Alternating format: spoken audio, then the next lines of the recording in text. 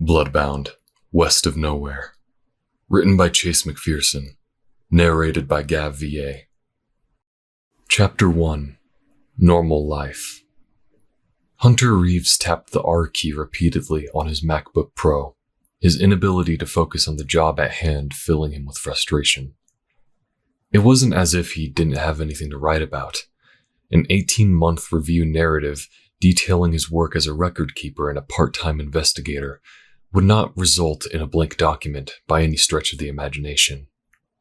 A year and a half ago, life as Hunter once knew it was swiftly taken away.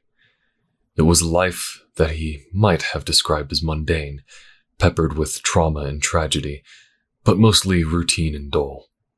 That was until one fateful night when he decided to drown his sorrows at the downtown Dallas gay club and stumbled into a world of crime, espionage, and the supernatural.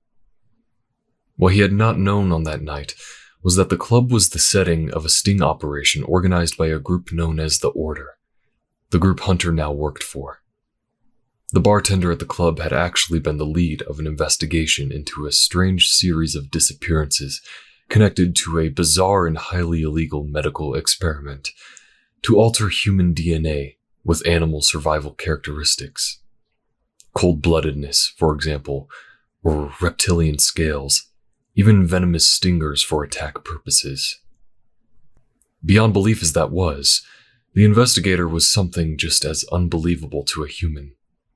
A vampire. The undead. Nosferatu. But that reference is unfair. Kai Taylor was as most unlike a Hollywood vampire archetype as Hunter could know. Kai was a figure of scruples, a conscience, a champion of human rights, and the good of mankind around the world. That's why he was, at the time, chief interrogator for the Order, leading investigations across the state of Texas. It's why he was tending the bar at night, running the investigation Hunter had inadvertently interrupted. Kai, a vampire for about 160 years, had found himself instantly drawn to Hunter. Firstly, as a prospective agent, Hunter had a keen eye for detail. Or, should that be a keen ear, Hunter had overheard the voice of his ex-lover in an alleyway that night at the club, trying to sell information connected to the weird animal DNA project. And Hunter had tried to hear more, damning the consequences. It was Hunter who had figured out how to hack into his ex's heavily safeguarded computer based on his knowledge and previous experience with his former partner. Once Kai and Hunter had learned the missing people were being experimented on at Hunter's former employer, it was Hunter who accepted the mission to infiltrate. And it was Hunter who braved the injections and being knocked out at the hands of a mad scientist within the building, only to be brutally stabbed by the doctor with a butcher's knife when the mission began to fall apart. Hunter's human life ended that night. Kai and Hunter had developed such a bond, such a love by that point, that Kai couldn't bear to watch Hunter die. With permission granted in Hunter's dying breaths, Kai began the process of turning him into a vampire. In doing so, Kai had violated a fundamental rule of the Order. Vampire agents were forbidden from turning humans into their own kind without prior permission, even if it was to save the life of a fellow agent, as Hunter had been. Kai was suspended as a result, a trifling matter in his eyes. He spent that time tending to Hunter, training him with his newly installed vampire abilities, and teaching him what was and was not true about vampires. Hunter hadn't had much time to harness his abilities and process all this new information. Mere weeks after he was turned, Kai had been abducted, held hostage, and tortured by an insane, much older vampire with a grudge against Kai. With the aid of a fellow vampire and Order agent named Noah, Hunter was able to track Kai and his abductor down to the underground caverns of a mining town in New Mexico. They had been able to rescue Kai and kill the offender. Well, they didn't kill him. Hunter sighed. This was the sticking point. This is where he wasn't sure how to proceed in his report. There were details that Kai and Hunter had agreed not to be so open about, because there were things that they still had to sort out. They just hadn't had time to discuss those matters. For their work in stopping the mad scientist and rescuing the abducted humans, Kai and Hunter had been promoted.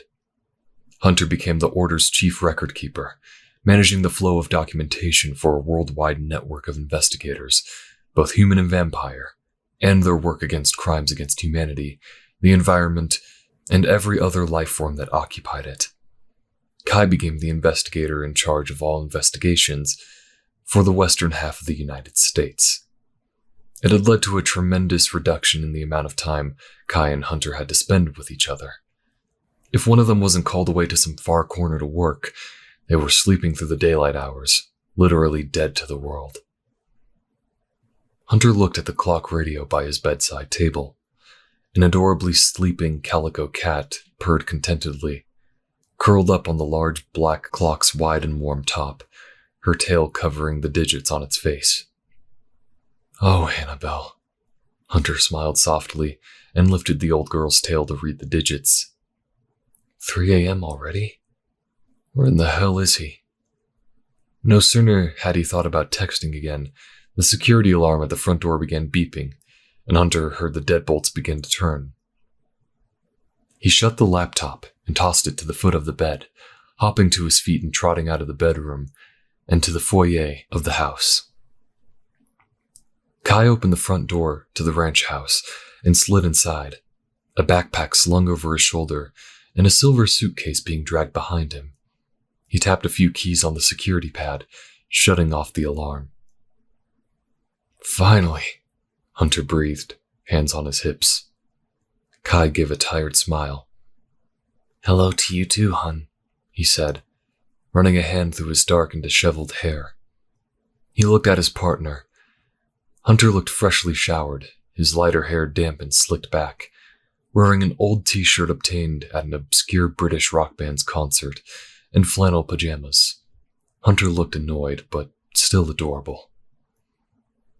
"There was a delay at the airport," Kai said with a shrug. Hunter grunted. "Fine," he said. "I don't really care about that. I'm just glad to finally see you again." Hunter softened his expression and stepped towards Kai, pulling his suitcase to the side and helping him off with the backpack. He wrapped his arms around Kai in a loving embrace and they shared a kiss. "I hope you didn't use all the hot water," Kai said, "because I am dying for a shower." "I was going to wait for you, but..." Hunter began. He shrugged. "It doesn't matter. I'm in the middle of writing my self-evaluation." Kai nodded and he picked up his bags again and began walking toward the bedroom.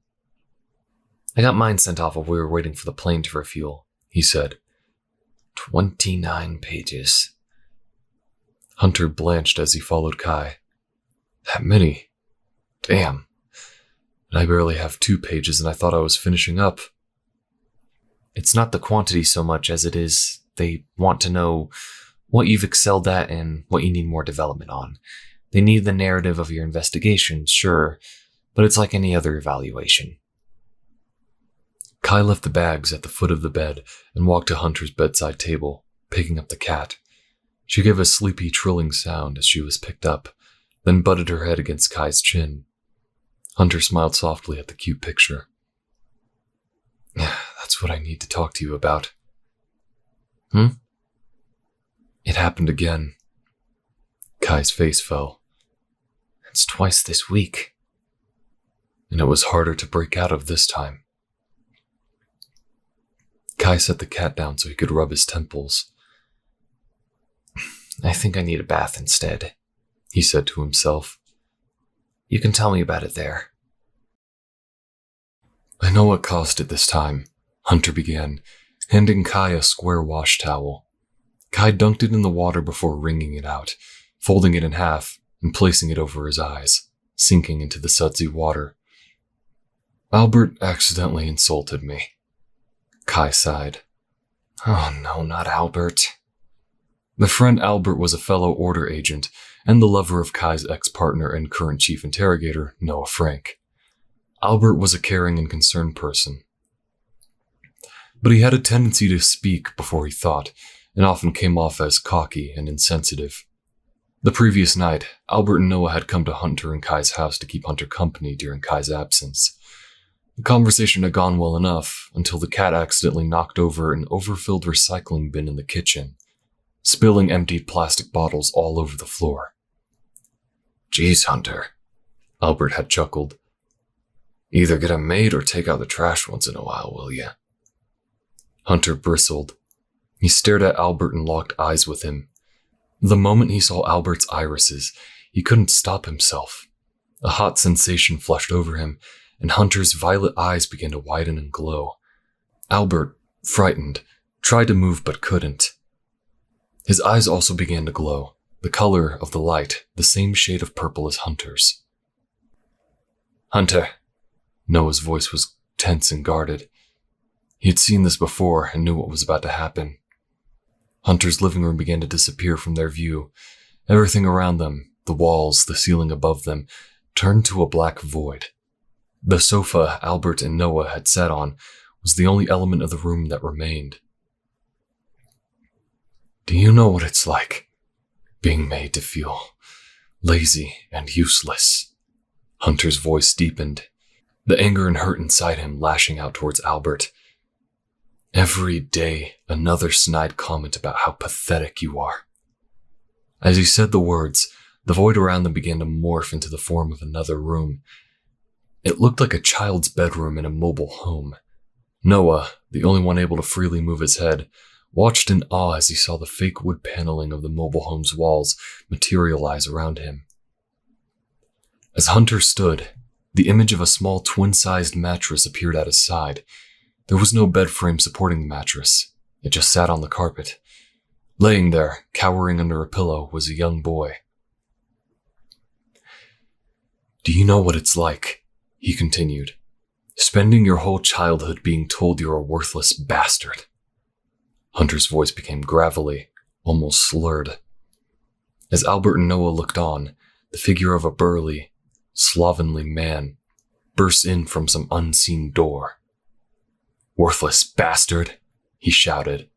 The voice, however, was being broadcast through Hunter's mouth, his eyes blazing purple. "Hunter, try to stop this," Noah commanded. He rose from the sofa and tried to shake Hunter out of his trance. "Do you hear me? Snap out of it!" Albert whimpered, wriggling in his seat. "I'm sorry. I didn't mean to." "I didn't mean to," Hunter repeated. The voice that came from him this time was that of the child, weeping and trembling on the floor before them all. "I'm sorry.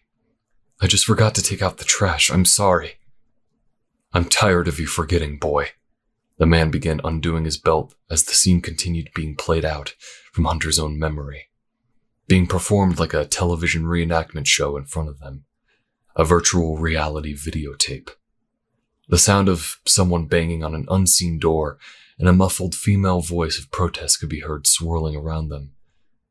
Folding the belt into a single loop, buckle pointed outward, the gruff man whipped the strap cruelly against the backside of the child.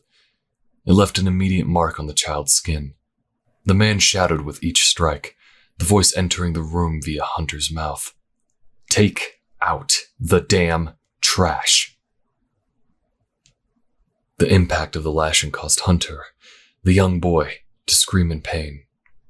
Hunter, the vampire, screamed out as well, as did Albert, who not only felt the impact of the belt, but was getting the agonized yell of the child and adult forms of Hunter piercing his ears. "That is enough!" Noah pile-drived Hunter, causing them to fall to the ground. Upon hitting the floor, the spell apparently broke. Hunter's eyes stopped glowing. The scene of the mobile home bedroom disappeared, like a pane of glass that had been shattered by a flying baseball. The child form of Hunter, the mattress, and the visage of the drunken man vanished in a swirl of virtual dust. Hunter, Noah, and Albert looked around, the soft beige walls and the modern decor of the ranch house now fully restored. Hunter groaned as if waking from a dream. What happened?" "Noah, help me!" Albert winced. He was pressing his face into the sofa cushion. Noah scrambled across the floor to examine his boyfriend. Fighting an intense headache, Hunter gazed at them as Noah had pulled up Albert's blood-stained shirt to find 4-inch-long lacerations across his lower back. Oh my God. Beginning to realize what had just happened, Hunter started to stand up and approach his friends, but Noah stopped him by holding up his hand. Hunter took a half-step backward, biting his lower lip. "Stay right there," Noah snapped. "Babe, come on, we're gonna get you home." Guiding Albert up with both arms, Noah turned to Hunter. "We can't hold on to this much longer," he said. "You'd better talk to Kai about this when he gets home." And that brings us to now, Hunter sighed. He was holding back tears. "Kai, I'm scared. What is this?" Kai pulled the wet towel off his face, letting it sink under the surface of the bath water. "I wish I knew, Hunter. This is beyond anything I've ever known a vampire do before." Hunter learned early on that vampires can influence a human's behavior by locking eyes with them and giving them a psychic command. The type of influence or emotion from the vampire caused a colored glow to come from their eyes, intensifying as the connection got stronger, but that influence had only worked with humans like Albert, and this purple light was entirely foreign to everyone. Kai had never seen or heard of it happening. The first time it happened to Hunter, he was fighting off the superior, older vampire who had abducted Kai. Hunter had actually been able to locate a memory from within the other vampire's memory, and recreated that memory to exact detail, just like he had done in recounting the abusive scene upon Albert. In New Mexico, the trauma of reliving the memory Hunter recreated cut down the other vampire's mental defenses and led to his ultimate defeat. But the bizarre nature of this development filled the pair with uncertainty. As Kai pulled the drain plug and stood up in the tub, grabbing a towel, Hunter had lingering thoughts of the beating he took as a child, and something else his stepfather had told him. Eyes welling, he looked up at Kai. "Am I defective?" "Oh, hon." Kai tucked his towels securely around him and stepped out of the tub, pulling Hunter toward him and holding him tightly. "Certainly not. Don't let that man haunt you. You are a brilliant forensic profiler, and you are a skilled agent, and you are loved. You're loved by me, and you're loved by Noah and Albert." "Not after last night," Hunter cried. "Not after what I did to Albert. God, if you could have seen that wound on Albert's back." "I'll be seeing Noah tomorrow night," Kai said, wiping Hunter's tears away. "I'm sure he healed Albert right away. He will be fine. We'll get this all sorted." "We're going to have to let the Order know soon," Hunter said. He was once again thinking how to leave all this out of his self-evaluation at work. "I know," Kai nodded. "Just a little bit longer, okay? I want to make sure they'll help us deal with it." "All right." As they entered the bedroom, and Kai took a shirt from their expansive closet, Hunter climbed back into bed. Kai smiled as he watched him do so, only to frown as he remembered he had something to break to him. "I'm afraid I'll be leaving again tomorrow night." "What?" Hunter was crestfallen. "We've been planning this weekend now for weeks." "It can't be helped," huffed Kai. "We're still tying up the loose ends of this animal DNA investigation, and it looks like it's going to take me and Noah to San Francisco." "California," Hunter said ruefully, taking his phone from the side table and pulling up the smart home app and turning off the interior lights. "The Sunshine State." "That's Florida," Kai corrected. "But it might as well be. Not that I'll be seeing the sun, of course. We'll be making a few interrogations with the help of the Ward 2 Bureau." He climbed into bed, pulling the covers tight. "Fun," Hunter said flatly. "Well, I hope you enjoy the trip." He turned to one side, fluffing his pillow roughly. "Please don't be cross with me," Kai said softly. "I know this sucks, but We knew we'd be doing more separate travel when we took these promotions. I know, Hunter said. I'm not mad, I'm just... He trailed off. There was still thinking about his evaluation. There were more details he couldn't mention to the Order. And even more he felt he couldn't even tell Kai. At least not right now. I'm just tired and frustrated. We'll both feel better tomorrow, Kai said. He took Hunter's hand. I love you, Hunter. Love you too, Hunter mumbled, sleep already starting to take him. Good morning. Good morning, Kai said. They held hands as they slept. Chapter 2. My Dinner with Hugo. The next evening, Hunter stayed in bed, tapping aimlessly on his evaluation document, taking time out every 7 or 8 seconds to watch Kai repacking his suitcase. I wish I were going with you, Hunter said. Same here, Kai said. And I wish it weren't for work, but I think we're close to shutting down the Crown once and for all. The Crown was the name of the shadow organization that financed the animal DNA project. Kai had many run-ins with the Crown operatives over the last few decades, and the vampire who had abducted him a year and a half ago, torturing him with injections of colloidal silver, turned out to have been one of those operatives. Hunter wanted to ask questions, but Kai continued to speak. He was answering the questions Hunter wanted to ask. What were the new developments? Whether he and Noah were going to interrogate specific people at this juncture, and what information they were hoping to obtain.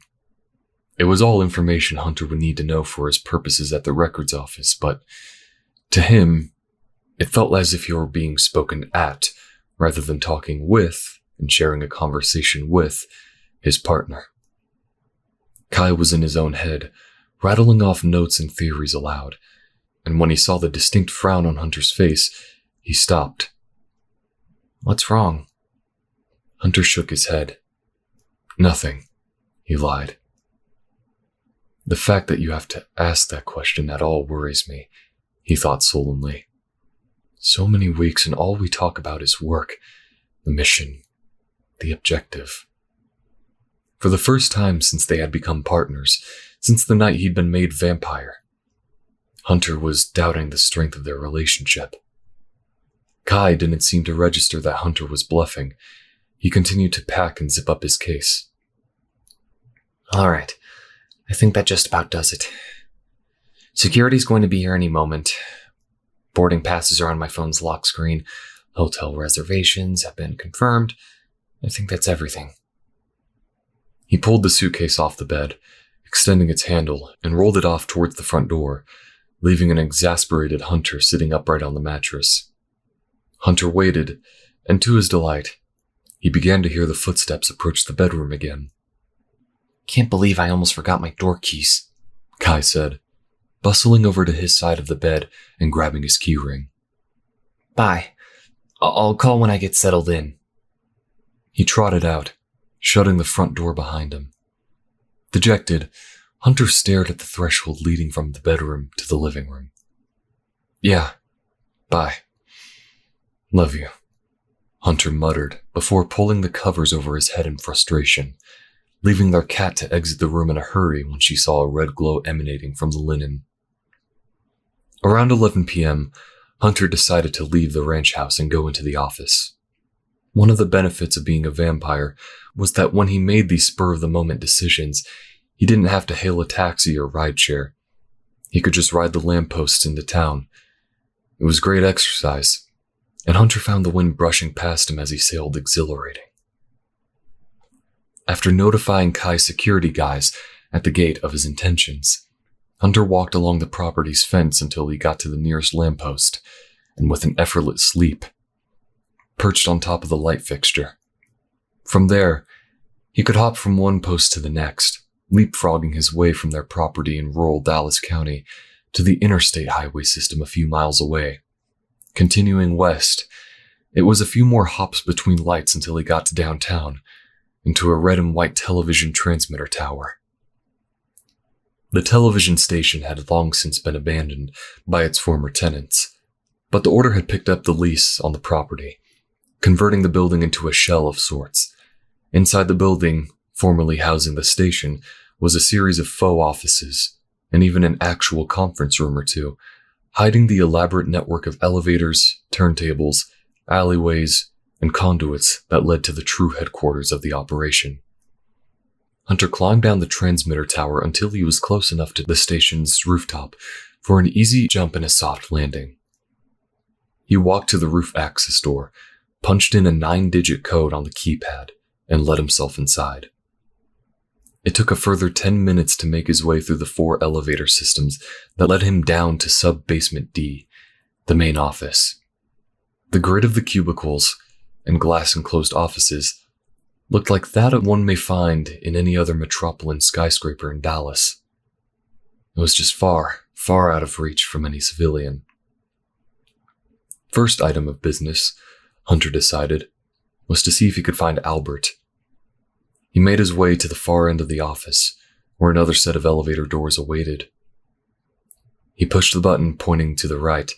No more up and down at this stage. This elevator moved sideways.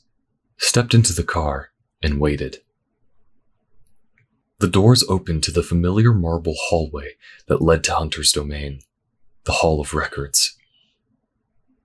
Even with the thick stone causing his footsteps to echo wildly down the hall, he could hear Albert's breaths a few hundred yards away, behind a door marked 1900 to 1955.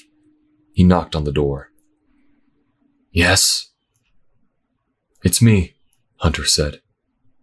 "May I come in?" There was a labored pause. "All right." Slowly, Hunter entered another key code and waited for the door to slide open before entering. The libraries looked identical. A black onyx reading table filled most of the room, the walls lined with filing cabinets. The Order's history of missions and executed instructions sat within each one, encapsulated behind cages of steel as if they were any everyday file. Albert stood with his back against some of those cabinets. His shaggy red hair was tied back. Hunter could tell that there was still a look of fear about his face, which made him feel all the more terrible. "Albert," Hunter began, being careful not to walk directly towards his friend. "I'm so awfully sorry about what happened last night." Albert nodded. "Noah explained what's going on," he said. "I don't pretend to understand most of what he said, but it seems like you've got some incredible stuff to deal with." "I do." "We're cool, I promise," Albert said, though still tense and unwilling to move from his spot. "I think it's just going to take a moment to get over what I saw and felt." Hunter nodded. He decided he shouldn't continue to converse past this point and turned to exit the library. "Did..." Albert stopped to choose his words, Hunter noticed. Did it really happen to you?" Hunter closed his eyes, fighting back any inclination towards remembering the beating he took as a child, and the wound that he inflicted upon Albert, lest he start the process all over again. "Yes," he said simply. Albert's eyes drooped sadly. "I'm very sorry," he said. "I understand you didn't mean to do that to me. The important thing is you're away from all that now, right?" Hunter nodded. "Yes, I suppose so." "Then, I repeat, we're cool." Albert offered a small smile. "Oh, before I forget, there was a delivery waiting for you in the mail depot. I put it on your desk with the rest of your things." Thanks," Hunter replied. "I was just going to get my mail, maybe grab a box of scrolls to enter into the database, and work from home for the rest of the night." "Okay then. Good night." Night. Hunter backed into the hallway and continued down the marble enclosure until he got to his office. Formerly Noah's, the lettering spelling Noah Frank, freshly removed, left a small scar on the indentation. Hunter's name hadn't yet been affixed to the door.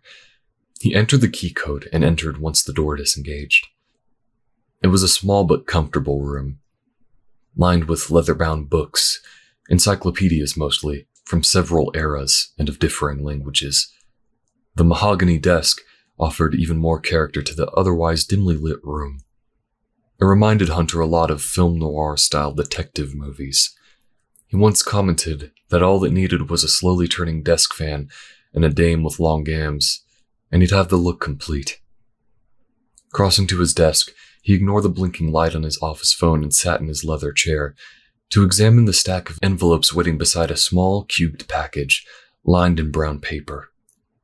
Attached to the top of the box was a cream-colored envelope, seam side-facing Hunter, sealed in black wax, embossed with an ornately formed letter G.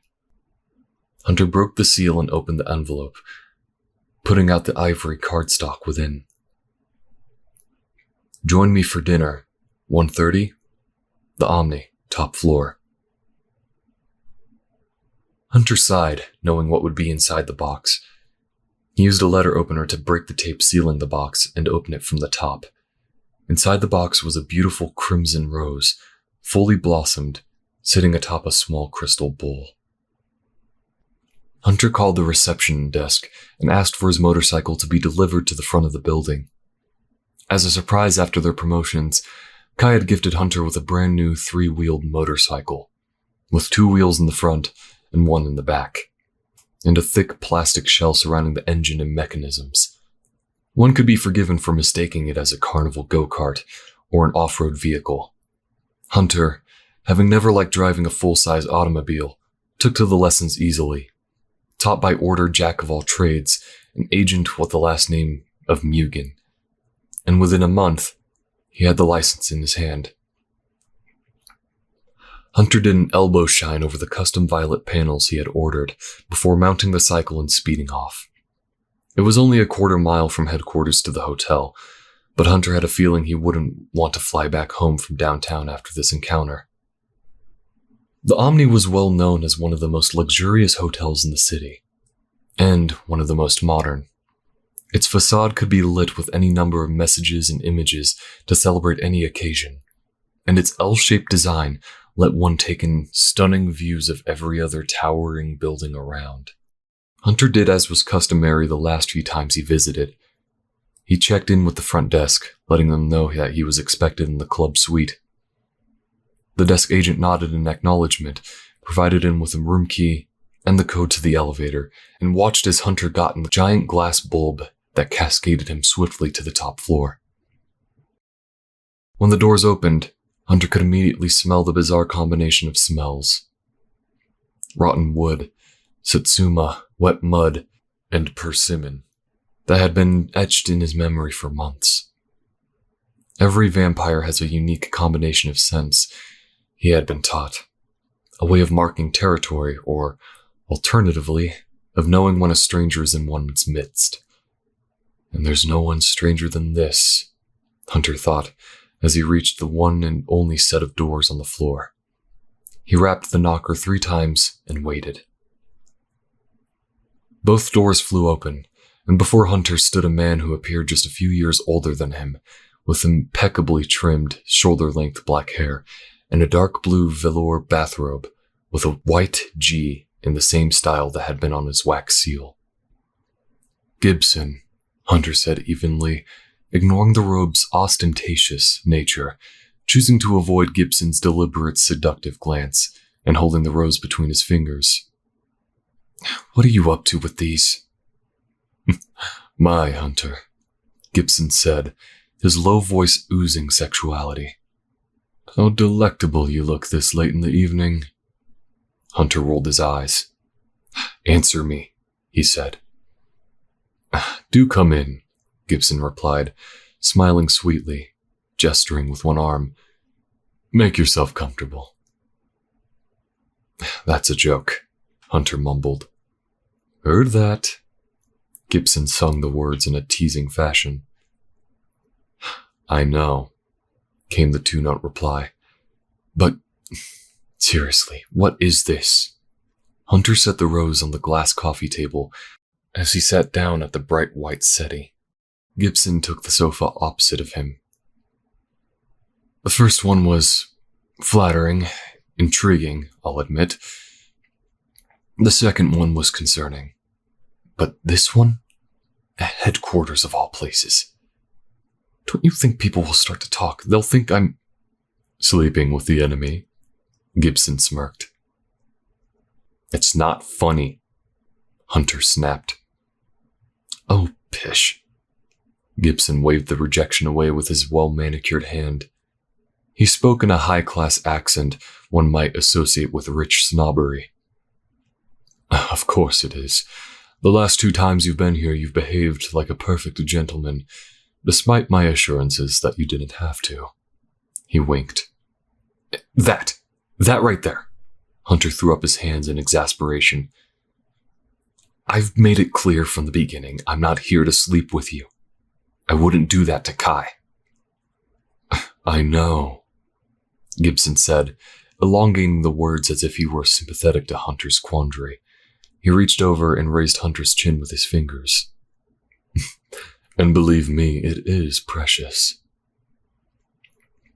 As Gibson stood up from the sofa and tied his hair back, Hunter blinked in stunned silence at his brazenness. So why do you keep on talking like that? I'm simply trying to be friendly with you, Gibson said, walking to a far room of the giant suite. That is what you wanted from this, isn't it? I said I wanted a friendly way of resolving this issue, Hunter retorted. You know something I can't have my superiors knowing, at least not right now. I need to know what you're going to do with that information. Food first, Gibson said. We're going to have a nice, civilized dinner, and then we can talk shop. Agreed? Hunter sighed, rubbing his eyes in frustration. Agreed. Splendid. Hugo. Hunter's eyes darted to the door of the bedroom where Gibson stood. Stumbling out of the bedroom was a very nearly nude young man of about 22 or 23, sleepy-eyed, locks of blonde hair in a nest of confusion. Absolutely not, Hunter began to protest. Come now, Gibson said, admonishing Hunter's objection and instructing his suite mate to make his way to the sofas in the same sentence. We don't deny our vampiric nature in this room. That one was directed at Hunter. There's nothing in your organization's little parchments that says feeding from a live source is out of bounds. As his stomach began to beg out for sustenance, Hunter scanned his brain for anything he could say to refute Gibson's words. There wasn't. Gibson was right. The Order had specific rules about vampires killing, not feeding. It was just Kai's preference that they stock their fridge with pre-siphoned blood, courtesy of his medical connections. Kai had taught Hunter how to feed out of necessity. A vampire that didn't know how to hunt was vulnerable in unexpected situations. They had often gone into some of the seedier areas in town, or set up situations where they can be confronted with a petty thug or some other career criminal. That pretty much eliminated any guilt either vampire had about live feeding. Karmic retribution, in a sense. But they hadn't really discussed how to respond to those who offered themselves freely. There are so many things Kai and I still haven't discussed, Hunter realized. He turned to Hugo, who had sat himself to Hunter's right, in the center of the sofa. Gibson sat down on the remaining seat, thinking swiftly. Hunter made himself think of peaceful rivers, serene landscapes, and other things that he sought when he needed to remain calm. A soft sensation washed over him, and his eyes began to emit an emerald green glow. Are you sure that this is all right with you? Hunter asked. making sure Hugo's gaze met his and cementing the connection. "Oh yeah," the man said, dreamily. "I'm his favorite pet." Hunter frowned and looked at Gibson for an explanation. Gibson put up his hands in gleeful defense. "Term of endearment, I swear." Disengaging his psychic influence, Hunter's eyes changed back from an intense, light-filled green to his usual soft violet hue. "This is not wrong to do," he told himself. "I'm not breaking any rules here, and Hugo said it was all right." Hunter's fangs had already descended. The sensation would always take him by surprise. It reminded him of the time he had his wisdom teeth removed. He was awake for the procedure, completely numb, but he still felt when the robot-assisted extractor tool pulled the tooth out. It was that pop that jolted in his body. The same sensation when his fangs exposed caused him to yelp softly. "Ah, so cute," Gibson marveled, letting his own fangs extend. They then both descended slowly on Hugo's neck, biting into him in unison. Hunter knew his limits. 4 really long drags on the artery at most. He waited until his mouth could no longer hold the blood, then swallowed and counted in his head. 1, 2, 3. Ye gods, this feels fantastic. This feels like I hold all the power in the world. This feels like... 4. Stop. Hunter pulled back immediately, a small dribble of red fluid escaping his lips. He swallowed, a heated blush rising up on his face. His body felt instantly refreshed, the excess energy coming from the blood like an adrenaline rush. Gibson was still buried in Hugo's neck, but Hunter could tell he was taking much slower drags. He was savoring the moment, Hunter realized. This sight was much nicer than that of the usual bikers, burglars, and 3-card mod street dealers he'd watched Kai feed on. The ones he'd been allowed to hunt. This one was... Damn. When Gibson feeds, it looks... hot. Why, thank you. Shit. Hunter didn't think they would be able to communicate telepathically. Hunter turned his gaze away and backed up towards the kitchen area in embarrassment. Gibson finally broke away from Hugo's neck, licking both his and Hunter's bite marks. They healed over within seconds. Thank you, Hugo. Good work, as usual. Thank you, Hugo said with a sheepish smile. Hunter, Gibson called. Hunter turned his head. Though you are my guest tonight, don't be rude. Please thank my pet for his services. Hunter blushed. Of course, he reasoned. This was dinner that had been provided to him. Yes, certainly. Thank you, Hugo, he stammered. That'll be all, Gibson said, ruffling Hugo's hair.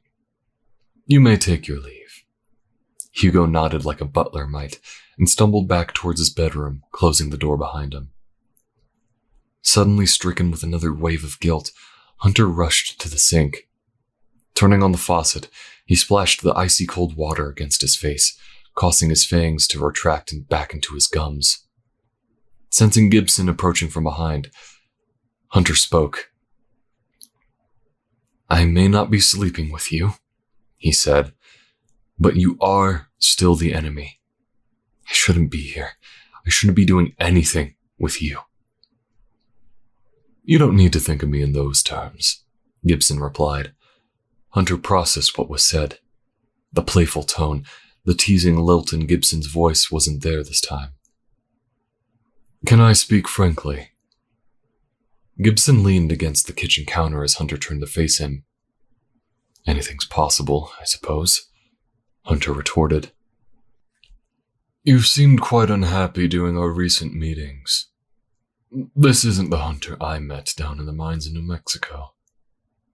Oh? The Hunter I saw fighting for his life, fighting for his lover's life. There was a spirit in there that I saw, even before I witnessed you do that. The thing with the purple light. It's the combination of that spirit and that talent that attracted me to you. Ugh, spat Hunter. Do you have to use the word attracted like that? Do you mind? I'm going out on a limb here. The earnestness in Gibson's voice caught Hunter off guard. He remained silent, and Gibson continued. Whatever has happened in the months between then and now, I sense your loneliness. I feel the gap you are feeling between you and your betrothed. Hunter felt dizzy at the words Gibson was speaking. His heart, his undead heart, not necessary of function but capable of movement, began to race. Gibson was absolutely right. He was feeling doubts about his relationship with Kai. He was feeling they may have committed to one another too soon, or that they made a mistake in taking promotions at the Order, or...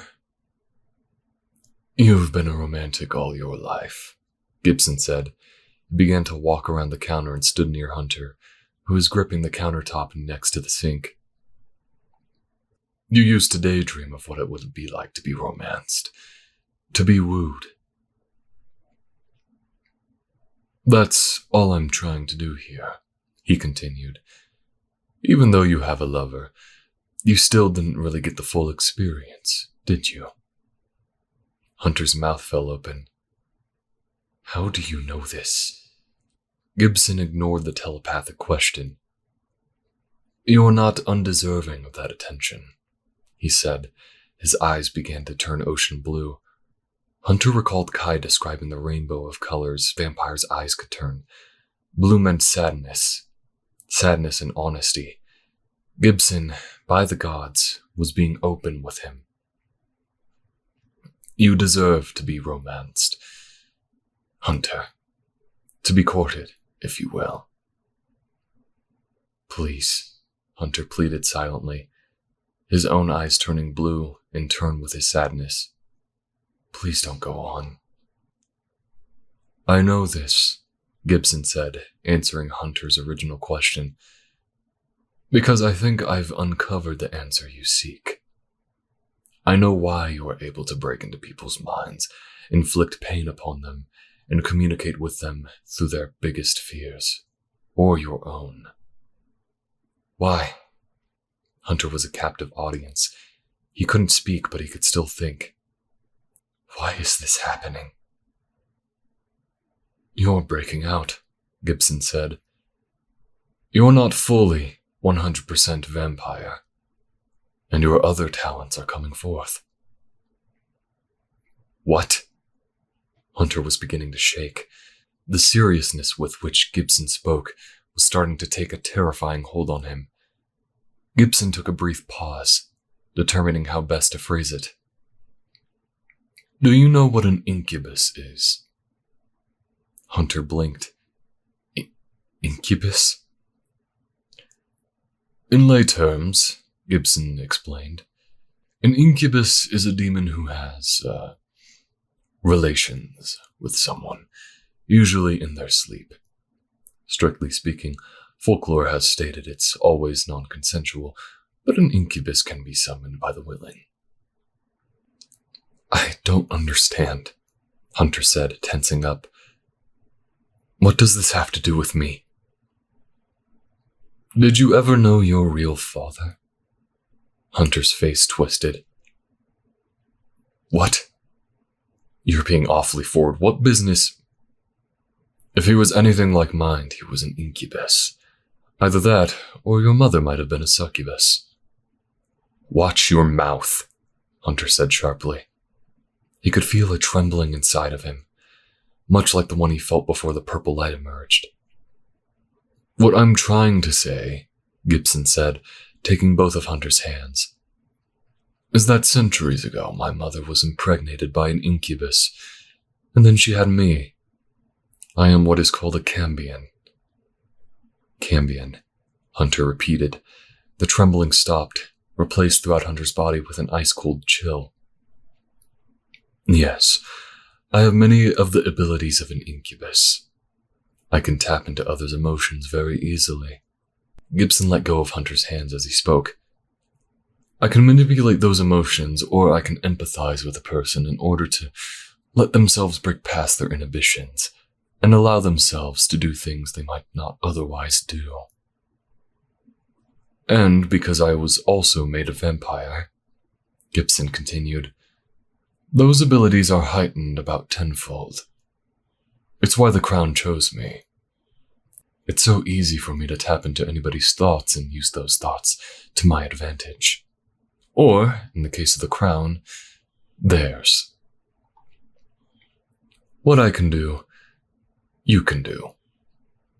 But this thing you're able to do, there's not a name for it, Hunter. It is a far greater power than I have ever been able to muster. I believe you are part demon too, Hunter. I think you are also a Cambion. Chapter 3. Shifting Positions. Kai gazed at the towering atrium of the hotel. Floor above floor, 15, 20 stories above him, each floor angled inwards, as if he were standing in the bottom of an inverted pyramid. Ready to go up? Noah broke Kai's trance with a gentle nudge. The team's ready to meet. Yeah. Kai readjusted his backpack, and the pair made their way to the glass elevator. Noah entered his room key and hit the button for the top floor. The door sealed shut, and the elevator car jolted more rapidly than either of them expected. They gripped onto the rails as the car zoomed to the 22nd floor. A beeping noise indicated the end of the ride, and the doors opened onto a deserted, heavily carpeted and opulent-looking floor. Two guards with insignia of the order sewed into a patch on their uniform shoulders stood at the far end of the hall, at Kai and Noah's suite. They walked in step with one another as they approached. The guards, who were each a few inches taller than Noah's 6-foot frame, looked down upon them. Frank, said Noah. Taylor, followed Kai. Code word Nebuchadnezzar. They whispered in unison. Accepting the code word, the guards rotated 90 degrees so they faced each other, turned the handle of their respective doors, and pushed the doors inward. Noah and Kai breezed past them and into the suite, where in the lounge area, 2 men and a woman stood from their seats, dressed head to toe in black. Agent Taylor, Agent Frank, said the woman, offering her hand in greeting, which Kai accepted. I'm Agent Gray. Allow me to introduce Agent Saunders and Atkins. Agent Saunders was an imposing figure for someone in his early 40s, with a large muscular body and intense eyes. His uniform was pristine, and his rigid posture exuded authority. His colleague, Agent Atkins, seemed almost the opposite, smaller in stature and more soft-spoken, but no less formidable. He had a petite frame and gentle features that broadcast an air of kindness. Together they were an impressive duo. The 4 agents exchanged brief pleasantries and handshakes. Gray made a motion with her hand, signaling for Saunders and Atkins to take Kai and Noah's bags and carry them to the bedroom suite.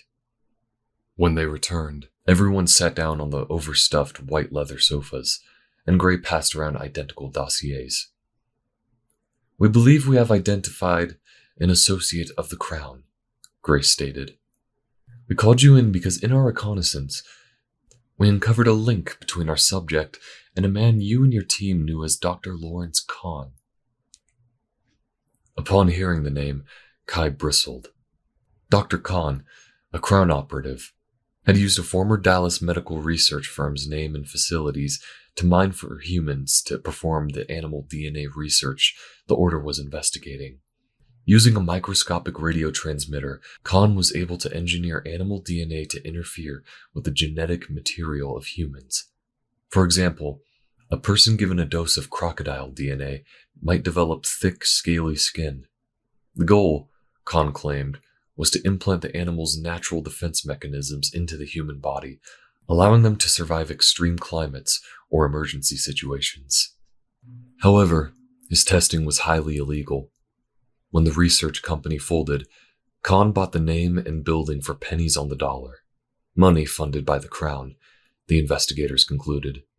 Khan abducted a handful of former employees with whom he had injected with radio transmitters, claiming it was a vaccine to continue his testing.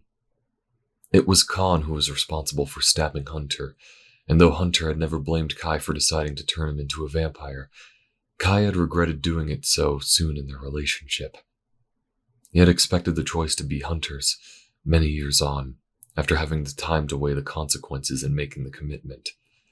Many times over the last year or so, Kai had wondered if turning Hunter had forced them into a commitment Hunter wasn't truly ready to make. Even though we've promised ourselves we love each other, perhaps it's not as strong a love as we had thought. "Are you with us, Taylor?" Gray asked. Kai blinked. The others in the room were staring at him. Gray adjusted her thick black spectacles and cleared her throat, holding a black and white photograph. Kai sheepishly scrambled through his documents until he found the identical photo. "Dr. Nina Pascal," Gray dictated off of her notes. "Age 33, evidently a protege of Dr. Khan. Our reconnaissance shows Pascal is in possession of a dataset set by Dr. Khan the day he was terminated by you, Agent Taylor." Kai rubbed his chin thoughtfully. Do you think Dr. Pascal is continuing her mentor's work? He asked. Gray pulled her lips into a tight line and nodded solemnly. "Either that, or she has had a breakthrough and is advancing the work," she said, and paused before continuing. "But we need to investigate further if we are to be certain. We have located her laboratory at or near the former site of Cosson Hall, the abandoned military base on Treasure Island. Saunders has more on the location. Saunders?" Saunders handed Kai and Noah another photograph, this one much grainier, as if it had been taken without much light to define its subject.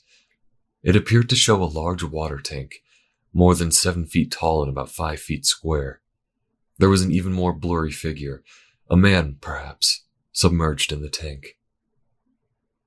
"What is that?" asked Noah. "We're not sure," replied Atkins. "Our contact, who we knew only as Dave, and who was funneling us this information, went missing shortly after we received this photograph. It's been more than 72 hours and there's been no further trace of our informant." "We wanted to confer with you before proceeding," Saunders added. "Make sure we didn't step on your toes." He used the last phrase with a hint of incredulity. "We're all working for the same organization, aren't we?" Kai cocked his head slightly. "I don't think there should be any issue of territory if we're headed for the same goal." "Their Ward 12 is still much more progressive than Ward 2, Gray explains to Saunders and Atkins. "I'm afraid the old issues of boundaries and seniority haven't changed much since you were last in California, Taylor." Noah cast a quizzical look in Kai's direction, but Kai shook his head as if to say, "I'll explain later." "The game plan from here is, of course, yours to make," Gray said to Kai. "But with Pascal in our jurisdiction—" "Of course," Kai responded. "You would want to handle the location and interrogation. Granted. I'll have the scrolls dispatched within the hour." "Will that be a question and detain?" asked Saunders. "Or question and kill?" "Detain," Kai said quickly. "We need to find out what connection, if any, she may have with the Crown. It could be she's just a fanatic looking to carry on her tutor's work. But if there is a connection, we need her knowledge to help bring them down." A message alert from Noah's phone broke the tension briefly. He tapped his screen a few times, instantly engrossed in something. "I expect your teams will work around the clock on this," Kai continued with Gray. "I would like updates every 3 hours if possible." "Even during the daylight hours?"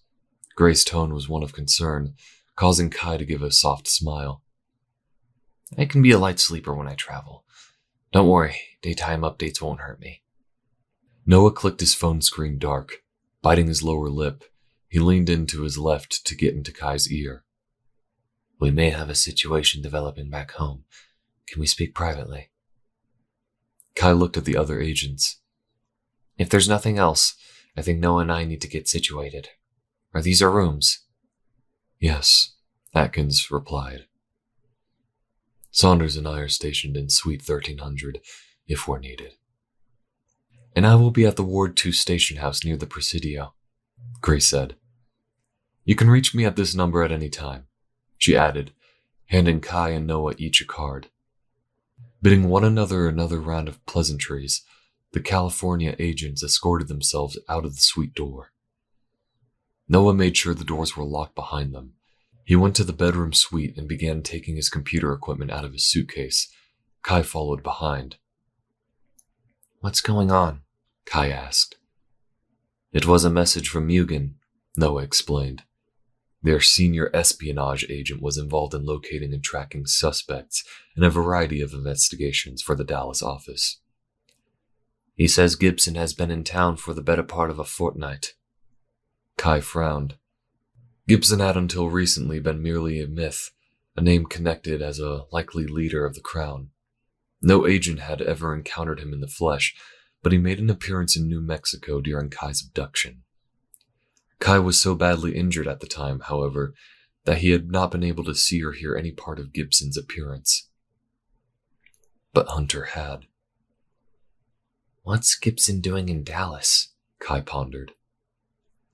That is what's concerning Mugen, Noah said, tapping frantically into his laptop keyboard, pulling up an email. He said that for at least 3 nights now, he's been having meetings in a private suite in the Omni Hotel. The Crown? No. Noah saw the image attached load on screen, then turned the computer around so Kai could see the picture himself.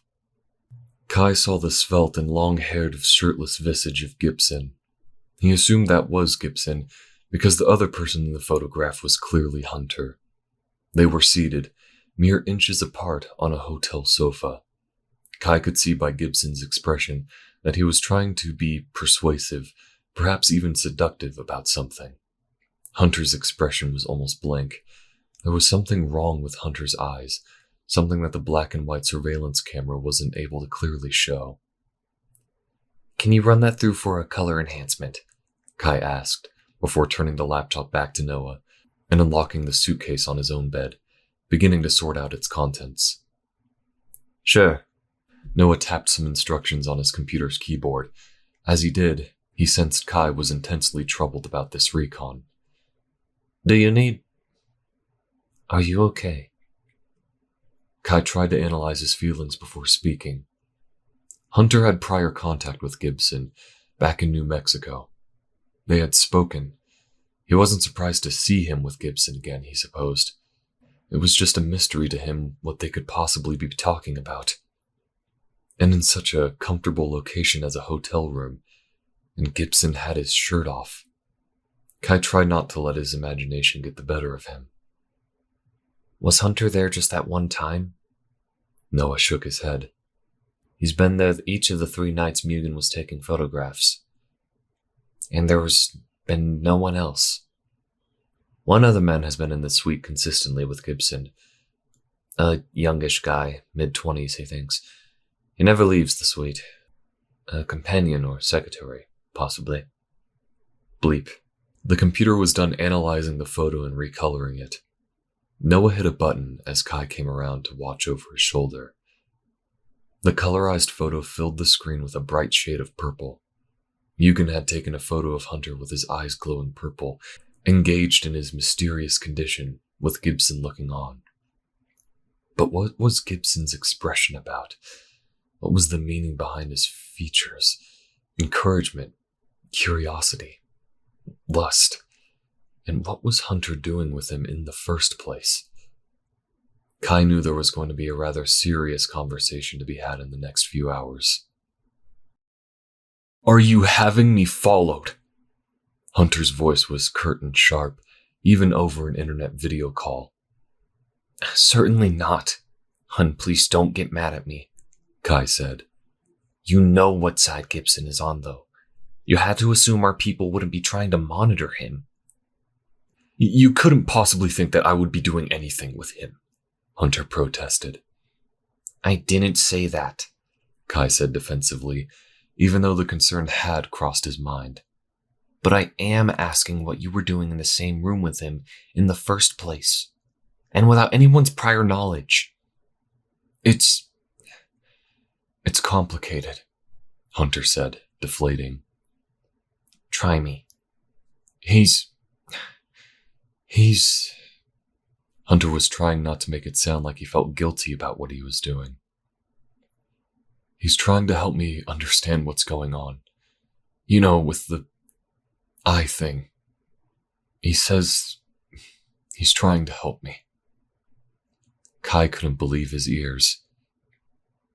You know he sent that vampire to try to kill me. There's no telling what he could try to do to me or you next.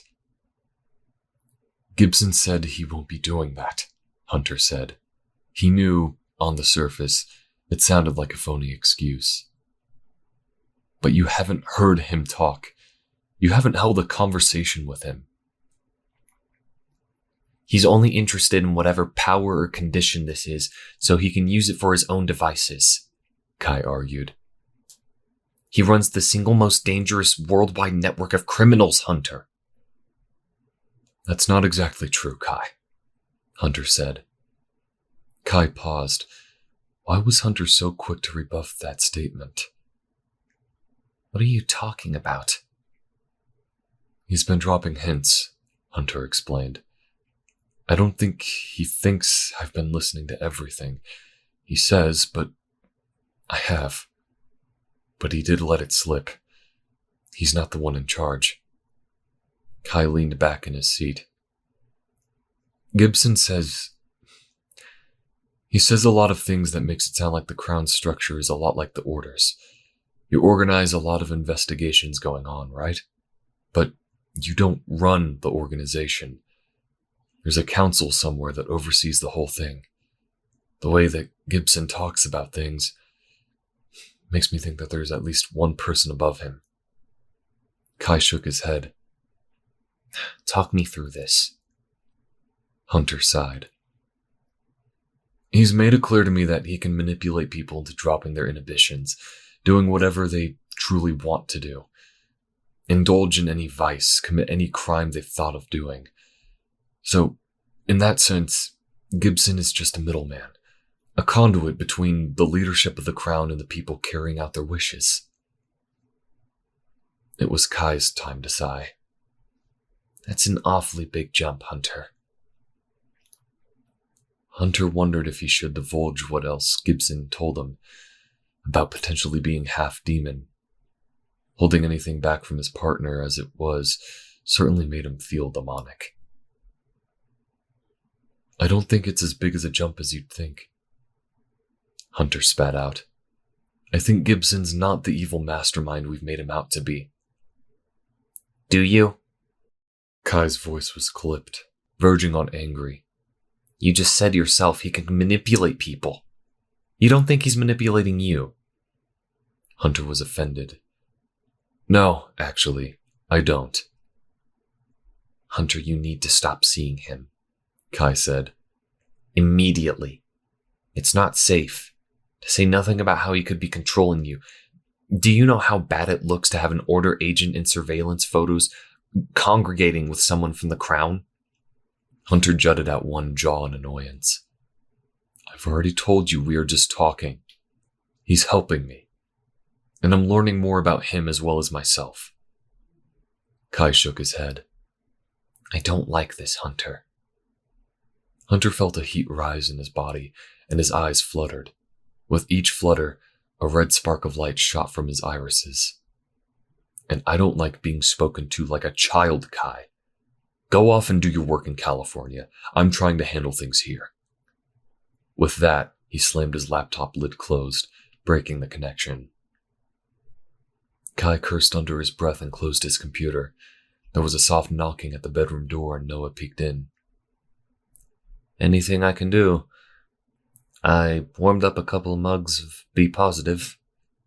Kai waved him in and took one of the steaming mugs, setting it on the desk by his bed. Noah climbed into his bed.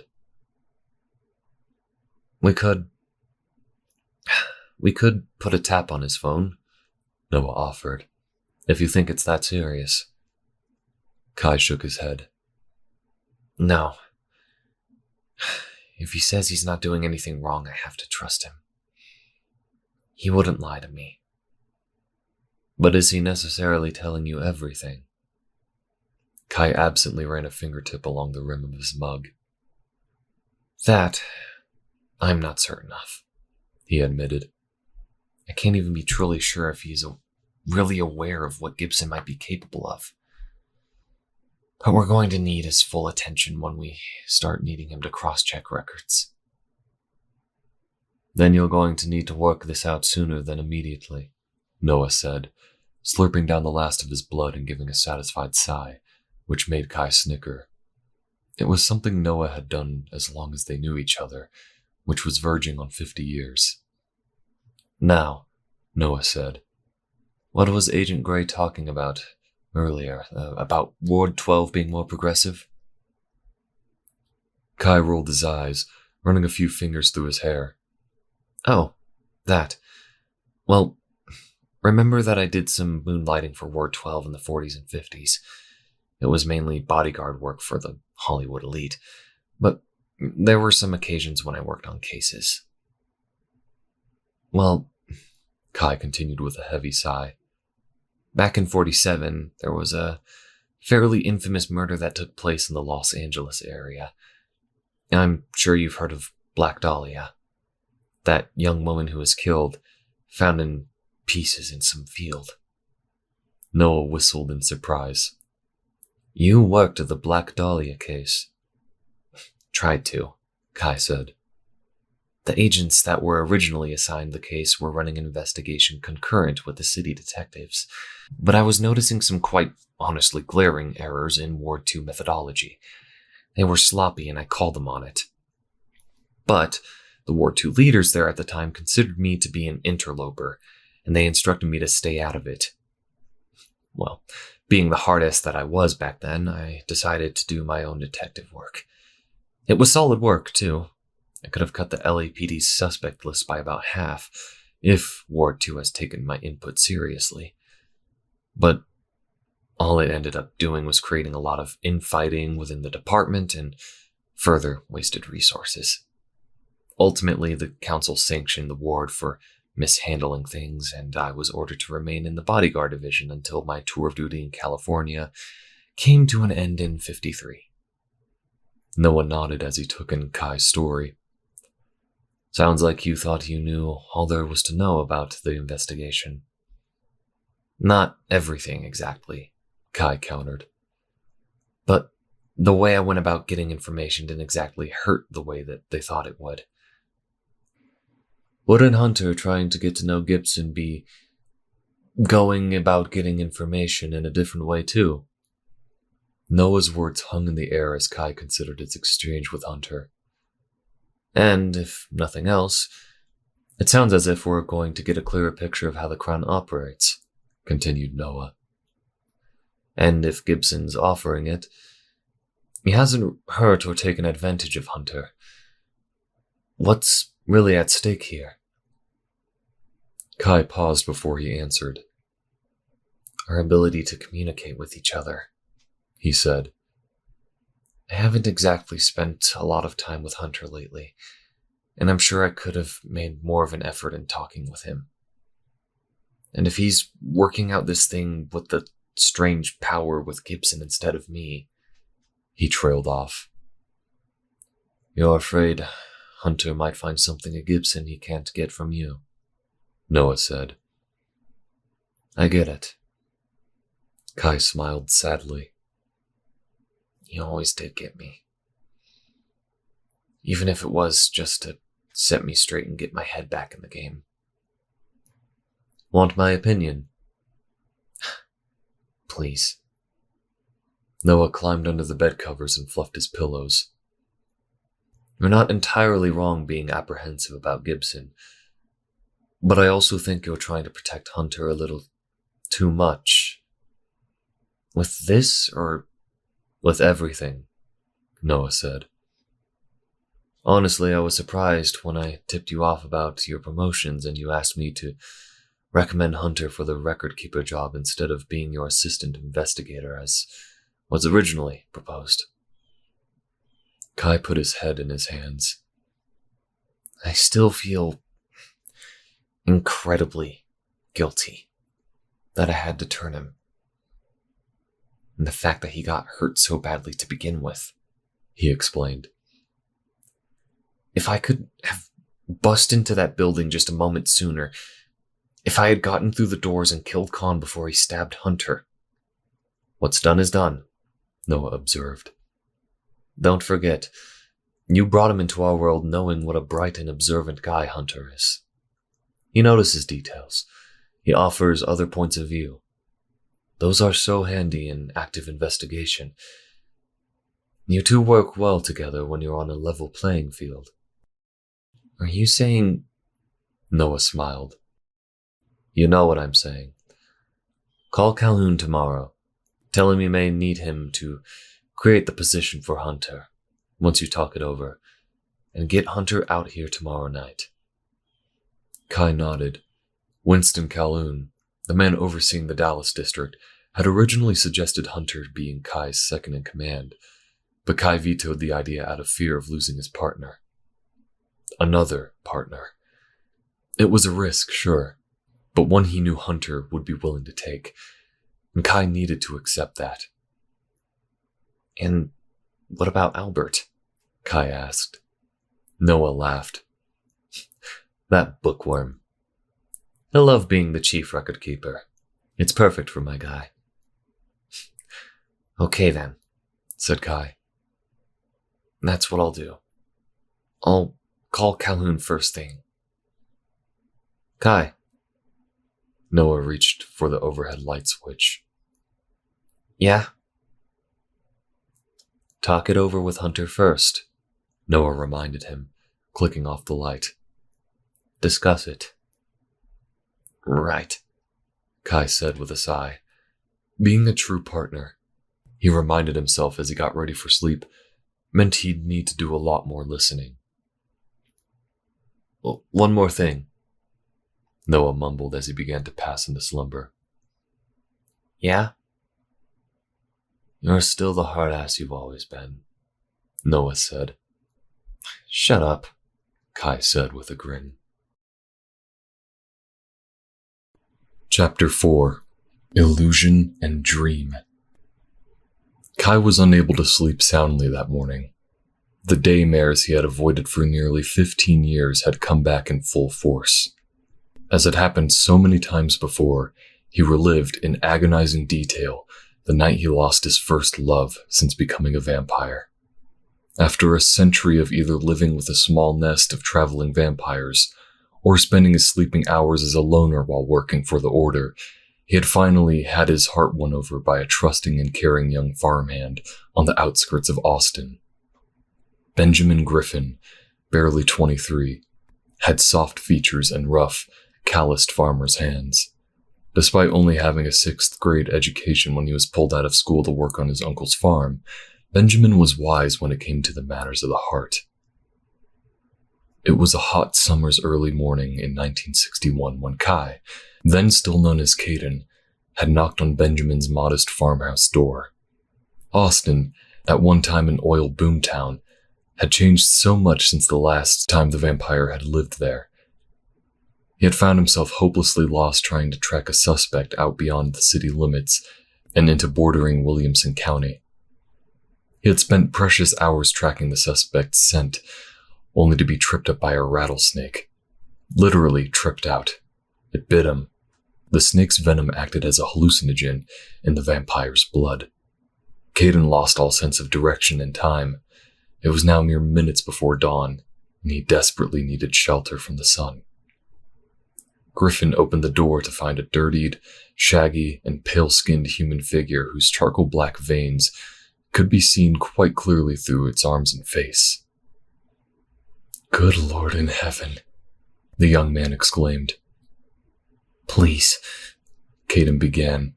He tried to use his power of influence, but his vision was so blurry, his brain so drugged by the snake's venom, he could only plead. I'm hurt, and I require shelter. May I please come in? Caden fell to the ground, the venom overtaking his ability to stand. Shocked, but still concerned, Griffin scooped the stranger up in his arms and put him straight to bed. There was a thin, red and white gingham curtain blowing gently by the breeze in the open window. Please, Caden said woozy. I can't be in the light. Are there shutters? Yes, Griffin said. His voice was deep but gentle. I'll tend to that right away. He asked no questions, but stayed watch over Caden until the following evening. The vampire was amazed that Griffin seemed to hold no apprehension about their situation, even when he was forced to explain to Griffin his true nature. I'm a vampire, Caden had said. Do you understand what that means? Not rightly, Griffin admitted. I think I remember something about vampires when we had Halloween at the schoolhouse. Caden explained his need for human blood in order to survive. He said the snakebite had merely weakened him, but to heal faster, he would need some blood. Griffin's. Oh, Griffin said. He scratched his head. Caden was worried he had made the acquaintance of a simpleton. He couldn't take advantage of someone who didn't fully know what was being asked of him. Well, my mama, rest her soul, said that we should always help people in this world. And if the good Lord sent you to me for help, then that's what I'm going to do. What do you need me to do? Caden said all he needed was access to a vein. He warned Griffin the bite might hurt, but he would only take a sip, enough blood to rid the venom still in his body, and he could heal the bite right away. Amiably, Griffin offered his left wrist. Holding his arm gently, Caden extended his fangs and bit. It was over in just a few seconds. That didn't rightly hurt at all, Griffin said, marveling at the sight of the bite mark healing before his eyes. Is everything all right? He noticed the expression on Caden's face as he swallowed the blood. Your blood, he said. It's incredibly sweet. It almost reminds me of the smell of the wheat fields I was lost in. Makes sense to me, Griffin replied. I tend to those fields. I must smell like wheat all day long. Caden's defenses were dropping, which concerned him. I should go, he said. I feel myself getting stronger. I do appreciate your kindness, and I would appreciate your discretion. What's that? Discretion, Caden said. Your silence. Griffin frowned. Did I do something wrong? Caden blinked.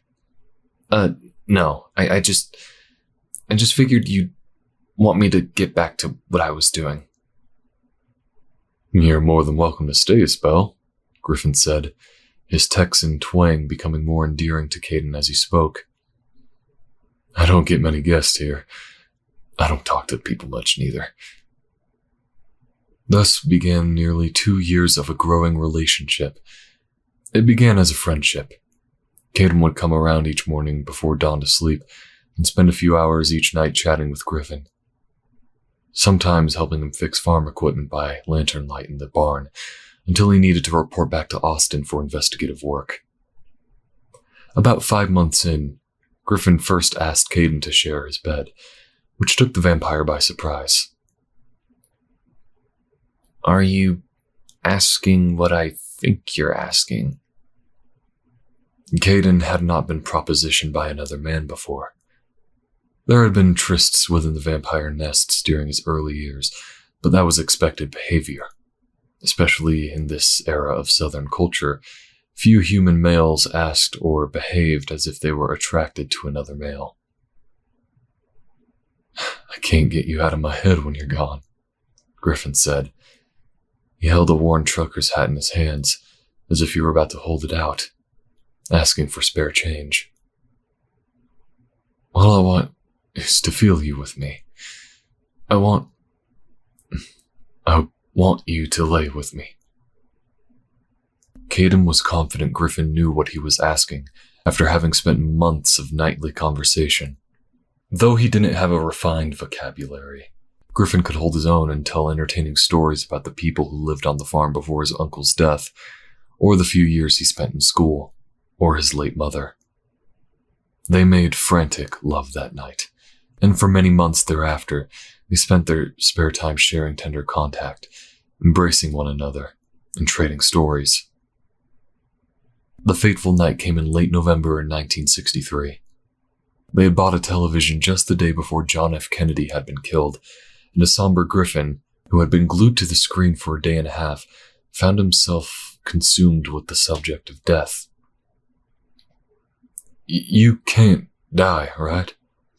He had asked, cutting the rhythmic pattern of this rainstorm that had been pelting the tin-roof house that night. I can, Caden explained.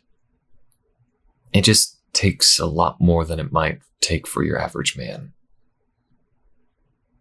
Would you want me to be with you? Griffin struggled to skirt his way around the word.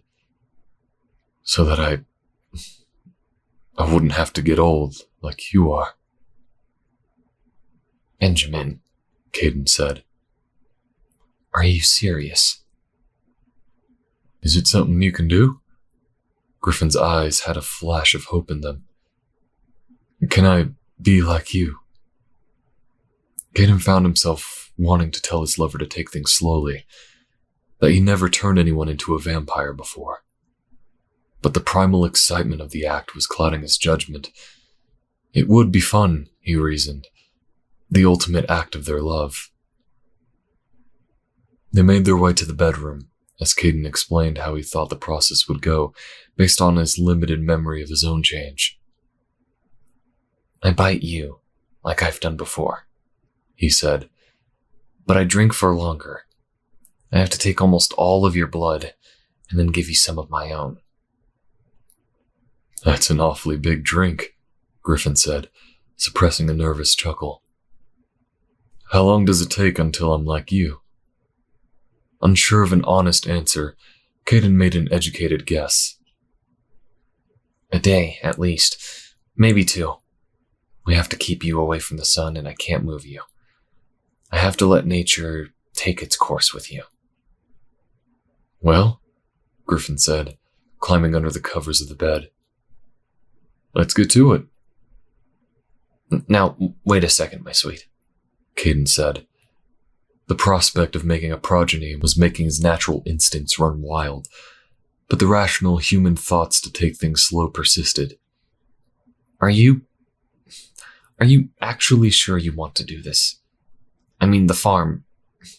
You'd never be able to plant crops and harvest them the way you do now. You've been wanting off this farm right from the beginning, Griffin said with a smile. The autumn harvest was a bummer crop. We can make a move real easy with the money I got left over. Anywhere you'd want to go. I just want to be with you when you go. Caden wiped a pink, watery tear from his eye. You're an amazing human being. I love you. They kissed. I love you too, Griffin said. That's why I want to do this. I'd do anything for you. Very well, Caden said. Let's do it. Griffin spread his arms out across the soft down mattress, gazing up at Caden with his kind smile. It was at the same time an intensely sweet and erotic moment as they traded gazes. Caden let his fangs descend, just like the night he first fed from the farmhand, with 2 fingers placed tenderly against the artery, gauging the pulse. He pushed Griffin's neck to the side, kissing the spot he bit down. The soft yelp his partner made filled him with joy. As the warm, thick blood filled his mouth, the sound of Griffin's racing heartbeat sent his senses soaring. What a future we will have, Caden thought as he began to drink. How lucky am I to have a human who so easily accepted me and wanted me to embrace him, and now for him to ask to be with me for the years and decades to come. I love you, Griffin. I promise I will repay you for this kindness every day, every night that we continue on from this point. We will go back to Dallas, I think. We could easily buy a home in one of those new suburbs they're building. Maybe you could find a job as a night watchman, perhaps, or a night shift at a dairy, or those all-night grocery stores, or... He stopped when he noticed Griffin's heartbeat had suddenly dampened. The le-dup he had been pacing his thoughts to had slowed steadily, and now stopped mid-loop. Caden's fangs retracted and he jerked his head up. Griffin lay motionless underneath him, his eyes wide open, glassy. No. Caden looked at his hands, then back to Griffin. No. Caden curled his right index finger, forcing the nail to grow rapidly to a claw. He swiped it aggressively against the artery in his left wrist. No. He poured the dark red blood oozing from the wound into Griffin's partly open mouth. Drink, damn it, Griffin, drink. The liquid ran helplessly out of the lower corner of Griffin's mouth. Caden squeezed more blood out of his arm as if he were wringing out a cloth until the wound itself healed. Desperately, he raked his claw against the wrist again. A spray of blood coated Griffin's face, his pallid, lifeless face. Thoroughly panicked, Caden pressed both of his hands against Griffin's breastbone repeatedly, hoping against hope there was still a heartbeat left. One simple dub that would make him swallow, get the blood into his system. No! A thunderbolt in the skies above him caused him to startle and roll off the bed. He clattered like a bucket of bones to the floor. Raising his head, he stared defeatedly as a trail of his blood snaked down Griffin's dead arm, which had been dangling limply off the bed. A single drop of Caden's blood left Griffin's fingertip and sank uselessly to the floorboard. His head pulsating with the ghostly reminder of the pattern of Griffin's heartbeat, Caden scrambled out of the farmhouse and into the raging thunderstorm outside. Rain pelted his face as he stared up into the sky. He watched a lightning bolt careen from east to west. He pleaded with it to arc down to the ground and strike him, obliterate him, destroy him. He opened his mouth and let out an animalistic howl of sorrow, the scream fighting to overpower the raging storm. He clawed at the muddy ground. He had killed his lover, the only person he had ever let in, and he killed him. Nothing would ever bring Griffin back. Nothing would ever make Caden Taylor whole again. The grief of losing Griffin had broken him so completely, he had chosen to go AWOL from the Order that very night. A scroll was issued for his capture a few days later, when Griffin's body was discovered, and Ward 12 determined what had happened. But Caden did not want to be found, and he used his skills he'd so expertly developed by his employers to evade capture. It was none other than a fresh recruit, one Noah Frank, who had located him in San Francisco around one summer night in the early 70s and convinced him to rejoin. By that point, Caden had changed his name to Kai, after the name of a model he'd seen on a surfer magazine shortly after he'd arrived in town. Don't ever refer to me by that name again, Kai had said sullenly, roughly, having accepted the fact that he needed to get on with his life after nearly a decade. That part of me is dead and buried. Kai sat on the floor of the hotel shower, the water jetting across his face like that cold November rain, his bloody tears swirling down the drain. He'd had that nightmare every night, 3 or 4 times per night, for 4 straight years upon rejoining Ward 12. With Noah's help and patience, and intense therapy, the frequency of the dream subsided, until about the mid-1990s, when they had stopped altogether. And now, after one fight with Hunter, bam, the full instant replay all over again. He had to fix this while he still had the chance to fix it. Turning off the taps and standing up to towel off, he checked the clock on the unused coffee maker set up on the bathroom vanity.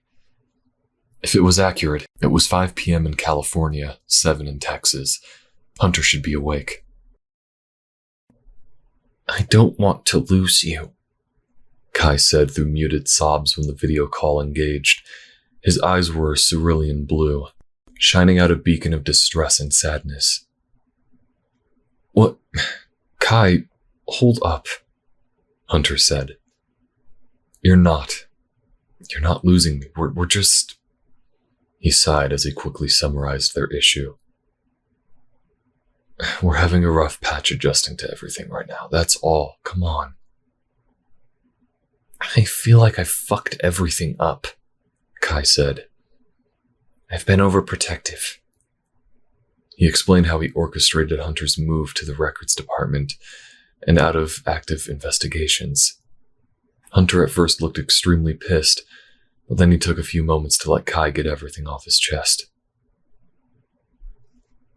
What is it that you really want me to be doing? Hunter finally asked when Kai finished. Do you want me to be a record keeper? Because I can do that.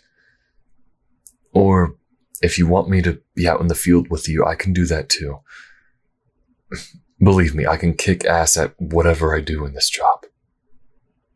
The blue light of sorrow was quickly dissipating in Kai's eyes, and he laughed softly at Hunter's words. I know you can, Hun. But the choice really should be yours. I don't want to have a hold over you like that. For the first time in what felt like ages, Hunter smirked. Only where it counts, my warrior. And I'd rather be by your side if it's all the same to you. My warrior was the phrase Hunter had decided on, after months of thinking about it, to be Kai's pet name.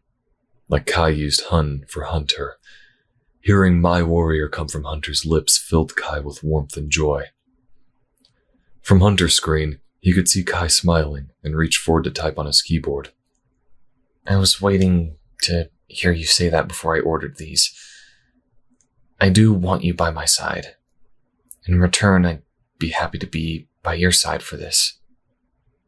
A ding in Hunter's inbox made him move a few windows down on his tablet screen. Jailbreak? It's a music festival in Denmark, Kai said. A few of the European bands you follow are playing that weekend, and once this investigation is over, I'd like to take you there. A few more inbox notifications came into Hunter's email. Flight reservations and a hotel booking. Hunter beamed. That's so sweet of you, Kai. Of course, thank you. Kai felt a wave of relief wash over him. And I think we could use you here in San Francisco, he added. You may be able to help us.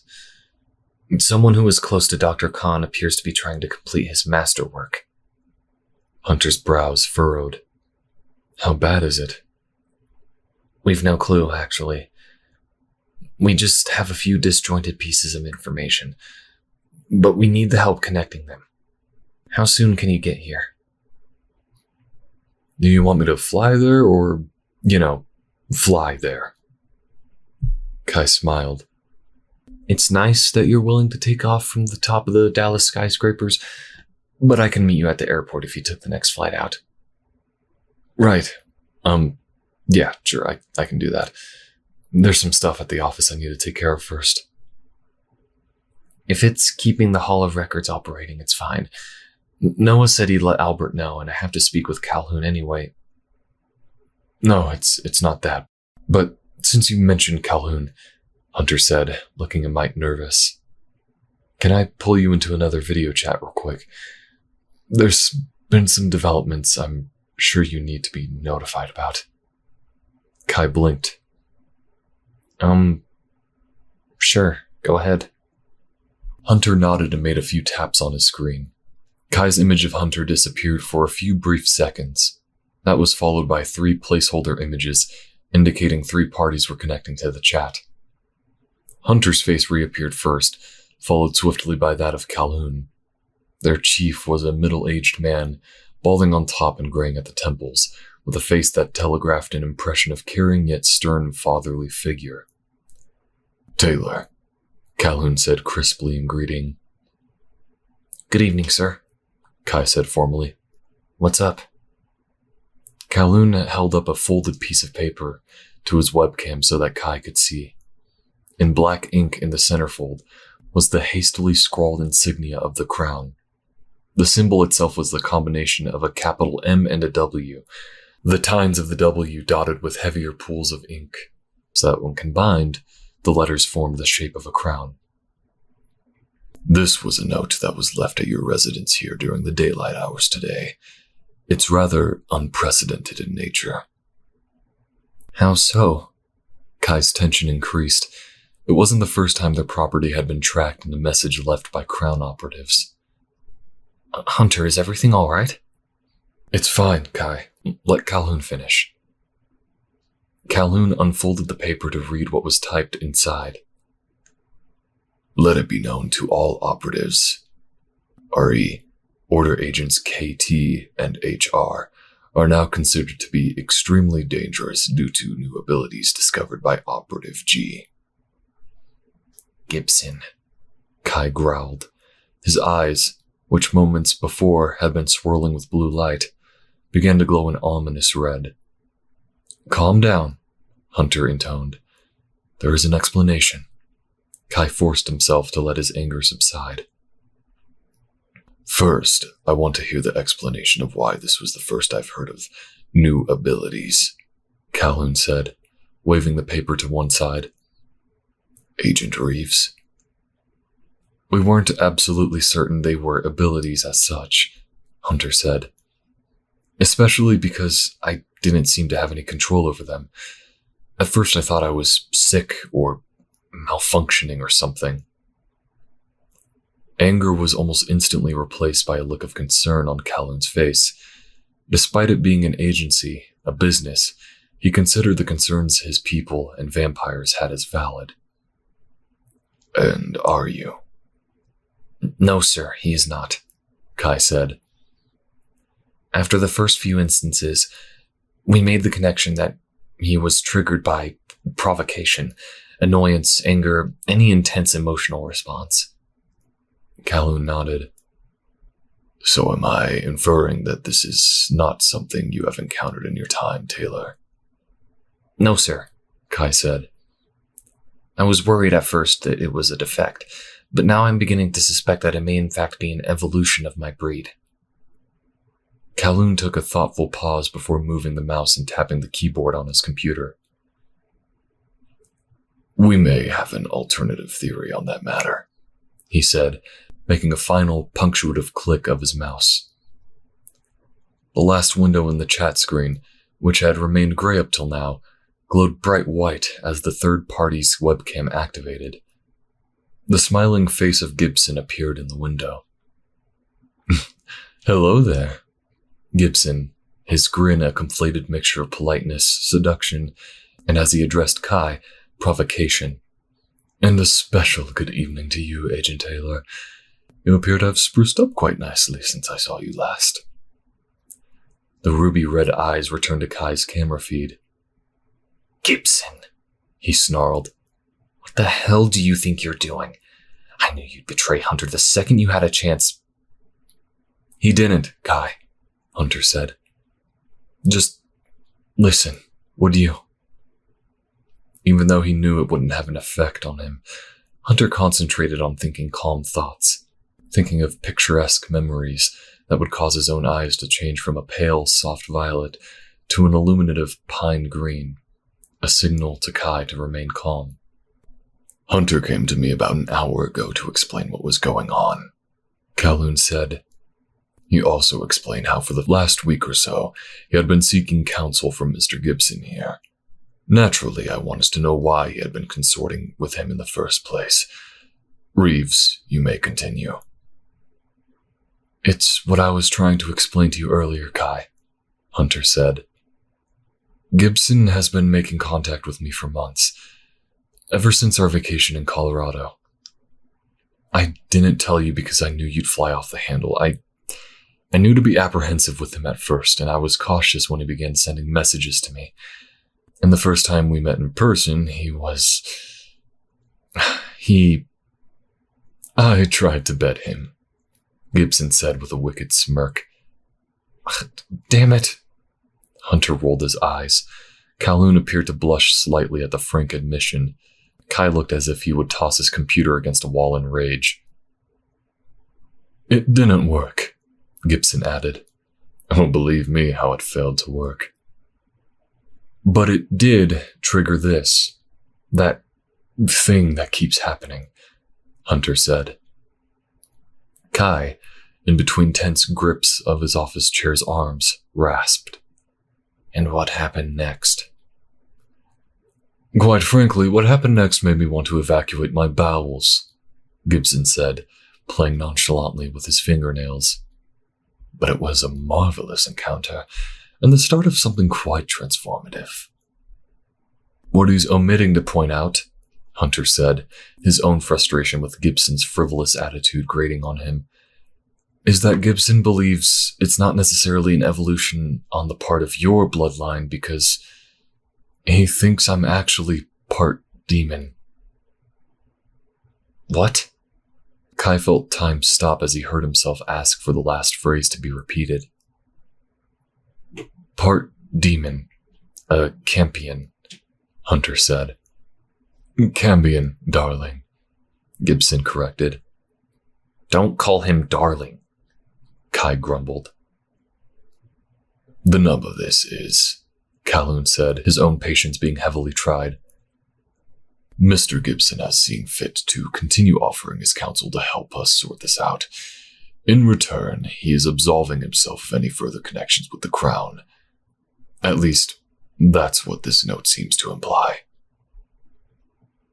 The note says that if any operative is to make contact with either of us, Hunter said, you, me, or Gibson, they are to kill us on sight. Kai gulped as he pieced together the summary of the conversation. Gibson's smile widened to almost illusionary proportions as he confirmed Kai's suspicion. That's right, he sang cheerily. I've defected, and that means I'm in your lover's protective custody. Chapter 5. Fault Lines. My preferred safe word is butter. Hunter looked at Gibson with annoyance. What was that? Gibson raised his left hand, which was handcuffed securely to his armrest. The gunmetal chains clinked as he made the motion. Generally speaking, aren't all four of my limbs meant to be clasped? You're not nearly as funny as you seem to think you are, Hunter said dryly. He was looking over a folder full of documents supplied to him by Calhoun before they left for the airport. Now he was trying to read over them during the flight to San Francisco on the Order's private jet.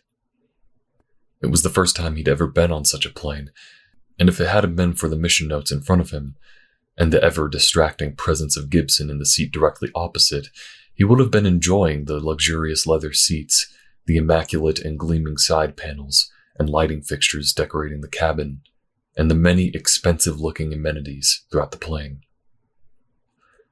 But honestly, Gibson complained, what is with the whole prisoner motif here? I gave myself to you unconditionally. Calhoun seems to think you may be making a ploy with this defection story, Hunter explained, not taking his eyes off his notes. He rather enjoyed having Gibson in this position. I don't blame him, of course, so he insisted on this precautionary measure. You'll be cuffed to something or someone until we get situated in the hotel in California. Gibson frowned. What does he think I'd do? Open the plane door in midair and fly away? Hunter looked up from his dossier and looked Gibson directly in the eye. Yes, he replied coolly, before looking back at his documents. Gibson made a clicking noise with his mouth as he pouted. A woman in a black pantsuit passed her way down the aisle, and Gibson reached out to her with his right hand. Pardon me, stewardess, but could I please have a glass of O-? The woman turned around to look at Gibson. In a velvety British accent, she asked, "I beg your pardon?" Hunter looked up from his work once again. "Oh, Dr. Modem. Sorry. Gibson, this is not a stewardess. This is Dr. Ife Modem, head of our health and physiology programs. Doctor, this is, as you've no doubt learned by now, our quote-unquote defector Gibson." "Oh, indeed," the doctor replied. She sat in the open seat next to Hunter. "I suppose the three of us need to have a discussion. Hunter, I'm very disappointed in you. Why didn't you come to me when you started having the... what even do we call this?" "New abilities," Gibson interjected. "I guess that's as good a label as any," Hunter said. "We were planning to once we had a basic understanding of what was happening." "We?" Dr. Ife waggled a dark finger between Hunter and Gibson as she inflected the question. "Kai and myself," Hunter clarified. "Gibson's the one who is so sure about the origin theory." The doctor nodded. She reached for a bottle of water from the sideboard. "And, Gibson, is it... you say you are some sort of incubus, is that right?" "A cambion. That's correct, Doctor," Gibson said politely. He focused his gaze on her. Finally, Hunter thought. He can stop trying to woo me or whatever it is he's been trying. "I'm afraid I haven't had the privilege to study demonic physiology as well as I had wished," Dr. Ife said, taking a sip from the bottle. "What is it exactly that you are able to..." Before she could finish her question, she swept the arm holding the bottle dramatically. Some water sloshed out of the bottle and splattered against the sideboard. "Goodness," she exclaimed. "My apologies. That must have been a spasm. How curious." Her arm jolted again, and more water was lost, this time to the floor between them. "What on earth?" Hunter knew immediately what was going on. "Gibson, stop that," he scolded. "That, in essence, Doctor, is what I can do," Gibson explained with a demure yet sly smile.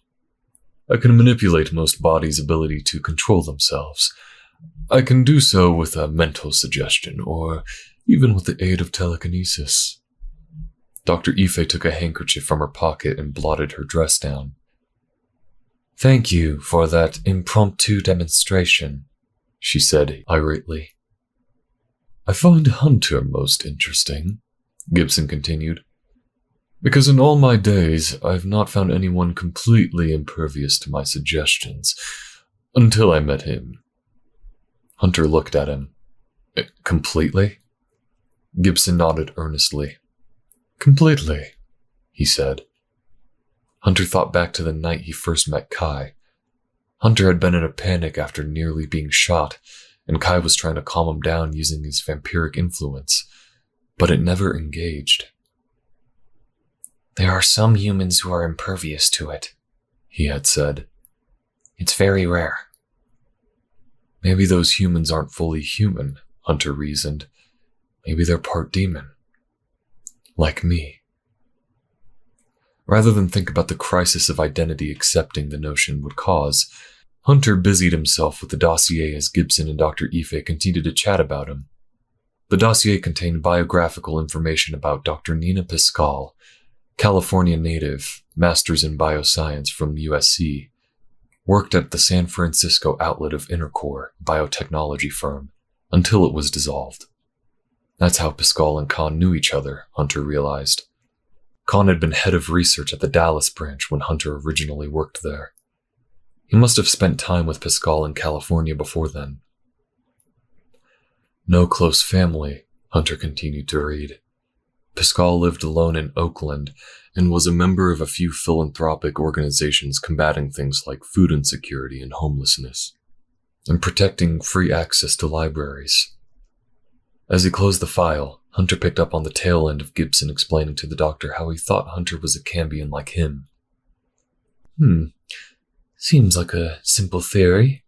There's a simple solution, I believe," Dr. Ife said. Blood diffusion. The two vampires stared at her, waiting for an explanation. A blood draw, she clarified, to which I can examine the DNA and RNA cells. There should be similar, if not identical, structure in the strands that would point to a demonic lineage. Hunter frowned. I don't know if I like being referred to as a demon, he said. Part demon, Gibson offered. It doesn't take away from what you are now or who you were before. Hunter took his words seriously and silently felt comforted by them. I shall go make the arrangements with the San Francisco office, Dr. Ife said as she rose from her seat. We can likely get the tests completed during any downtime you may have in the course of your investigation. She bid the pair goodbye and continued on her way to the other end of the plane. She seems nice, Gibson said. She is, Hunter said. If I'd been around doctors like her growing up, I'm sure I wouldn't have had the massive fear of needles I developed. Oh? I was tested on quite a lot as a kid, Hunter explained.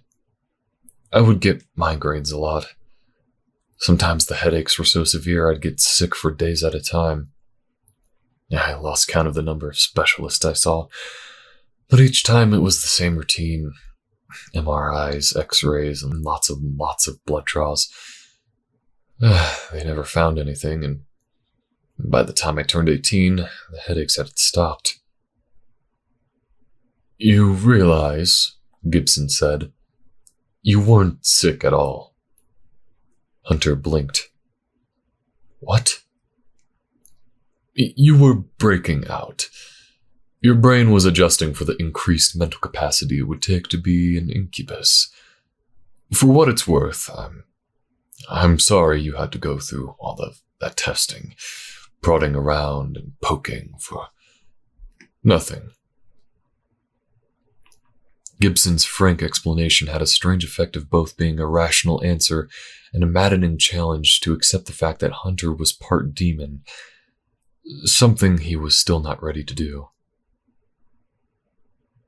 Would you please kiss me now? Gibson asked with puppy dog eyes. What? Or unlock these piffling handcuffs, Gibson said. Then I could take your head into my hands, tell you everything is all right, and then I could kiss you so very gently, so very tenderly. Hunter put his hands on his armrest in frustration. Why do you insist with this? I don't want. Don't you see, Hunter? Gibson grinned. If I was wrong, if you weren't a Cambion, if you didn't have a fraction of the strength I say you do, you would have bent to my will by now. And I can't succeed. I simply can't. But we must get you to a point where you can control your power, he continued, leaning forward as best he could with his arm cuffed to the seat. Not just stopping it, but harnessing it and using it to your advantage, and to your organizations, he added. Like it or not, this power of yours will be weaponized, and I would rather be on your side of it than that of the target. Gibson looked sheepishly at the ground. You really mean that? Hunter said. You do want to defect. I'm afraid of what you can do, young one, Gibson admitted. There was a faint hint of blue light beginning to grow from within his irises, the telltale mark of sincerity in any vampire, part demon or not. You destroyed a very old vampire with just a few minutes of interaction with his memories. I have many hundreds of years on him, and I've got a long history of memories I don't want used against me. That should tell you what power you hold, Hunter.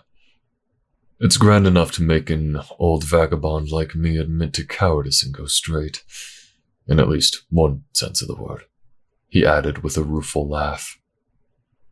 A bell rang over the intercom. Attention, folks, came the sound of the pilot. The British man's voice sounded awfully familiar to Hunter. Mugen? It had to be. We just got notification from SFO. There's an incident of some sort, and the airport is on lockdown, meaning we can't land as scheduled. Not to worry, though. We have plenty of fuel to circle around for a bit. I'll give you the scenic tour of San Francisco a few times, and I'm sure we'll be given clearance to land again. Concerned, Hunter pulled out his phone and texted Kai. We can't land. What's up? While he waited for the reply, Mugen reported back over the intercom. Apparently there was a small tremor that could be felt at the airport, he said. Security's given the terminal and the runways the once over before they open back up. Hunter's phone vibrated a few minutes later. Tiny quake, Kai had texted. Nothing major. I'll be waiting at the gate once you land. LY. Love you. Be safe, Hunter replied. LY too. He pocketed the phone and closed his eyes, running his hands through his sandy locks of hair. If needles were his first lifelong fears, natural disasters were his second. Between Nebraska and Texas, he'd lived through enough tornadoes to last a lifetime. A heat washed over Hunter's body as the thought entered his mind. Instantly, he knew his body was trying to unleash another psychic impression. His mind was racing, thoughts of tornadoes destroying buildings, hurling cattle through the air, and he could feel his eyes widening. He closed them tightly. Gibson? He shuddered. It's happening. What do I do? Caught off guard, Gibson stammered. Well, focus your eyes on an inanimate object. The floor. Look at the floor. Hunter did as suggested, leaning forward in his seat. As he stared at the crisscross pattern sewn into the carpet fabric, the bright purple aura felt as if it were blasting out of his eyes, the cabin filled with the light.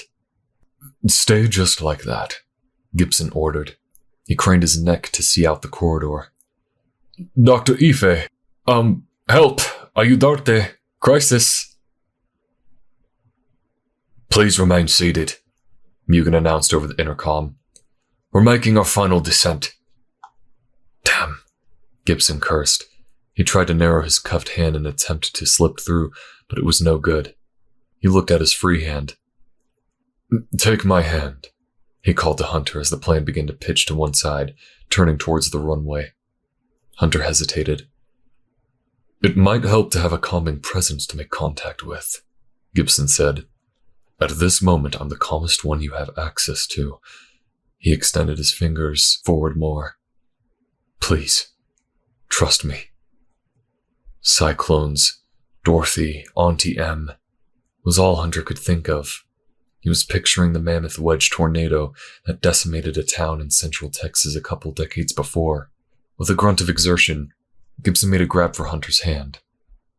Just don't look me in the eye, he intoned. Listen to me. You are not powerless. You can control it. Fujita Scale, Enid, Oklahoma. Gibson squeezed Hunter's hand hard, trying to do anything to break the intrusive thoughts. Think of Kai, waiting for you. He's your constant. My what? The one you will always return to, Gibson said. The one who makes it all go away. Hunter could suddenly picture Kai, waiting patiently at the airport terminal. His cute face, and how badly Hunter needed to overcome this. Damn the thought of being part demon. He just wanted to be with Kai. The ring of purple light in each eye dimmed, then extinguished. Panting, Hunter looked in Gibson's direction. The older vampire smiled softly and gently released his hold on Hunter's hand. Well done, young one, he said. When they disembarked, Dr. Ife insisted Hunter sit in a wheelchair with a blood pressure monitor, which he was still connected to when Kai met them at the gate. What is this? Kai asked, the smile on his face quickly falling to a frown of concern. Dr. Ife held up a finger as she did some math in her head while watching the pressure gauge. 205/88. A little high for a vampire of Hunter's youth, but it should settle back down shortly. He had another episode while we were trying to land, Gibson said. He tried to wave an awkward hello to Kai, but did so with his cuffed hand, which jerked Dr. Ife's, to whom he was connected. Sorry, he muttered sheepishly. Hunter? Babe, are you alright? Kai knelt in front of the wheelchair and took Hunter's hand as the doctor unhooked the monitor. Yeah, I will be, Hunter reassured Kai, patting his hand. Gibson talked me through it. Did he? Kai looked at Gibson as if he were a piece of gristle hanging off a grilled steak. Yes, Kai, Hunter said, frowning. He did. Pulling Kai close, he whispered into his ear. You're going to have to trust me on this. This is happening. He's being truthful with us. He's defecting. Kai took a long sigh, nodded, and kissed Hunter on the cheek, just under the ear. Since I am already linked, shall we say, to our newest member, interjected Dr. Ife, I suggest I take Gibson to the field office and get to know him and get his vitals taken down. That sounds fine to me, Kai said, helping Hunter out of the wheelchair. I need to take Hunter with me for some reconnaissance. Dr. Pascal's home was at the far end of a block of townhouses, the entrance shielded from view of highway traffic by 3 expertly trimmed topiaries. Kai was picking the lock while Hunter stood guard. I have a vampire lore question, Hunter said. Shoot, replied Kai. The thing about vampires requiring permission to gain entrance to a stranger's private property, Hunter asked. Is that not a thing? Oh, yes, it certainly is, Kai said, listening for the clicks of the lock disengaging as he wriggled the pick around. Nothing fatal happens, of course. We just can't pass the threshold. It's like we walk into an invisible door. So why are we picking locks if we can't? Kai grinned and pointed at the ground. He was standing just off a straw mat. Hunter peered at the writing embossed on it. Come on in, he read. Standing upright, he looked at Kai incredulously. Seriously, that's all it takes? Kai shrugged. Written permission is permission all the same, he said, turning the knob to the front door and pushing it open with a sigh of success. Slick, Hunter mused. He ran his arm through the door to satisfy himself, then walked inside, followed by Kai. And we're not expecting the good doctor back anytime soon? There's been no trace of activity here in the last 2 days, Kai said. We need to look for anything that can either tell us where she is now, or that can give us more insight into what she's doing. He looked at a small bulletin board by the front door. Pushpins held up a coupon sheet for a pizza restaurant and 1 set of keys, which Kai recognized as those for a filing cabinet. Hunter strolled around a bar area leading to the kitchen. He slowly opened drawers and cabinets, one at a time, memorizing the few contents he found. So far, nothing out of the ordinary. She doesn't seem to live luxuriously, Kai noted, examining the living area. Despite being in a rather well-to-do neighborhood, shelving's all flat pack. The TV still has some plastic wrapping around the bezel. That doesn't really mean much, Hunter said, opening a pantry door, picking up a few cans and reading labels. My mom never took that stuff off. In fact, her remotes often still had plastic protectors on them too. Kai sat on the pale gray sofa, thumbing through stacks of mail and magazines left on a small coffee table. You don't talk much about your mom, I noticed.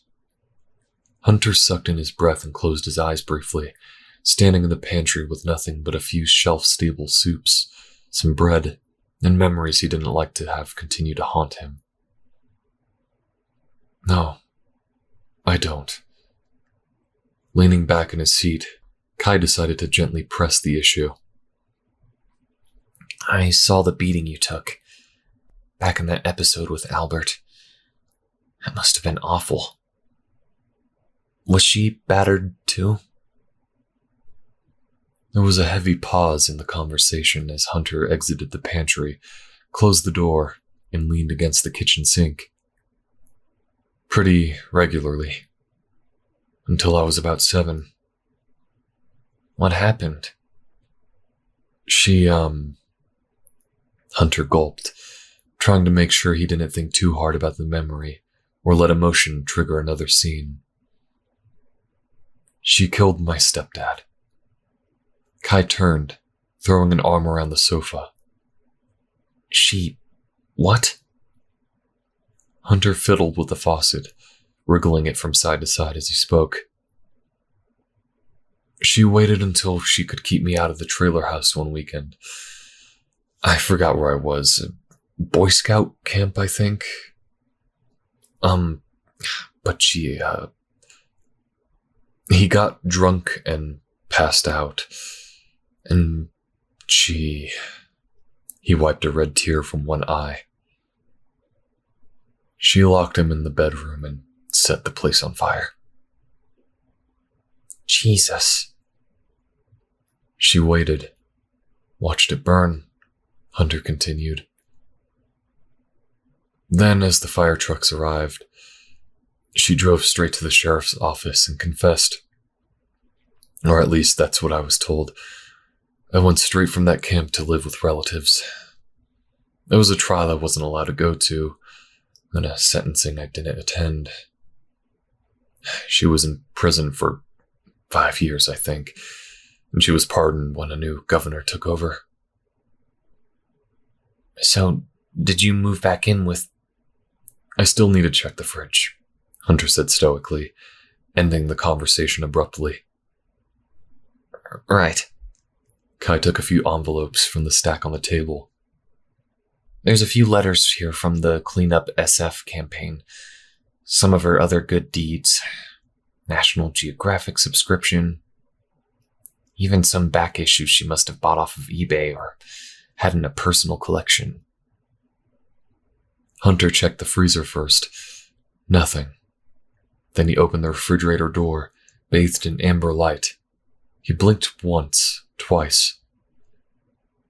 She must be a huge fan of pickles, he said over his shoulder. The fridge is packed to the gills with them. Pickles? Yeah, I count at least 24 jars. Hunter knelt down and began scrutinizing labels, just like he did in the pantry. 24 jars of pickles, Kai mused. Well, not quite, Hunter said as he removed 2 jars and set them on the floor beside him. The jars in front are pickles. Oh? Kai started to walk towards the kitchen. What's in the others?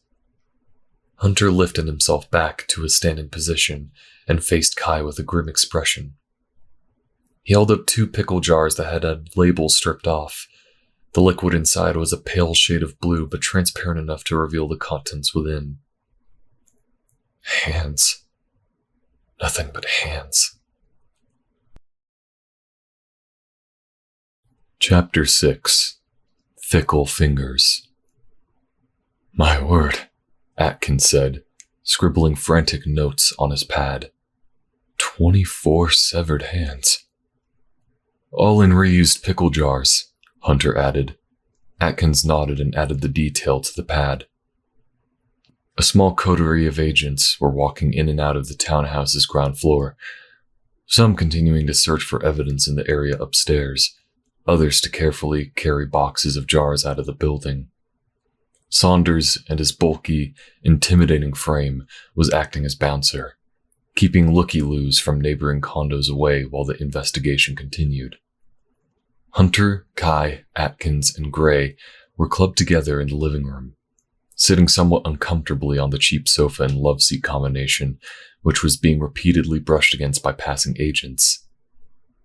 Human hands, Gray tried to clarify. Well, they had the structure of a human hand, Hunter reported. But they all had characteristics of other animals. Like what you saw in Dallas, Kai noted. Trying to keep his emotions in check, Hunter was forced by Kai's prompt to recall to the others what he had saw in the makeshift hospital ward hidden at the Inner Core offices under the reign of Dr. Lawrence Kahn. Behind tightly drawn curtains had been the bodies of people, former employees, with patches of skin that had mutated into animal-like markings and coverings. No, Hunter said once he made the comparison to what he saw in the jars moments ago. Not quite like in Dallas. Those were just small areas of skin with scales or feathers on them. These hands looked more detailed, if that makes sense. Like they could have been taken off mannequins at some bizarre museum. The entire hands were transformed. Gray exchanged a worried look with Atkins. Hunter nodded in confirmation. There was one hand completely covered in feathers like a barn owl, Hunter recalled. You wouldn't have known it was a human hand unless you turned the jar around to look at the palm. It was a human palm, for sure. What else did you make out? Atkins hastily turned the page of his notepad, furiously scribbling. A couple of hands had scales, alligator or crocodile, I'm not certain, Hunter said. One looked like it came from a gorilla based on the coloring, and one had a matted kind of fuzz all over it. I think the fluid discolored it, but it almost looked like the pattern of a bumblebee. I only saw one up close, Kai added. The fingers were kind of fused together, like they had been shaped into position. The skin looked rather leathery to me, potentially like a dolphin or maybe a manatee. We'll obviously need to have a finalized analysis of each one, Gray said. Atkins, if you would accompany the jars to the lab, get tissue samples from the inner flesh of each hand, see if we can cross-check them with any identification databases. Yes, ma'am. Atkins nodded politely and rushed out the door. As he exited, he crossed paths with Saunders, who cleared his throat. Excuse me, Miss Gray, but the homeowner is here. Gray raised her eyebrows in surprise. By all means, show her in, she said, rising and smoothing the pleat of her crisply pressed pants. Hunter looked towards Kai, who held the hand up gently, waiting to see how the next moments played out. A small-statured woman with wavy brown hair tied in a bun followed Saunders into the house. She looked very friendly, not at all like the evil doctor motif Hunter had pictured, certainly not like his memories of Dr. Kahn. Her posture was confident yet gentle, somewhat at conflict with her large eyes and angular face.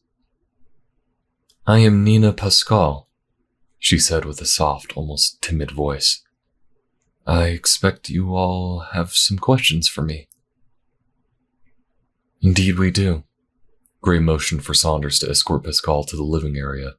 She whispered something into Saunders' ear and he nodded. As Pascal got situated, Saunders herded the remaining agents out of the home. Once Saunders closed the door behind him, Gray spoke first. Allow me to introduce myself. My name is Agent Melissa Gray of Interpol. These are Agents Harold Reeves and Christopher Taylor. Kai tapped Hunter once on an elbow, out of the woman's sight. He messaged telepathically. We have identification backing up the claim, just in case it's asked for. It's our official cover when interrogating like this. I see, Pascal said, nodding.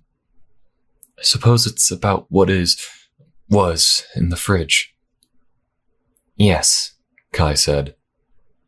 Before you begin, however, you should be made aware that Interpol is not a police agency, and as such you are not under any obligation to answer our questions. However, Gray continued, you were named as a person of interest in the criminal investigation, and any information you give to us willingly may be turned over to local authorities, in which case you may feel obliged to obtain an attorney. Do you wish to proceed? I assumed it would be serious, Pascal nodded. But no, that's quite all right. I will answer your questions. Very well. Gray sat back down on the sofa. I suppose let's start with the most pressing question. What were you doing with body parts in your refrigerator? Pascal sighed and placed her fingertips together in a tent-like position. Truthfully, I was trying to keep the hands viable in case they could be reattached. Hunter could already detect a lie in that statement. People who are telling the truth rarely feel compelled to tell you that they're speaking truthfully. Viable? Was that not formaldehyde the hands were soaking in? Gray arched one eyebrow. No. As a matter of fact, it's actually a suspension of saline and various fluids that can keep the blood vessels and muscles from developing rigor, Pascal responded. It was a solution devised by my mentor, Dr. Lawrence Kahn, in the early stages of the project. So you were fully aware of Dr. Kahn's animal DNA project? Kai countered. Yes, Pascal said. In fact, it was why I ended my studies with him. I simply couldn't abide by his abandonment of the Hippocratic Oath like that. First, do no harm is something you learn day one in med school. Then why be holding on to human hands with animal features? Hunter raised the question with a brief hesitancy. He didn't know if he should be speaking at all. Kai gave him a reassuring look. We're equals here. When I learned of Dr. Kahn's passing, I knew he had loose ends here in California. He was overseeing the project here at the same time as the project he was running in Texas, Pascal answered. I knew where the lab was located, but when I got there, all I found were the jars. I took them, with the hopes that I could do my own research and find the patients they belong to. If they are still alive, she added with a solemn frown. And are they? Gray probed. I haven't found any evidence to say that they are, Pascal said. Hunter's gut told him she was withholding something with that response, but he wasn't sure exactly what. Pascal narrowed her eyes as she examined Hunter. Are you Agent Reeves? She asked hesitantly. The one who killed Lawrence? Hunter, caught off guard, straightened up in his seat. No, he said. I was not.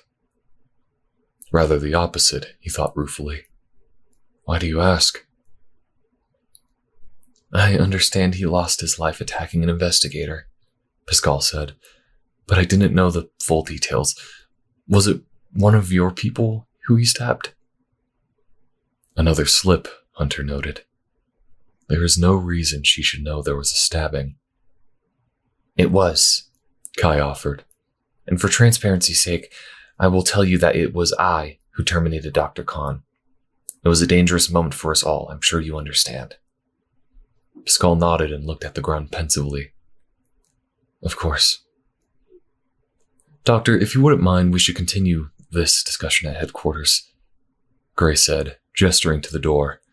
As if he had super hearing, Saunders, who had stationed himself outside the front door, opened it. Perhaps you could help us understand more about the evidence we have acquired so far in our investigation. Certainly. Pascal rose and reached in her pants pocket. I'm supposed to be at a clean-up San Fran meeting tonight. Would it be alright if I called to make my apologies? For security purposes, it would be better if you waited until we are at our facility, Gray said. And we respectfully request you surrender your phone until we're done. Agent Reeves? With a reserved but polite smile, Dr. Pascal offered the device to Hunter, who took it carefully in both hands.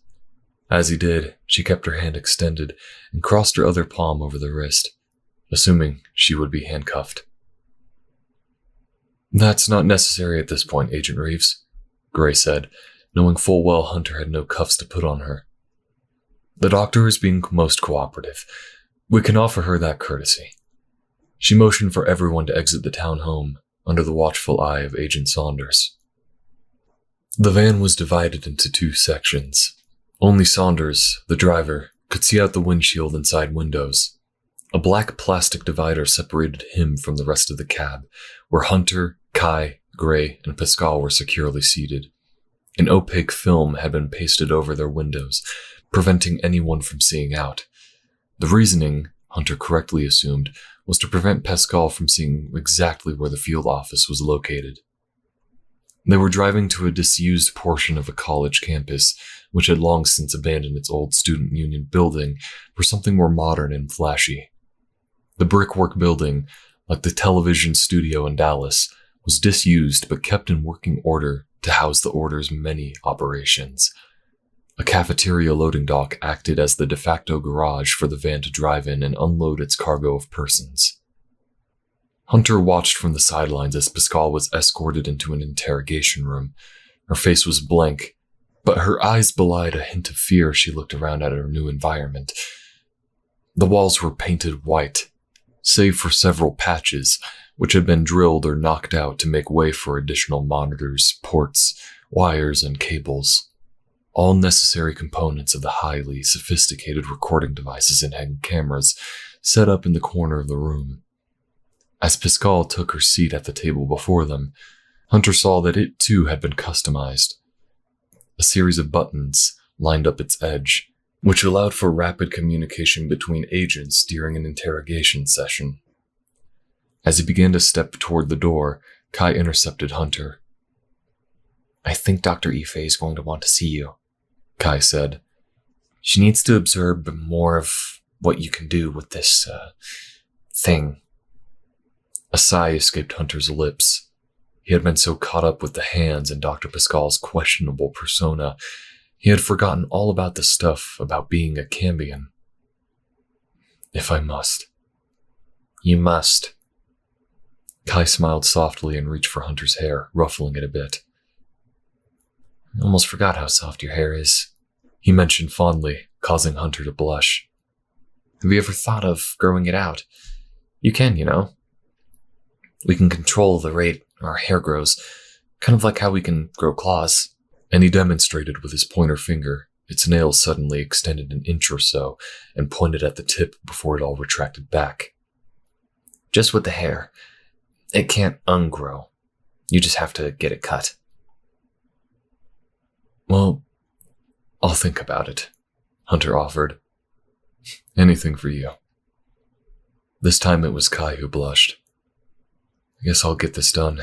Where do I need to go?" "Sub-basement 3. Bank to the left once you get out of the elevator," Kai replied. Hunter pulled Kai closer for a quick kiss. He noticed, as he gazed into the interrogation room, that Dr. Pascal's eyes were trained on them, a hard scowl quickly replaced by a softer expression when she noticed he was looking. He broke the kiss, bade Kai a goodbye, and made his way toward the elevator. As he passed the various halls and corridors leading to the medical area, Hunter noticed how the San Francisco building was not as fashionably decorated as the Dallas office he was used to. Not much had been done to update the student union building, and the underground matrix of the walls were dingy, painted and repainted in whitewash, and smelled faintly of seawater. This edge of the old campus was likely near the edge of the coastline. "Ah, Hunter, over here," Dr. Ife called from inside the exam room as he passed by it. Hunter smiled gently and walked inside. Despite the old nature of the facility, the exam room seemed more up-to-date than what he had just passed. There was a bank of monitors against one wall, a series of sleek computer towers underneath. 2 exam chairs sat in the middle of the room. One was vacant, the other occupied by none other than Mugen, the Dallas office's jack-of-all-trades vampire agent. A medium-framed man with short-cropped black hair and a 5 o'clock shadow. He sat twiddling his thumbs, his left arms cuffed in a blood pressure monitor, electrodes on his forehead, and connected to various other devices. Ife monitored Hunter to sit in a spare chair, and then began attaching similar devices to his arms and forehead. "What we're going to do," Ife said, "is carry out a controlled exploration of your new abilities. That is to say, I've spoken with Kai and Gibson about the situations which triggered the past occurrences. It seems they were triggered by heightened emotion. I'd like to see if you can do it again, this time controlled entirely by your will. Okay, Hunter stammered. He looked across to see that Mugen, who was sweating slightly. He began to put the pieces together. Wait, Mugen. Are you volunteering for this? Mugen shrugged good-naturedly. I'll make myself available whenever and wherever I'm needed, he said, his East of England accent trembling ever so slightly. And where is Gibson? Hunter queried. Here I am. With trademark sing-song delivery, Gibson sailed into the exam room carrying a paper cup of steaming coffee and a plate of Danish, placing them beside Dr. Ife at her station. As requested, cherry Danish and coffee. Black, 2 sugars. Ife nodded in approval. You went on a snack run for her? Hunter asked, bemused. I felt I owed her one after the little snafu on the plane, Gibson said with a gallant smile. Adjusting the dials on some monitors, Ife clarified. I told him if he ever did something like that to me again, I would find something very sharp, very electrical, and apply it to his genitals. And I believed her, Gibson said obsequiously, retying his hair in a ponytail. Now I'm at her service as an assistant. Shall we begin? Ife took her glasses out of her lab coat pocket and adjusted them precisely against the bridge of her nose. Now, Hunter, what I'd like for you to do is search Mugen's mind here for something he is deeply afraid of, and see if you can manifest it here in this room. The goal here is to not inflict any injury upon anyone in the room. Hunter nodded. Understood. Mugen, Ife said, is to not say a word. Gibson, you speak only if it appears Hunter is encountering difficulty controlling himself. The other men nodded in agreement. Let us begin. Hunter took a deep, cleansing breath and focused on Mugen's hazel eyes. He cleared his mind of any other thoughts, just a simple question. What are you afraid of, Mugen? The purple aura began to fill his eyes, and within seconds he was in. Hunter could feel fragments of thoughts, like small picture frames swirling around him. What are you afraid of? After a moment, an answer materialized in his head, fed by Mugen's psyche. What? Hunter said aloud. That can't be right. What's wrong? Ife asked. I see something, but he can't seriously be afraid of that. Ife furrowed a brow, then took a few steps to Mugen's chair. With his eyes glowing purple, caught in Hunter's gaze, she whispered in his ear. Mugen craned his neck to whisper a reply. I see, she said, then went back to her position at the side of the room. Proceed, Ife said reassuringly. Okay, Hunter said. He narrowed his eyes as he imagined how he wanted the scenario to play out. All 4 people in the exam room could see a void of black envelop the boundaries of the room, as Hunter began creating another setting entirely. Marvelous, Ife breathed as she looked around. Mugen let out a choked cry as he saw the blackness surrounding him, unsure of what would come next. With laser focus, Hunter began to create his scene. Like panels of grid being filled in, the black void was replaced by a very similar-looking room. White walls, tiled floors, but around them, metal gondolas. Store shelving lined with products. They were now in a store. A sign hanging above them read Aisle 6, travel size, makeup, cotton.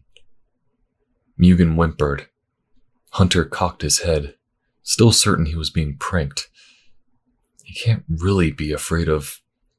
A soft white lump fell from a non-existent source. Gibson leaned over Hunter's shoulder to observe it. A cotton ball. More began to fall. 3 pieces. 9. A dozen. The floor between Mugen and Hunter began to accumulate a pile of cotton balls in the middle of a bizarre snowdrift. Ife looked at her instrument panels, Mugen's heart rate began to skyrocket. The pile of cotton balls began to swirl in a counterclockwise pattern, rising and forming a shape, an almost human shape. Mugen clutched at the sides of his chair. This is absurd, Hunter thought as he absorbed more of Mugen's memory of this nightmare coming to life. But if this is what he's really afraid of, might as well go for the full freakout. Don't worry, Chester, Hunter said aloud, his voice cartoonish and deep. It's just your friend, Mr. Fluffy Soft. The pile of cotton balls began to inflate itself, its shape becoming more well-defined, blue glassy eyes forming in the head, along with a nose and a wide, tooth-filled mouth. It was the mascot of some obscure brand of cotton, Hunter recognized, from commercials that played non-stop on cable TV. Give me a hug, Hunter/Mr. Fluffy Soft said, as the cotton monster lumbered towards Mugen, who was scrambling in his chair, his legs pumping as if trying to run away, but he seemed fixed to the spot. Give us a snuggle. Gibson leaned to Hunter's side. Start to pull it back, young one, he said, an eye arched curiously as he observed the weird scene unfolding. Hunter was feeling a tingling sensation throughout his body as he watched Mugen writhe and whimper under the incoming visage of a giant cotton man. I'm having trouble disengaging, he said. Gibson murmured into Hunter's right ear, perhaps a little closer than what was necessary. Just think of something else you'd rather be doing than this. The sensation of Gibson's proximity to his earlobe was certainly a distraction for Hunter. Kai knows how I melt when he whispers to me, like Gibson just did, he thought. I wonder if Gibson picked up on that too. It was enough to break his concentration. The purple aura went away. Seconds later, the cotton balls, the pharmacy aisle, and most importantly for Mugen, the giant cuddly cotton mascot, dissipated from view. We all saw that, right? Mugen asked in between panicked gulps of air. The remaining three nodded in unison. Sidonglobophobia, Dr. Ife noted aloud. The fear of cotton, or specifically in this case, cotton balls. Well done, everyone. Did that teach you anything besides the fact that he can control it if he sets his mind to it? Gibson pulled up a small rolling office chair and sat next to Hunter. As a matter of fact, yes, Ife said, tapping her instrument panel. There are alpha and beta brainwave sensors on the two of them. During the height of the scenario, Mugen's beta signals were going through astronomical stresses. We give off the same signals during intense dreams. Nightmares, corrected Mugen. Yes, Ife said somewhat dismissively. What's interesting is that Hunter's alpha brainwaves, the ones that control our everyday thinking and self-control, were expanding by virtually the same amount. It's almost as if he were leeching energy from Mugen telepathically. That would be one hallmark of an incubus's power, Gibson said. One can feed quite steadily on the energy provided by extreme mental and physical response. Hunter's mind overclocked at that statement. That's why the Crown likes you so much, he stated. They're a chaos organization. You helped cause chaos, and you benefited from the energy caused by that chaos. Gibson shrugged. To be fair, most incubi only subsist on sexual energy, he said. I always felt that to be a very academic pursuit, A to B. Why not push the boundaries, expand horizons, so to speak? Besides, let's not forget, I'm not 100% demon either. He slid his fangs out with his usual cheeky grin to punctuate the point. I feel awfully tired, Mugen said. Upon Hunter and Ife's closer inspection, a faint black tint was beginning to show on his facial veins, a telltale sign of vampire fatigue. Ife looked at her devices. Your heart rate is very low, she said. 98 beats per minute. Fine for a human, but lethargic in a vampire. That's not surprising either, Gibson offered, popping his fangs back under his gums. Hunter here will most certainly have fed off that energy. All beings are susceptible to that psychic drain effect from us Cambians, he said, putting an arm around Hunter's shoulder, a move Hunter quickly moved aside to reject. Would you like some Evermore? Ife asked of Mugen, who nodded. Perhaps with an energy booster. Mugen just nodded again. Gibson looked confused. Hunter knew it was his time to counsel. Where's the mess hall? Hunter asked. Ife pointed upward. One floor directly above. Hunter motioned for Gibson to follow him as they walked. Evermore is a blood substitute developed by the Order, Hunter explained as they walked towards and eventually up the stairwell. It aids in rapid healing, and we can add boosters for specific needs. Severe wound healing, for example, or energy. Kind of like a blood smoothie, he mused as they continued into the cafeteria area. Hunter approached a counter and asked a staff member for the Evermore energy supplement. Oh gosh, Gibson smirked. You are like a series of detective mini-malls, aren't you? He put a hand on Hunter's arm. Hunter tensed and yanked the arm back, causing a look of surprise to wash across Gibson's face. I'm only going to say this once more and as clearly as I possibly can. Hunter seethed. There was a small curl of red encircling his irises as he spoke. You are not to touch me unless invited. I'm sorry, Gibson said softly. Your words have become as sharp as a stake, he murmured. The tone was unnatural for Gibson, and just as uncharacteristic. It felt like Hunter had actually hurt his feelings. The cafeteria attendant nudged a warm bottle of blood substitute against Hunter's elbow as it sat on the counter. Hunter grabbed for it awkwardly and walked to a nearby commissary table. He looked at Gibson and gestured for him to sit. Look, he said. We need to talk. You confuse me. How so? I want to like you. Hunter hesitated. I believe you when you say you want to help me, and I believe you in this defection from the crown thing. But your actions, the things you say, they're complicating an already complex situation. Gibson nodded, his eyes avoiding Hunter's.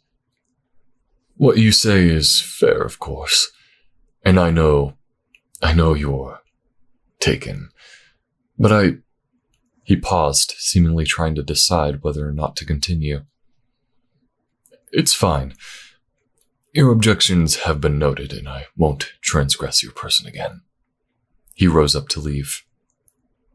What is it? Hunter had the strong sensation he would regret prompting Gibson to continue. Whether it's for better or worse, we have a kinship. We have a common bond. This thing that we are. It fills me with a strange sensation, like I feel honor-bound to learn more about you.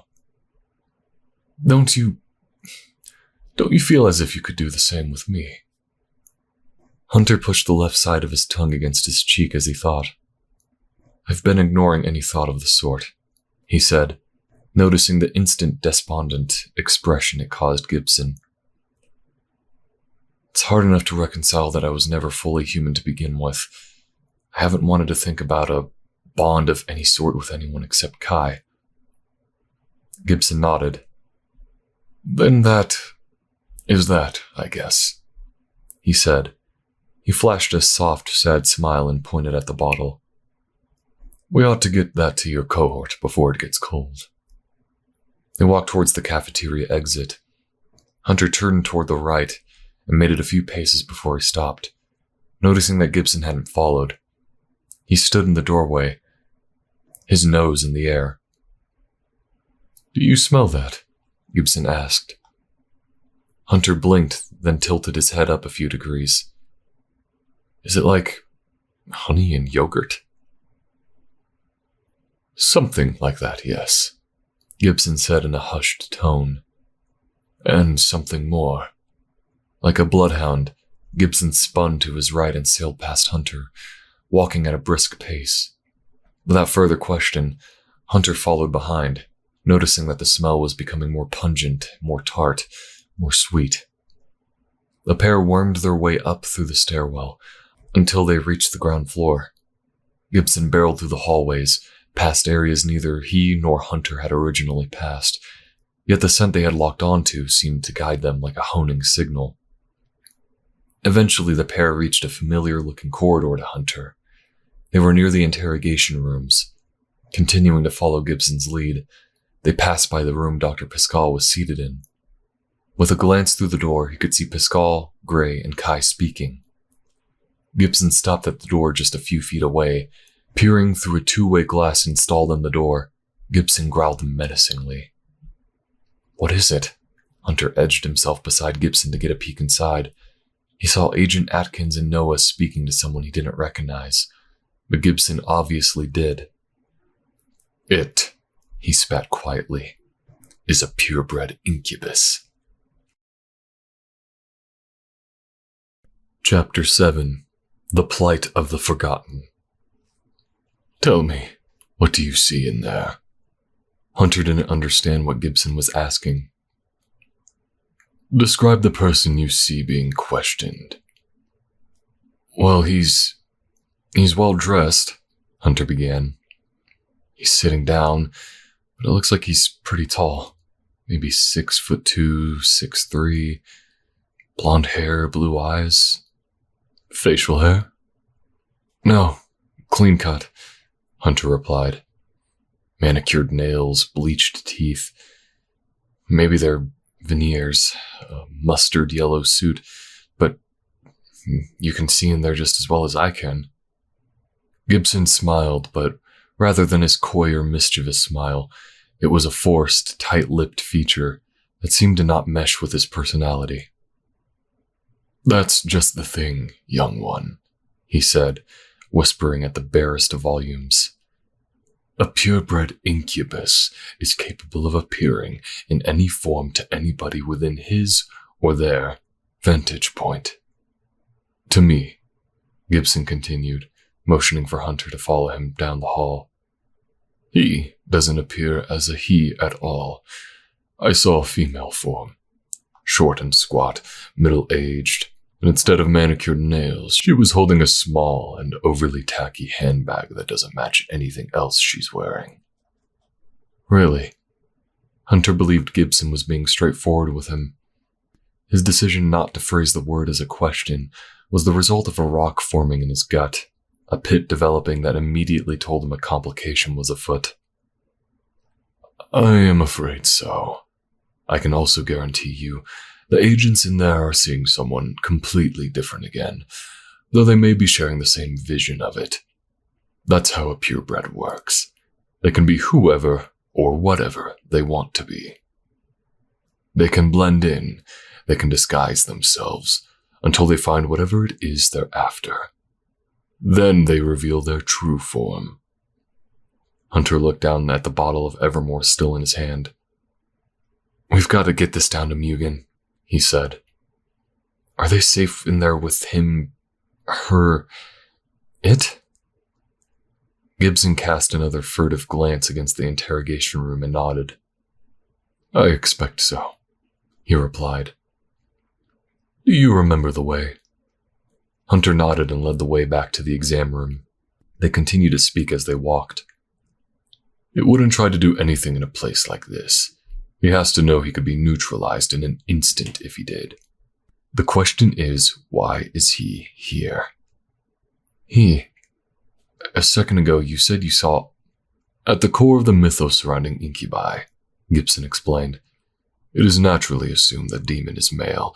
A true female of the species would be called a succubus. But they operate the same way. A complete and total ability to transform into any shape or being. But back to my point.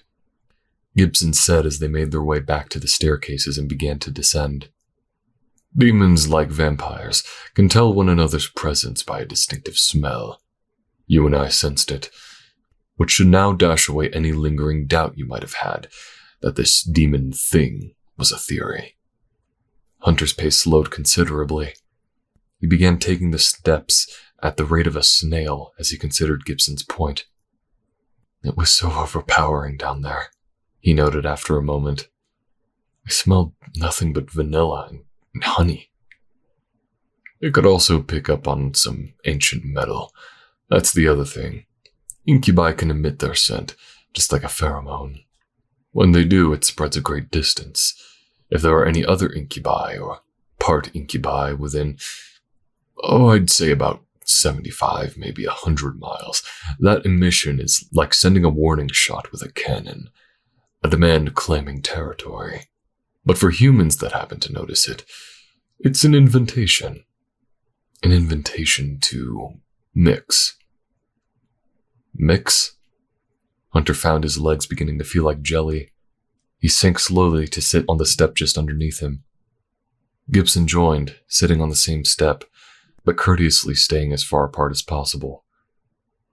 There have been many tales over the centuries. You've heard of Caligula, the emperor with all the violent tendencies and he choked on the word.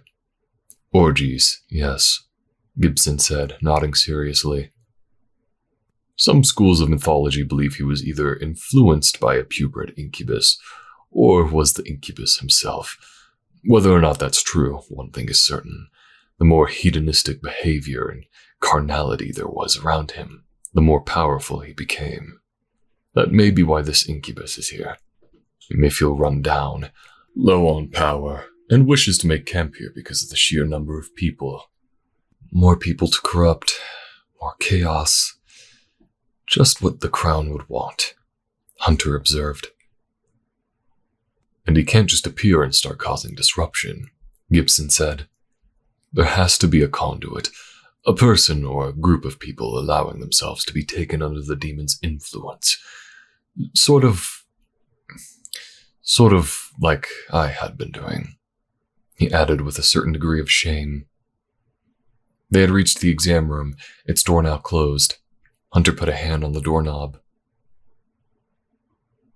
You had been able to get so many people and vampires to give in to their own desires and fantasies, Hunter said.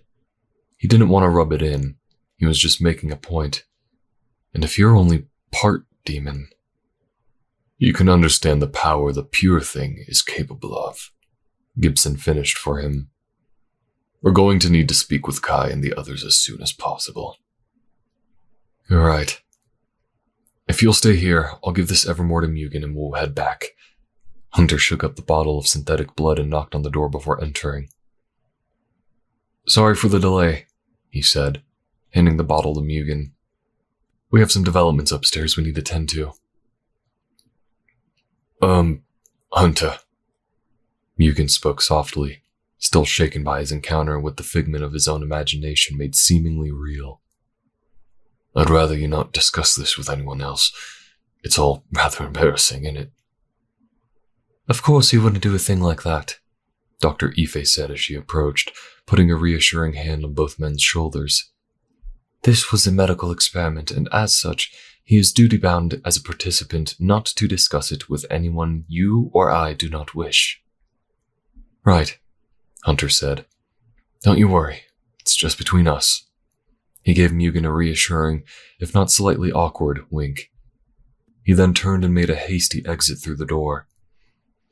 Gibson was not where Hunter had left him. Hunter looked side to side, then tuned into his extra-sensitive hearing. He could hear Gibson's voice echoing gently around the western corner, so Hunter jogged that direction. Rounding the corner, he saw Gibson chatting amicably with some agent by a water cooler. It was the most amazing thing I'd ever seen, Gibson said.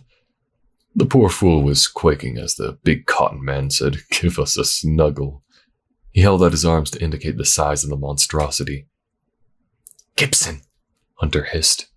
Get your ass over here. Gibson's body perked to attention. Yes, sir, he said brightly. Oh, I love it when he gives me orders. Farewell, he added to the confused agent as he sped to Hunter's side. It amazes me how easily you switch from serious to this playful, low-key, trickster god thing you do, Hunter said irritably, resuming a jogging pace as they once more hit the stairwell. It is in my nature, Gibson said defensively. Aren't you telling me you're always this intense all the time? Don't you ever let your hair down, get playful? There's a time and place for that kind of stuff.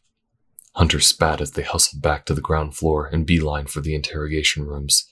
This is definitely not the place for it.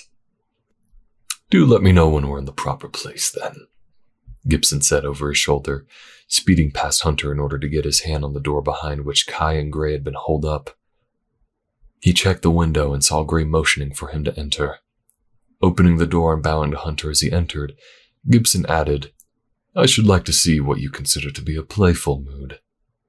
Ignoring the crack, Hunter sat down next to Kai, who was typing notes into his tablet. Where's Dr. Pascal? Released, said Gray, acknowledging Hunter with a nod. She left with the gentleman Agent Frank was interrogating. Right, about that, Hunter said. What a nut bar, Noah said, rounding the open door and passing Gibson, who was standing awkwardly in the corner of the room. Agent Atkins followed in. Making himself useful, Gibson closed the door. This lady is a Class A eco-freak. What lady? Gray asked. The one we were just speaking with, Noah replied. Kai and Gray looked at each other in confusion. You mean that guy? Kai said. What are you talking about? Uttered Noah. We spoke back and forth for 40 minutes. We were speaking with a woman. I think we can explain, Hunter said. Everybody sit down. The assembled group took chairs out from under the interrogation desk and sat in a pallid silence. Hunter, with occasional assistance from Gibson, explained what he had just learned about the mythology of the incubus, as well as how they knew just what they knew. As he spoke the words, I am part demon, I am partially an incubus, I am a cambion, Hunter flashed back to when he first told his classmates, and later his mother, that he was gay. He felt the same sense of heaviness against his body, heard the echo off the walls of his own voice and no one else's, and a chill reverberates off of his skin as he waited for someone, anyone, to respond. Gibson piped in with the same recap of demonology he had given Hunter. Once he finished speaking, there was still utter silence. There were eyes darting from left to right, gazes on Hunter which floated over to Gibson, then over to Kai. No one seemed to know how to respond to this relatively mind-blowing revelation. So, what you're saying, Hun, Kai said, is that we had a full-on demon in the next room and nobody here but you two had the capability of knowing it. Hunter and Gibson nodded in unison. All right, Kai said calmly, calculatedly. Okay, right. Noah, what information did you get from the person in the next room? Noah stuttered as he recalled his discussion.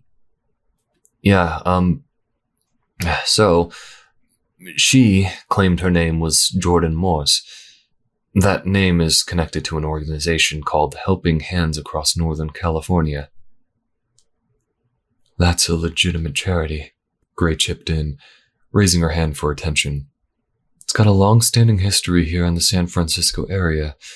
They're primarily concerned with providing counseling, food drives, and other services for the area's homeless population. Noah nodded. Morse acts as Director of Outreach for Helping Hands, and has been organizing a large-scale food drive while lobbying City Council for more housing options for the people in need. What is an incubus doing in San Francisco working at a charity? Atkins said, rubbing a spot on his head. Is it a good citizenship demon? Gibson scoffed at the notion. Doubtful. Sure, there are more benign forms of incubi. There have been known to be a few sleep demons out there, that will cuddle their summoner until they go to Dreamland. But even then, they were called to fulfill someone's desires. A demon that appears in the mortal realm to provide affordable housing, and nothing else is impossible, really. Hunter asked, "So, what is Morse's connection to Pascal?" "The doctor is CEO of Helping Hands," Kai replied. "Chicken or the egg," Hunter said to himself. Pardon? Kai, Noah, and Gray asked simultaneously. Which came first? The chicken or the egg? Hunter seemed to be deep in thought. Noticing all the eyes in the room on him, he said louder, "Who joined Helping Hands first? Pascal or Morse? And for how long?" "Pascal has been associated with Helping Hands in one way or another for the last 4 years," Gray said, checking her notes. "She started as a volunteer in college." "Morse has been with the organization for 8 months, Noah reported. Kai noticed Hunter leaning forward slightly, his thumb and forefinger tugging on his lower lip. He knew that as a sign that Hunter was going deeper into thought. He'd seen it several times before, in different situations. Hunter tugged on his lip when they did jigsaw puzzles. He did it when he was trying to analyze evidence. And he would also do it when he was having a panic attack. "Talk to me, hun," Kai thought. "I'm being overwhelmed," Hunter answered. Before Kai could manage to send a reassuring mental message, Hunter asked, "What is the homeless population in San Francisco, Miss Gray?" "I don't have the exact figures," Gray said. "Atkins, can you help with that?" He had already been tapping on his phone. As of the recent census, the greater San Francisco area has approximately 30,000 homeless people on the roster.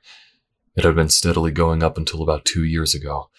We're actually seeing a drop of about 300 or so since last year's head count. "Gibson, do demons eat?" "They can," Gibson nodded. "It's purely to keep up appearances, though. Food provides no nutrition to them. They live off of emotion and energy. So it wouldn't make sense for them to be feeding off of the homeless?" "Not a bit of sense. Good theory, though," Gibson said reassuringly. "Let me try to play catch-up here," said Gray, facing Hunter. "Are you trying to make a connection between Dr. Pascal, this demon, and a dip in our homeless population?" Rubbing his temples, Hunter cautiously began to orate a theory. "If I were going to continue testing some twisted DNA-altering injection on human subjects, and the original plan, which was to test on my former co-workers, had been busted, I would seek out new patients. People who wouldn't be missed if they were taken. People who have already been forgotten by most of society." His words hung in the air like the sickly, sweet musk of the demon who had been in the vicinity just a few minutes earlier. Each person in the room considered the theory. "We need to accelerate the DNA testing on the hands we recovered from Pascal's home."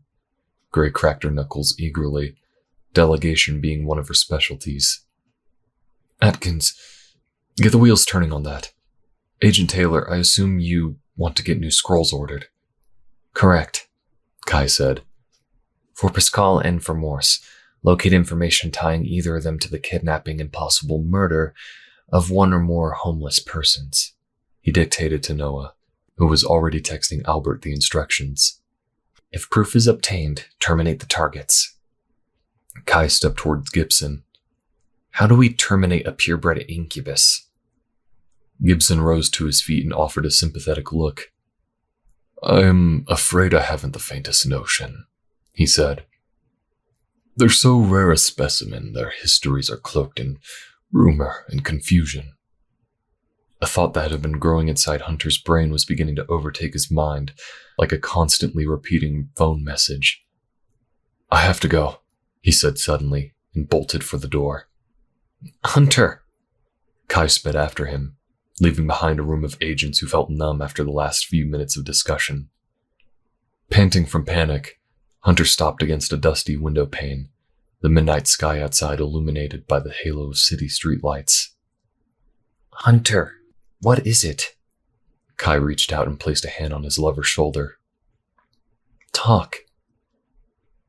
How did I come up with that idea so quickly? What? Why did I think of kidnapping the homeless first? It's so far-fetched, it's so bizarre, but it was the first thought that entered my mind. Hunter's lip quivered. Hun, I don't understand what you're asking, Kai said. And then to consider eating them. Eating people. Why were those the first things I thought of? Why does that seem like a logical place to go? Hunter, sweetheart, you're just trying to plot out a motive, Kai said. We're dealing with a supernatural force here. It's to be expected you'd have to think outside the box. It's not just that. Hunter gritted his teeth through his pink, blood-tinted tears. His eyes were turning bright blue, prompted by guilt. Gibson told me earlier, incubi have a predilection for sex. What? It's their basic need, Hunter said. Ever since I met him, ever since he first spoke to me, Kai, I felt drawn to him. Drawn to him? Kai repeating the words pierced into Hunter like stakes. Obviously, I'm a demon, Hunter said tearfully. I keep thinking of all the time Gibson's made passes at me, and whether he was serious or not, even though he's promised to stop. There's been a part of me that wishes he'd follow through so I could feel what? Lusted after, Hunter whispered. His eyes were blazing an icy blue. I feel evil even admitting it. Hun, I can't think about anything other than how I must have betrayed you. I've got to get out of here, Hunter said. I can't be here right now. Wait, please, Kai begged, stepping towards him. No! Hunter's scream echoed off the halls, shocking Kai backward a pace. I need out! With a burst of vampiric speed, Hunter blasted out a pair of double doors. A mere second later, a blur Kai knew to be Hunter's body flew past the window and out towards the city. Kai stood alone in the hallway, staring out the window. He wished Hunter had paused long enough to hear him out. Despite not being part demon, Kai knew exactly what Hunter was feeling. It was the same displaced feelings of being evil that caused Kai to go AWOL decades earlier. Chapter 8. Split Infinitives. For nearly a decade after the tragedy involving his farmhand lover, Kai, still known at the time as Caden, was the Order's prodigal son. It was a cyclical format. He would disappear for months, maybe even a year or more at a time. Then the Order would be faced with a dilemma they felt only Caden could solve. Choosing their best agent from the pool available, they'd assign them to track down and locate Caden, wherever in the world he had concealed himself, then convince him to break out of his depression long enough to help.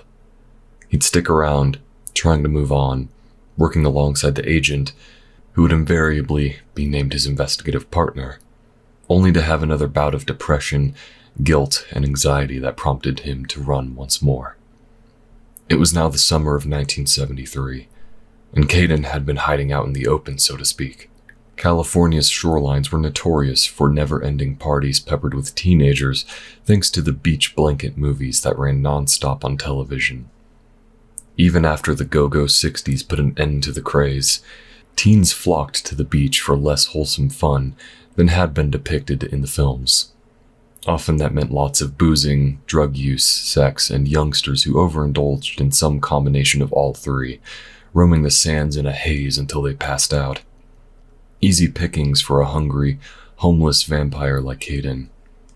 He could feed with little to no concern for the kids' welfare, with the exception of being careful of not killing them. He did go beyond what he needed to satiate himself, however, making them drowsy, and then let them sleep it off until dawn. By then, he'd be in the cave he'd discovered not far off from vacant, desolate Alcatraz prison. He blended in well, letting his hair grow long and crinkly, staying shirtless in the warm air, matching the dozens of bronzed surfers that filled the ocean. Every night he'd walk the shore, watching the handful of nighttime surfers choosing to ride the waves with nothing more than the moonlight and an occasional boardwalk lamp lighting the water. The waves would become hypnotic, and often Caden's mind would wander and travel back in time to the Texas farm and Benjamin Griffin. Poor, sweet Benjamin. He'd wanted to see the beach one day. And I took that chance away from him, Caden would think, and like a sudden rogue wave, the guilt and sorrow would hit him, and he'd feel himself drowning, unable to break free from the thought spiral, sinking into a greater depression. Often when these feelings hit, he would retreat back to his cave, spending several days crying himself dry until he'd need to feed once more. But on this night, he decided he needed to immerse himself in the living. He wanted to walk among the humans. He walked barefoot onto the boardwalk. On the boardwalk were a bevy of vendors selling sweet and savory treats to the throng of people enjoying the early July heat wave.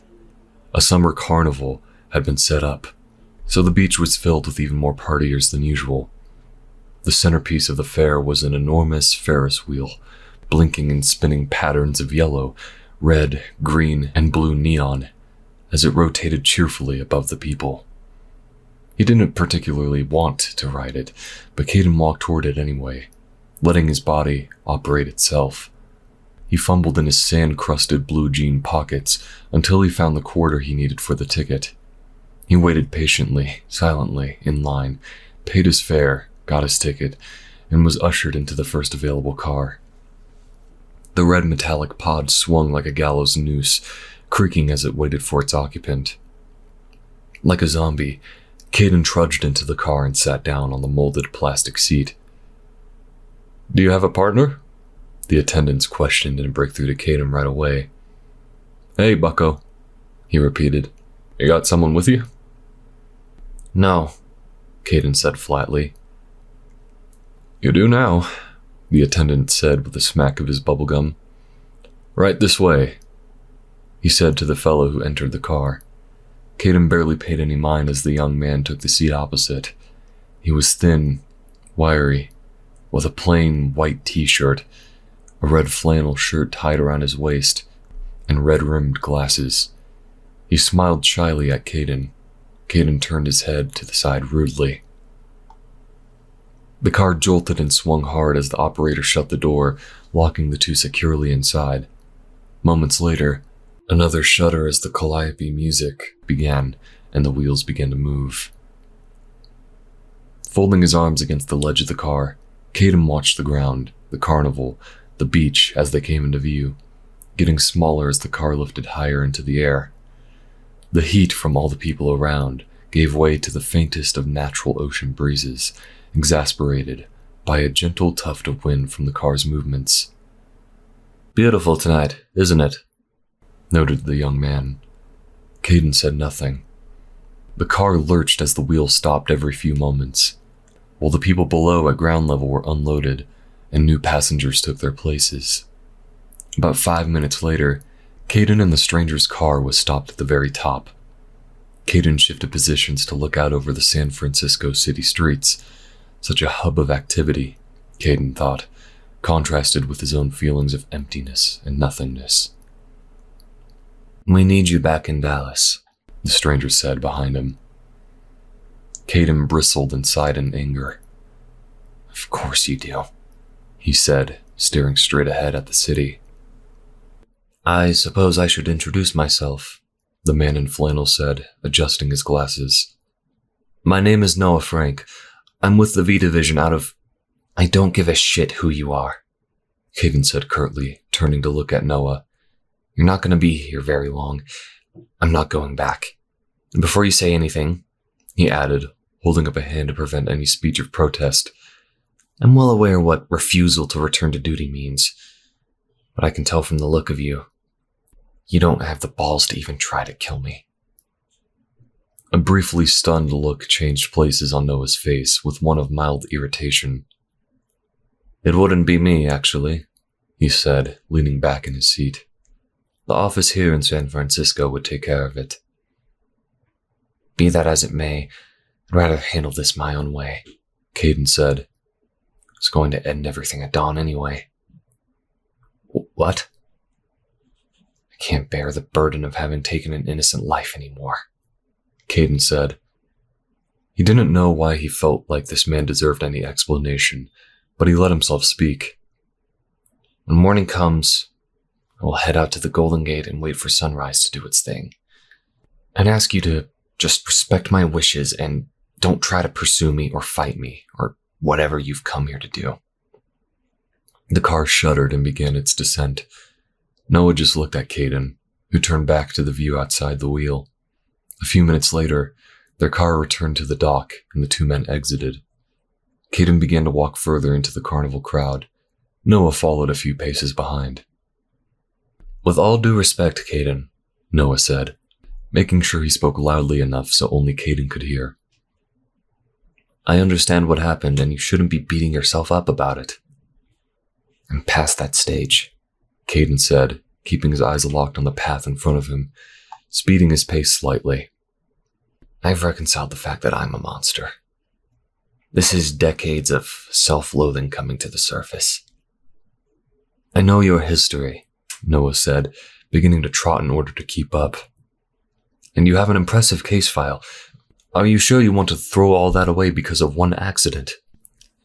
"What are you, a psychologist?" Caden stopped and spun on his heels, striking Noah in the chest with his palms before the other vampire had a chance to stop himself.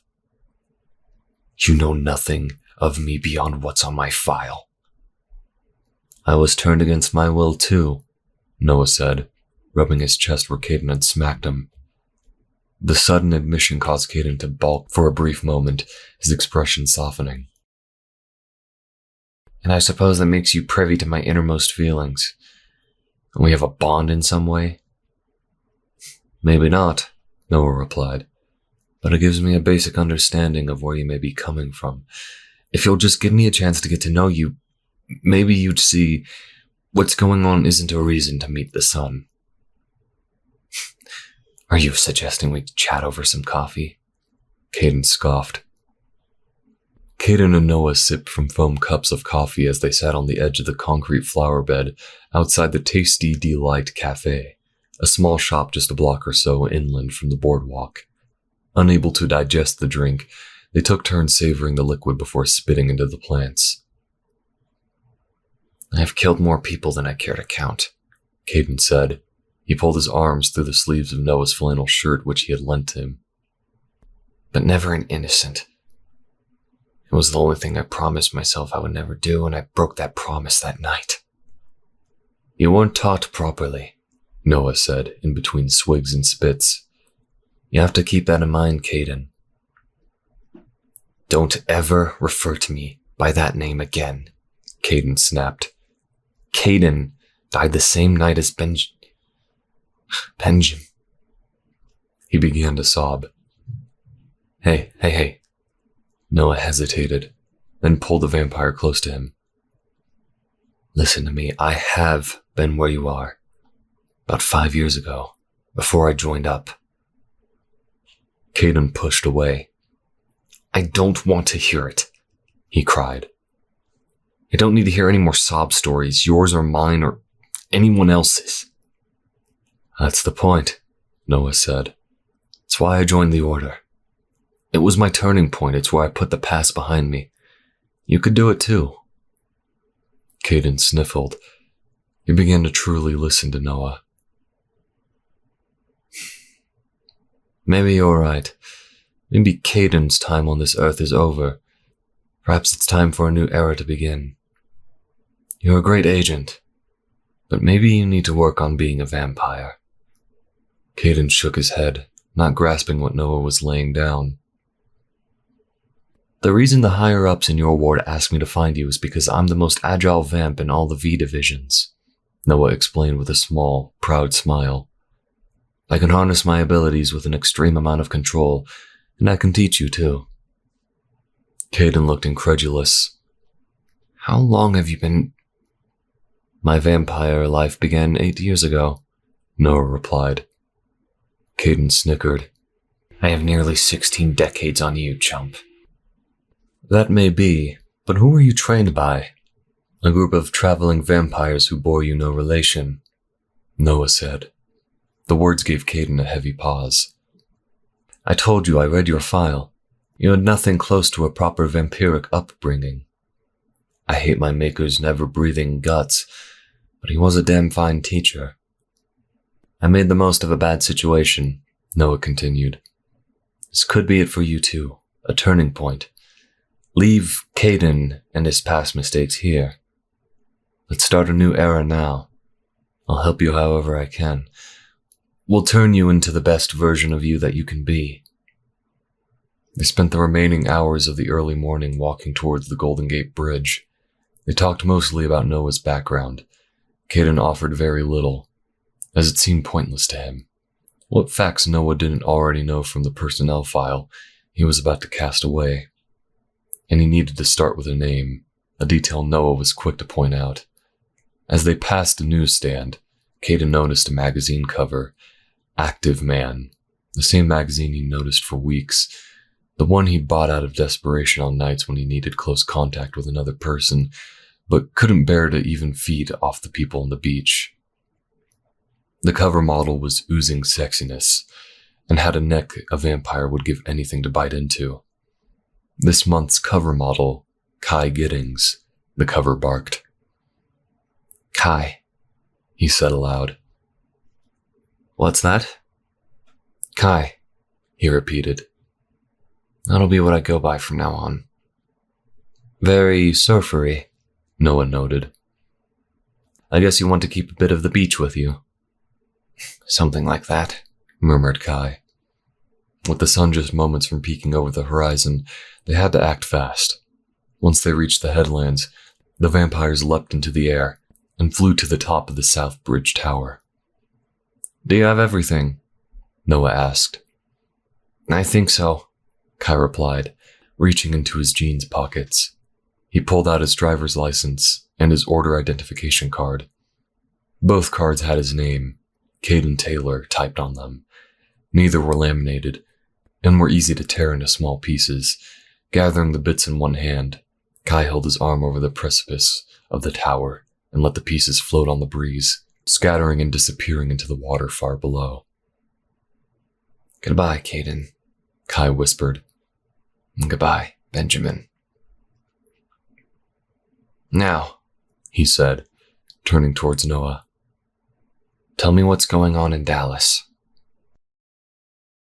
Some 50 years later, Kai found himself driving aimlessly through the streets of San Francisco, desperately wondering where Hunter could have gone, when he realized the same bridge was as likely a place as anywhere to look.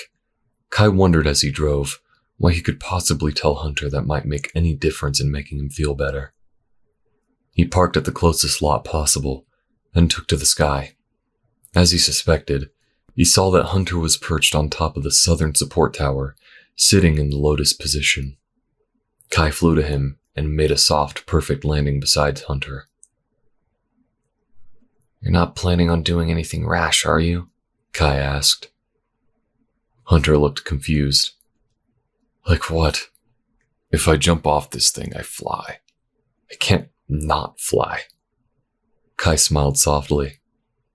Never mind, he said. Do you want to talk about it?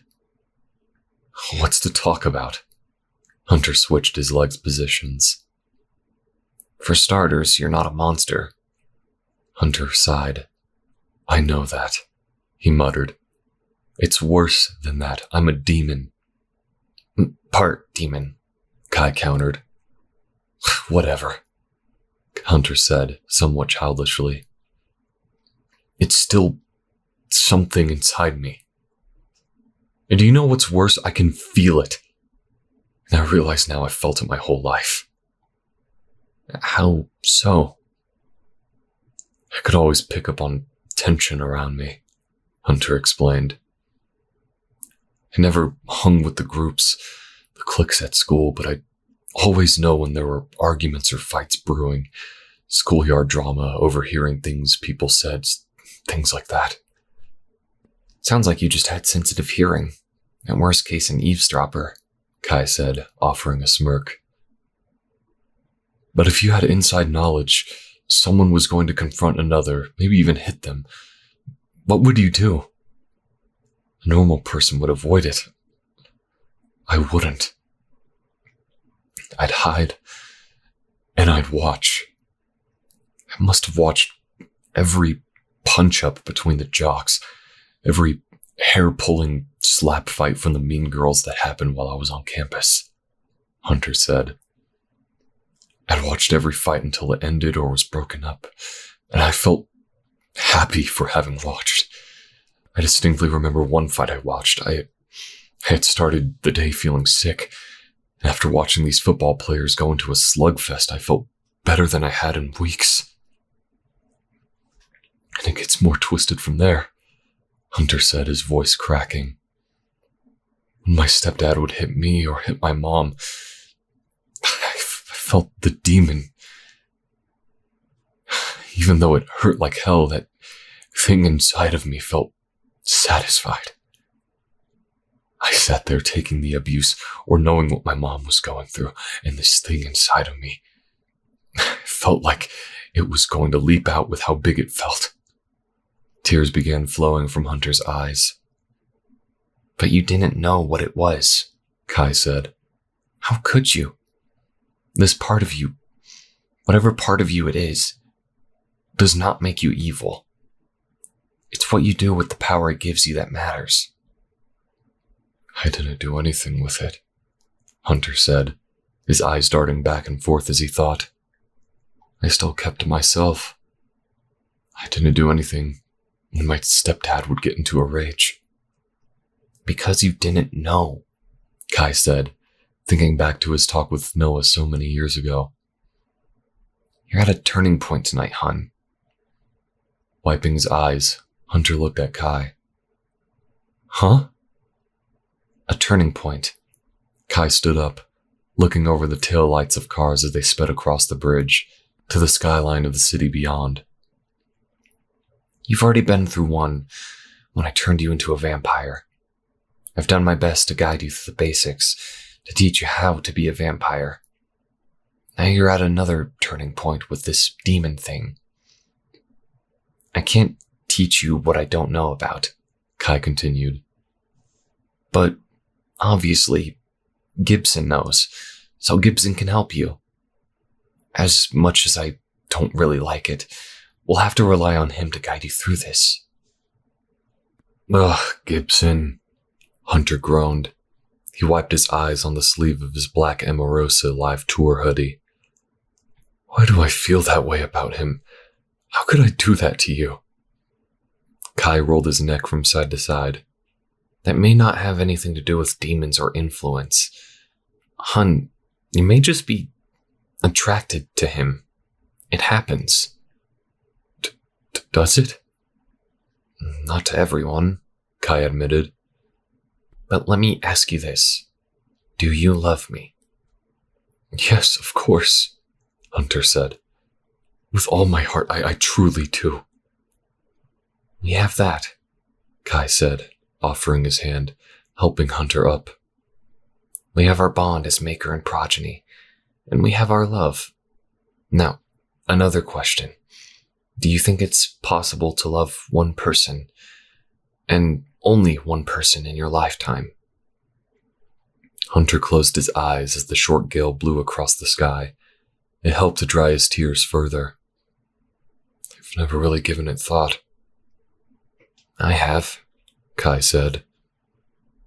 I spent a long time thinking the one person I loved and lost was the only person I could ever love. But then I met Noah. I fell in love with him. It wasn't the exact same love as the one I had for Griffin, but it was love all the same. There's a part of me that will never stop loving him, even though we're no longer together. And then I met you. And I love you. In different ways to the other two. We have the capacity to love many, but it's up to us to decide how and for how long we let that love play out. So, I'm here, Hunter Reeves, Kai said, pulling Hunter close. To love you for as long as you want me to love you. And you can love me for as long as you please. We have a long, long road ahead of us. And if at any point you feel you want to share what you have with someone else, just talk with me. We'll work it out. Together. I don't want to hurt you, Hunter protested. You haven't, and you're not. I promise you, Kai said, and he pulled Hunter into a long, loving kiss, while life on the streets of San Francisco continued beneath them. You told me you'd been researching surfer culture, when you really meant you chose your name off the cover of a porno magazine? Hunter teased as they walked down Market Street on the way back to the hotel. It wasn't porno, Kai said, hands in his pockets sheepishly. It was a men's interest quarterly. It said so on the cover. It just so happened to cover surfers. Nakedly. As they paused at the stoplights and past crosswalks, Hunter noticed, for the first time, the number of homeless people he could see sitting slumped against the buildings, sitting inside covered bus stops, and at street lamps. He realized how little attention he had paid when he approached them in the past. Spare a little? The voice of the man a few yards ahead of them could be heard clearly in the morning air, with so few people or cars on the streets to block the sound. Without missing a beat, Kai reached into his jacket pocket and pulled out a $5 bill, placed it into the white paper coffee cup the man was holding. The way his eyes lit up upon seeing the cash, Hunter noticed, defied the creases in his face and the sagging, tired brown skin around his neck.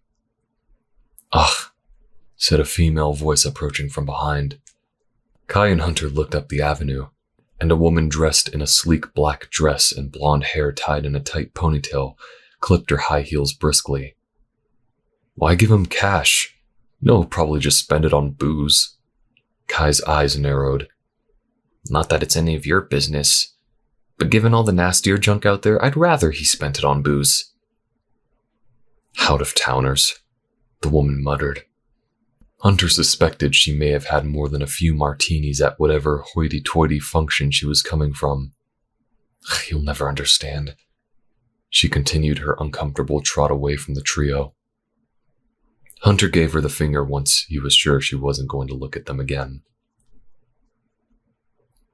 Kai looked at the man, who was still seated against the edifice of the building they stood at. He was bundled in a puffy, yet very worn silver jacket and navy blue wool sweatpants. Do you have a shelter you can go to? He asked the man. The man nodded. Yeah, I'll head that way before the fog rolls in, he said. His voice was gravelly, but not unpleasant. Hunter searched his jacket pocket and found a few wayward coins forgotten from long ago and added them to the cup. The man nodded in appreciation. What about food? Kai probed. Will you be able to get a hot meal at the shelter? Oh, probably. Not that I'll eat it. Why is that? Hunter asked. It's hipster shit. The man busted out with a hearty laugh as he spat the words out, which caused Kai and Hunter to laugh as well. You want to feed us oatmeal, the man said. Not this quinoa stuff they keep talking about. The meat they serve. I hear tell it's stuff all the hipster restaurants about here can't sell to the paying folk. Kai nodded. Well, I hope you'll take that $5 and get yourself a McGriddle or something, he said. With our hope that things get better for you, okay? He smiled. Hunter couldn't help but smile as well. He realized this was one of the many reasons why he was deeply in love with Kai. It took him no effort at all to reach into his pocket and give to a stranger who needed it. It made him want to do better right then and there, and in the future. Yeah, I certainly will. The man held his donation cup in the air as if giving a toast. God bless the two of y'all. And you as well, Hunter said, a warm and pleasant feeling filling his body as he and Kai continued towards the hotel. He took Kai's arm and hugged onto it as they went inside. Chapter 9. Rules of Attraction. The remaining hours of darkness were spent in a passionate embrace, with Hunter and Kai exploring each other in nearly every room of their suite. The inner demon had been craving sensual energy, and it certainly received it as the pair rolled across the living room furniture and fumbled their way into the bedroom. Being given permission to explore his feelings for Gibson, while still coming to terms with how the demonic part of his nature functioned was, in itself, feeding positive energy that made Hunter's skin bristle and his muscles feel empowered. They kissed. Hunter felt as if his chest were growing in broadness. They touched. Electricity coursed through his veins. Kai reached for and pawed at Hunter's rear end as they began to undress, and Hunter began to feel the bubbling, the churning sensation that meant the psychic link, purple aura and all, was about to engage. The last thing he consciously remembered was locking onto Kai's eyes before his field of vision became entirely blanketed in purple light. The electronic bleat of the hotel alarm clock made Hunter stir in a punch-drunk haze. Rubbing his eyes, which felt sore and overexerted, he reached for the clock. But his lack of initial depth perception caused his hand to smash against the side table. Cursing under his breath, he made another attempt at grabbing the clock. 8:45 p.m.? He smacked the button to shut off the alarm. I thought you could use some extra sleep. Kai's voice was like a beacon. Hunter stretched and nodded with a smile. Kai slid next to him with 2 mugs in his hands. Drink up. The bottled blood Kai always supplied was never Hunter's favorite, but he wasted no time in downing the contents of his mug in one long drink. Kai suppressed a chuckle. I am not surprised you're so ravenous. Yesterday was intense. Yeah, Hunter blushed. What exactly did we do? Kai bit his lower lip. You don't remember? Hunter shook his head. Just coming into the hotel room, really. Then it all kind of fizzled out. Kai clasped a hand around Hunter's. Hunter noticed Kai was blushing as he spoke. We had just about... No, it was the most intense session of lovemaking I've ever had. Squeezing Hunter's hand, Kai added, It took us both over. Hunter remembered his eyes had engaged with Kai's. In a brief moment of panic, he asked, What took over? What happened? There was a flicker of a grin as Kai recalled. At first I was frightened. Thought you were going to bring up a traumatic memory or something horrific. But instead... Kai's voice faded. Concerned, Hunter squeezed his hand again. Go on. It was just like the scene, Kai said, his voice soft, marveling in the recollection. The pictorial in the magazine I bought years and years ago. It's been ingrained in my mind since I last touched the pages. It was so erotic, so vivid. 2 surfers alone on a secluded beach. You and I, 2 strangers with long hair and tan bodies meeting for the first time and just converging on each other. Hunter could faintly recall the texture of white sand, a rocky outcrop off in the distance, maybe the sound of waves crashing. The sky is what I couldn't get over, Kai said. The tear in his eye trailed down to the corner of his mouth. The sky was clear as glass and so blue. I don't think I can recall. He choked up a bit. I don't think I can remember ever seeing that shade of blue in the sky before. Hunter knew exactly what Kai was talking about. He could see the very shade of blue taking over Kai's irises as he spoke. It caused Hunter to break through his haze. He could immediately remember the rest of the night's events. Every touch, every sense, every motion. And the sun, Hunter. By the gods, hon, I could feel the sun on my back. I never thought I would feel or see the sun again, but you brought it back to me in a way that didn't burn or hurt me. It dazzled when I looked up. Just how I remembered it so many years ago. I felt it. With a surge of emotion, Hunter kissed Kai several times on the lips, caressing a hand against his cheek. He stopped when he remembered one particular detail. Kai picked up on the question he was preparing to ask. I felt everything, Kai exclaimed in between kisses. Everything, Hunter. It was amazing. It was an amazing first time. Hunter blinked.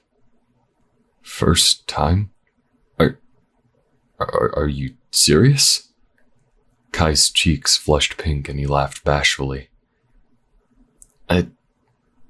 Yeah. In all my time, I've never let anyone... Hunter put a hand over his mouth in shock. They both dissolved in a fit of laughter peppered with small kisses and squeezes. A simultaneous ping and vibration from each of their phones put a swift end to their playful fun. They reached for their respective devices and examined their screens. Well, Kai sighed, tossing his phone atop the mattress. Back to reality. What struck Hunter about the conference room at the field office was how it looked virtually identical to the one he was used to in Texas, just on a smaller scale. A black marble-top table was the centerpiece of the room, commanding attention. A total of 10 leather office chairs spread around the table, 1 on either end, 4 on the sides. Apart from the 3 crystal vases, with a selection of summer flowers placed symmetrically, there was no other decor in the room, the opportunity stolen by the presence of television monitors adorning the span of each wall. The coterie piled into the room all at once. Kai, Hunter, Gibson, Saunders, Atkins, Gray, Dr. Ife, Mugen, Noah. Gray slipped through the throng and took her seat at one end of the table, opening up a black valise and unfolding papers. Everyone else filled the remaining seats, leaving the one at the other end of the table vacant. We're nowhere closer to recovering our informant or locating any more evidence, Gray said tersely. It's been 6 days, 7 nights now. The trail's gone cold. Why? Further intelligence showed that Pascal's lab wasn't at the site of Cosin Hall, but rather deep underneath it, Saunders said. There's an underground network of tunnels that span most of Treasure Island. We've sent teams through to sparse the tunnels as far as we can with a fine-toothed comb. But there's no trace they were ever there. Even that large tank we saw in the photo. Gray tapped her paperwork with the butt end of her silver Parker pen. There's no corridor in that building that would support a moving tank that large, to say nothing about getting one in there in the first place. Let's haul Pascal and... what's the name of that other one? Morse? Back in here then, Saunders said with an annoyed edge to his voice. Let's compel them to talk. No can do, said Gray. There's still no hard evidence connecting Morse with any disappearances, and as for Pascal, she said, with her own annoyance beginning to show, unless something has changed since her last questioning. That might be the case, interrupted Dr. Ife. She stood and began to distribute sheets of paper across the room. Everyone looked over the printout as she spoke. I ran a thorough assault of tests on the liquid in the jars of the hands found at her residence. The chemical analysis shows several compounds not normally found in everyday pharmaceuticals, one of which could theoretically keep the blood vessels in the hands viable in case of attempted reattachment. Just as Pascal claimed, Kai noted. However, Ife continued, the amount of that compound in relation to the amount of fluid in each jar will not be sufficient enough to support viability for prolonged periods. So to determine the true purpose, I ran a chemical makeup of the rest of the fluid. What you'll find on your readouts are the results. Sea salt, Hunter said aloud, scanning the paper. Kosher salt, vinegar, cane sugar, oil of black and white peppercorns. This sounds like a recipe for... Are you saying this fluid actually is pickle brine? A very basic bread and butter pickle brine, to be precise, Ife said. So we have human hands, Kai said, transformed with animal-like characteristics, soaking in jars of Clausen's in a doctor's kitchen fridge. Something nagged at the back of Hunter's consciousness, bringing him back to the previous night outside the hotel. Hipster shit, he said. What? The other voices at the table said in unison. Seated next to Kai, Hunter turned to him. Remember the man you gave the cash to last night? Yeah, of course. What was it he said about the food at the shelter? Hipster shit, right? Quinoa, other kinds of ancient grains, and something... About the meat, Hunter finished, a stone in the pit of his stomach forming. In his mind, he could see the theory developing with a macabre amount of vivid detail. Stuff restaurants can't sell. Or refused to. Kai caught on to Hunter's theory. He leaned over the table to catch Noah's eye. Get on to Albert, he instructed. Have him do a multimedia cross-reference search on exotic meats, San Francisco, and homeless shelters. Noah nodded and pulled out his phone. On it. Get me up to speed here, Gray said, her eyes darting around the room. Hunter, you have a theory? We met a homeless person last night who was complaining about the food they're serving at the nearby shelter, he explained. Not that it was cheap or bad quality, but that it was too hipster. Quinoa. Atkins rubbed his chin thoughtfully. The bistro near my place sells quinoa and fruit parfaits. $12 a glass, he said. Food prices here are insane, Mugen added. A box of tacos here costs nearly $30, I saw. I can get the same pack for about $10 less back at the Bell in Texas. Noah arched an eyebrow curiously. What are you doing buying Taco Bell anyway? Mugen laughed. I have the same sense memories the rest of you vamps do, he shrugged. Sometimes I have friends around to actually eat the food after I'm done smelling it. Focus, please, Gray said. You were saying, Hunter? Right. Hunter sighed as he saw the picture form into an imaginary movie in his mind. He described what he was thinking. What if the plan involved turning people into animals, or at least animal parts, that could be harvested and used as food? Hunter looked around the table. There were grimacing looks, not at him directly, but at the concept he proposed. Except for Gibson. Gibson had a trademarked, unsettling yet charming grin on his lips, partially masked by tented fingers as he stared at Hunter. Think about it, he continued. We were seeing gators, rabbits, maybe even a bison human hand among those jars. All animals that can be made into food for human consumption. Wasn't there also something that looked like bee-fuzz? Atkins asked. That does go against my theory a bit, Hunter admitted. Then he took a pause and said, Human honeybee honey-making? There were assorted gagging and groaning noises among the group. Noah's phone buzzed. Albert found something, he said. It's a local news report from Florida. Can I stream it to one of these screens? Gray nodded. They're all connected. Just pick one. Noah tapped his screen a few times. A picture came into focus on the large television behind the empty chair.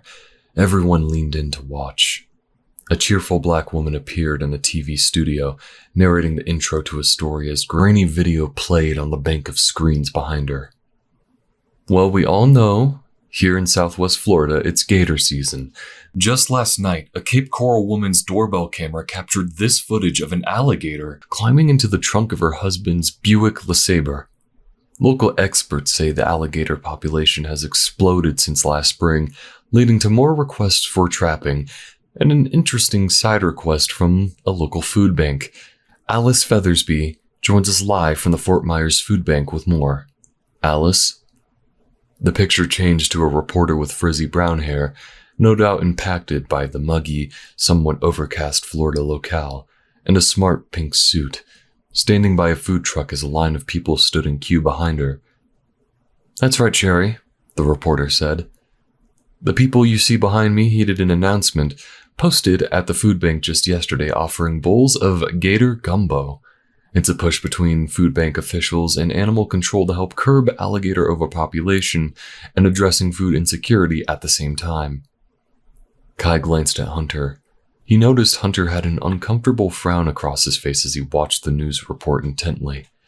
He also scanned the table and caught the sight of Gibson, watching Hunter with the same amount of intent. A soundbite filled the room as the reporter's story continued to play out. Alligator meat is a completely acceptable protein source, said a woman on the screen. A blue banner that rolled across the bottom of the screen identified her as Chelsea Morse, cleanup SWFL. We've asked the animal control agencies to humanely kill the gators and send the carcasses to our facility here. Our food scientists test the meat, grade it, and send it on to our partners to be cooked into meals the whole community can enjoy. The reporter popped back into frame. Coming up tonight at 6, we'll talk more with Chelsea Moore about her passion for environmentalism and addressing home and food insecurity. Sherry, back to you. Noah hit pause on the video. That newscast was from about 10 months ago. 2 months and change before our Morse appeared in San Francisco, he stated. One question. We all saw that was a woman in the video, yes? Everyone nodded. All right, just wanted to satisfy myself, Noah said. Just a reminder that the current scrolls for Pascal and Morse are still in effect, Kai said. If proof that Hunter's theory comes to light, and it connects either of them to something nefarious, we terminate. Whatever proof we're going to find has to be somewhere on Treasure Island, Saunders said. What are we going to do about that? We're going to need to devise an assault plan for the tunnels underneath the island, Kai said. Gray, with your okay, I'd like to propose a team of 6. Hunter and myself, you and perhaps Saunders, and Atkins and Mugen. Granted, Gray said, not missing a beat. I think you'll need my assistance, Gibson said, finally breaking his vigil of watching Hunter. Why's that? Kai's reply was dismissive and icy. If there is any lingering demonic presence in that place, I'll be the one to detect it, Gibson replied. His voice did not indicate any deference to Kai's position nor his agitation, which irritated Kai further. Gibson's right, Hunter said, not unaware of Kai's mood. He's going to be our easiest link. Fine, Kai growled. I guess that makes us a trio. Settled, Gray said crisply. Kai, let's go up to my office and work on the mission brief. That's break, everyone. As the group rose from their chairs, Kai turned to whisper in Hunter's ear. Are you absolutely sure? Hunter closed his eyes slowly and nodded. Wordlessly, Kai put a hand on Hunter's shoulder, squeezed it softly, then walked across the room to exit, alongside Gray and the rest, leaving Hunter alone with Gibson, who had gone back to smirking and tenting his hands. You've recently had sex, Gibson said gleefully. Throwing his hands in the air, Hunter twisted his face in an expression of abandoned frustration. How is that any of your business? Your energy has completely changed, young one. Gibson leaned back a bit in his seat, the contact of his head against the leather causing an awkward squeak. Yeah, well, Kai and I had what you might call a breakthrough last night, Hunter said. Rather than feel embarrassed, and resisting the urge to deny anything, Hunter tapped into his innermost feelings. They told him there was no need to be closed off. He let that feeling be his guide. Really? Leaning forward again, Gibson put his nose in the air. He seemed to be smelling something. Do you mean in terms of your new abilities, or something else? Hunter sat back in his seat. There were 2 chairs between him and Gibson. He pondered the question before responding. Both, actually.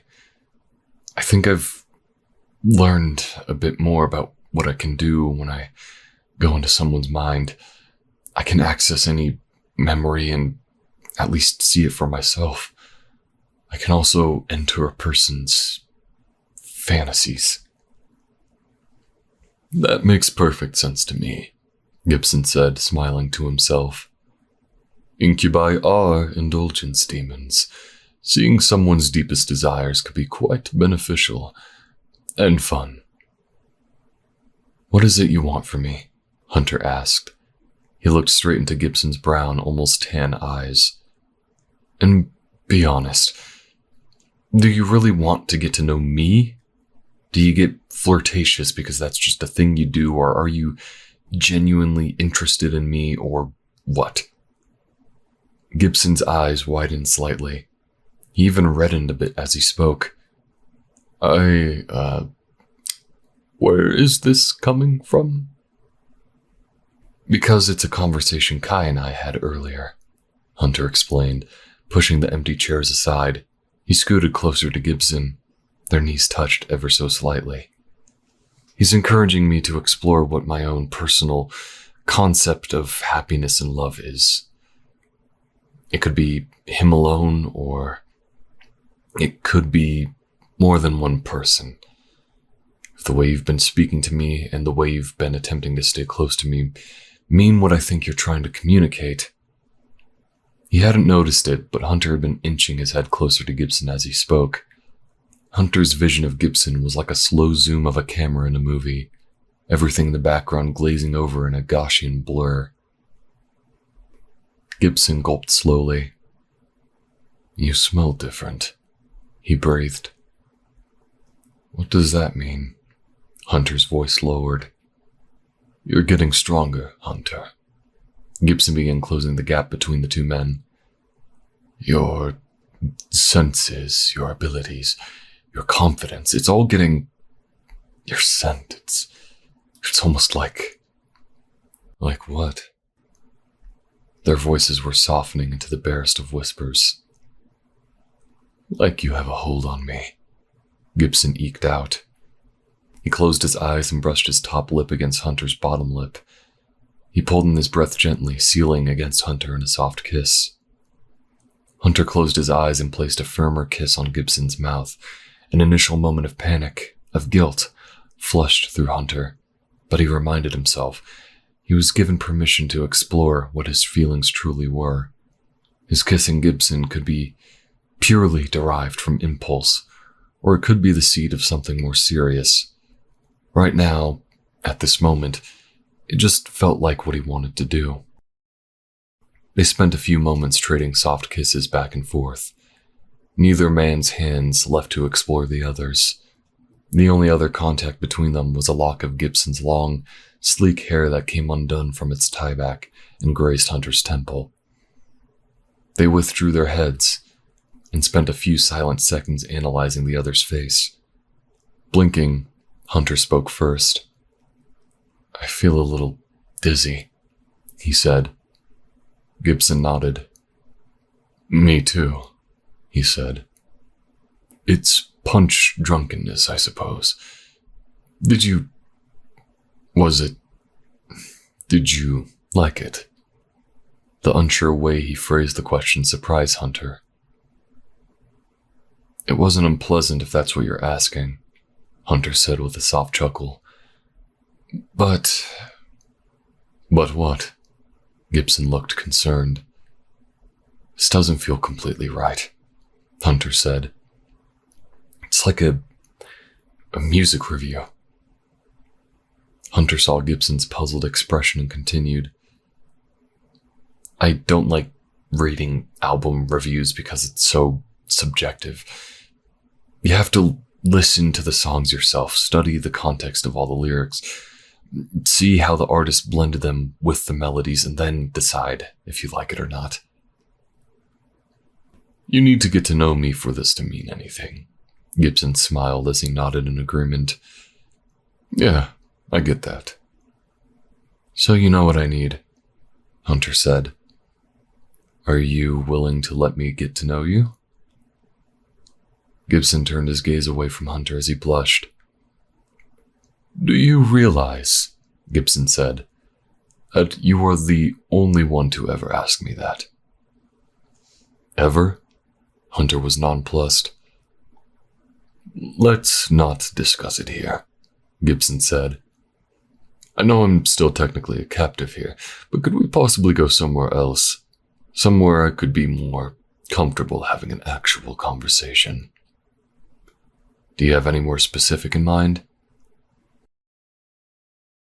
Amazing Gracie's hookah lounge was filled with exotic aromas, the music low and relaxing, and the atmosphere cozy and inviting. They settled into a private corner booth at the far end of the store, where they could look out at the rest of the customers and the lights of the Embarcadero while talking. I first tried hookah in college, Hunter remembered as he sipped from his hose. It was a nice diversion from studying. I never inhaled anything, though. It was always about the taste for me. Gibson tilted his head vertically and exhaled, a volcano-like tower of smoke launching to the ceiling tiles. You never get the full effect of the shisha that way, he observed. Hunter shrugged. I guess I was scared off from the first time I tried. He lowered his voice. Pot. Amused, Gibson matched his voice to Hunter's tone. We're adults here. You don't have to whisper. Taking another pull from the hose, Hunter laughed. I suppose you're right. Anyway, I found out the hard way pot never relaxed me like it does with most people. I went straight to paranoia and freaking out. Gibson took the tiny tongs hanging from the edge of the hookah lip and scraped the coals of ash. I understand marijuana affects humans differently. Tobacco and nicotine too. And at any rate, as vampires, there's no narcotic or toxic effect on our organs, so it makes no difference whether you inhale it or not. I do, but only because that's how I learned it in Turkey. Impressive, Hunter said. How long ago was that? Gibson looked up at the curling smoke curtain on the ceiling. Oh, I'd say about 700 years now. Hunter sputtered a cloud of cherry cola-scented smoke across the table at Gibson. 700? How old are you? Close to 1,100, Gibson said, letting the figure roll off his tongue easily. There's a few more decades in there, I'm sure, but I just round down to make myself seem younger. Not knowing how to respond to that, Hunter just chewed on the edge of his hose's mouthpiece. Gibson chuckled. I hope you don't have daddy issues, he said. Ew, don't, Hunter said. I don't have an age problem or anything, but just don't say that. Fair enough, Gibson replied. They spent about an hour trading stories.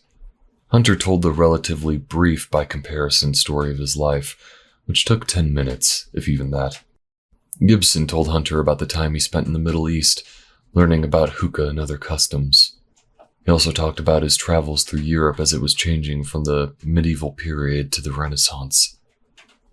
But, Hunter said, how did you get mixed up with the crown? Gibson sighed and shook his head. It's a long story, but basically I was working as a mercenary for the vampires of Constantinople when their ruler decided to ally with the crown. I was sent as an emissary to negotiate the deal, and in return for my services I was offered a position in the crown's forces. It seemed like the best option at the time, so I accepted. He shrugged apologetically. I was a seer, Hunter. I just wanted to see what people did. I've been a watcher for hundreds and hundreds of years. Maybe it's about time I became a doer. A barman approached, inquiring if the pair wanted a recharge of their hookah. As they pored over the menu card once again, Hunter moved from his overstuffed chair to the love seat Gibson was perched on, sitting purposefully closer. Hunter asked, "What do I smell like to you? And is it on this menu?" Gibson, holding the card, gazed softly at Hunter and pointed to 3 flavored shishas printed on the menu, which Hunter read aloud. Tahitian vanilla, orange ginger zest, and mint. "Could we get a blend of those?" Hunter asked the barman, who dutifully nodded and took the hookah to be changed out. The mint," Gibson stammered as he reached and gently took hold of Hunter's hand. "It could easily overpower the other 2, but in the right proportion, it can provide quite a nice sensation. On you, as a scent, all 3 are there in perfect harmony." The softness of Gibson's skin provided its own pleasurable sensation that started in Hunter's palm and radiated throughout his body. The demon, or the now ever-present feeling within his core Hunter now personified as the demon part of his being, began to demand more of that sensation. He gripped Gibson's hand and kissed the top of a knuckle as Hunter asked, "May I touch your hair?" Gibson smiled bashfully, his eyelids sinking a bit as he undid the tie of his ponytail, letting his long black mane tumble over his right shoulder. Hunter elongated 2 fingers from his left hand and ran them against Gibson's scalp, then through the soft hair that traveled down past the elbow. Hunter developed the mental picture of being blanketed in a thin and silken robe as he touched, the fibers setting off fireworks within the ridges of his fingertips. As they pressed their mouths together to kiss, Hunter kept reminding himself, "This isn't love. You're just expressing mutual attraction. That's all this is, so far." They stayed until 3 a.m., closing time. As they exited the lounge, Hunter thought he recognized something. An eye. Someone nearby had an eye that triggered a recollection. But who? Where? From what? He scanned the 7 or 8 patrons remaining in the building, but no one stuck out to him. Arm in arm, Gibson and Hunter walked slowly down the block, almost vibrating from mutual feelings of excitement, understanding, and attraction. "So," Hunter began, trying not to be overly flirtatious, "do I taste as good as I smell?" Gibson snickered. "Are you talking about the tobacco or about yourself?"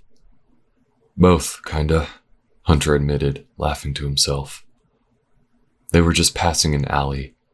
Gibson smoothly wrapped himself around Hunter, whirling them behind the building and pressing Hunter against the wall, and kissing him deeply.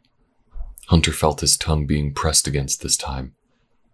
Gibson broke the kiss and had a thoughtful, yet playful expression on his face. "Nothing truly compares to you," he said paradoxically. They moved in to kiss again, but a sudden sound of metal impacting the brick wall made them both jerk their heads into the darkness of the alley just behind them. Hunter looked down at the ground. Between their feet lay a jagged piece of metal, ring-shaped, with 5 serrated points reaching out like rays of the sun. A throwing star. Chapter 10. Pathways. A second throwing star whooshed towards Hunter and Gibson with breakneck speed. Though Hunter could see it approach and had a split second to react, he hesitated and winced in anticipation of the weapon's slicing blow. Gibson's right hand shot forward, caught the object with about a centimeter or 2 to spare, and in a rapid reaction, whipped it back in the direction it came from, then caught a third throwing star before it made impact. A man's choked cry could be heard from the far end of the alley, followed by a heavy thud. Hunter and Gibson exchanged glances before sprinting down the alley to examine the scene. Collapsed in a heap against the dead end of the alley was a figure in all black, head concealed in a thick black woolen ski mask, the lip of which was pinned firmly into the neck By the throwing star Gibson had returned so swiftly. "Is he dead?" Gibson asked. Hunter felt for a pulse. "No, but he's close. His blood soaking through the ski mask. I'm certain you sliced through his carotid." As soon as he had said the words and smelled the exposed blood, his fangs exposed and descended. The sight of that caused the same to happen with Gibson. "Shall we finish it?" There was an uncharacteristic anger and hardness in Gibson's question. Hunter held up a hand. "No, the order's procedures are very clear about this."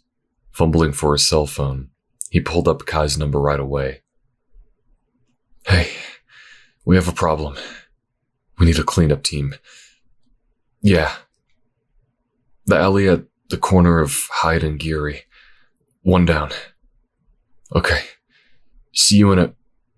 With a downward thrust of air, like a rocket landing vertically on a pad, Kai set both feet in the alley, a few feet behind Gibson.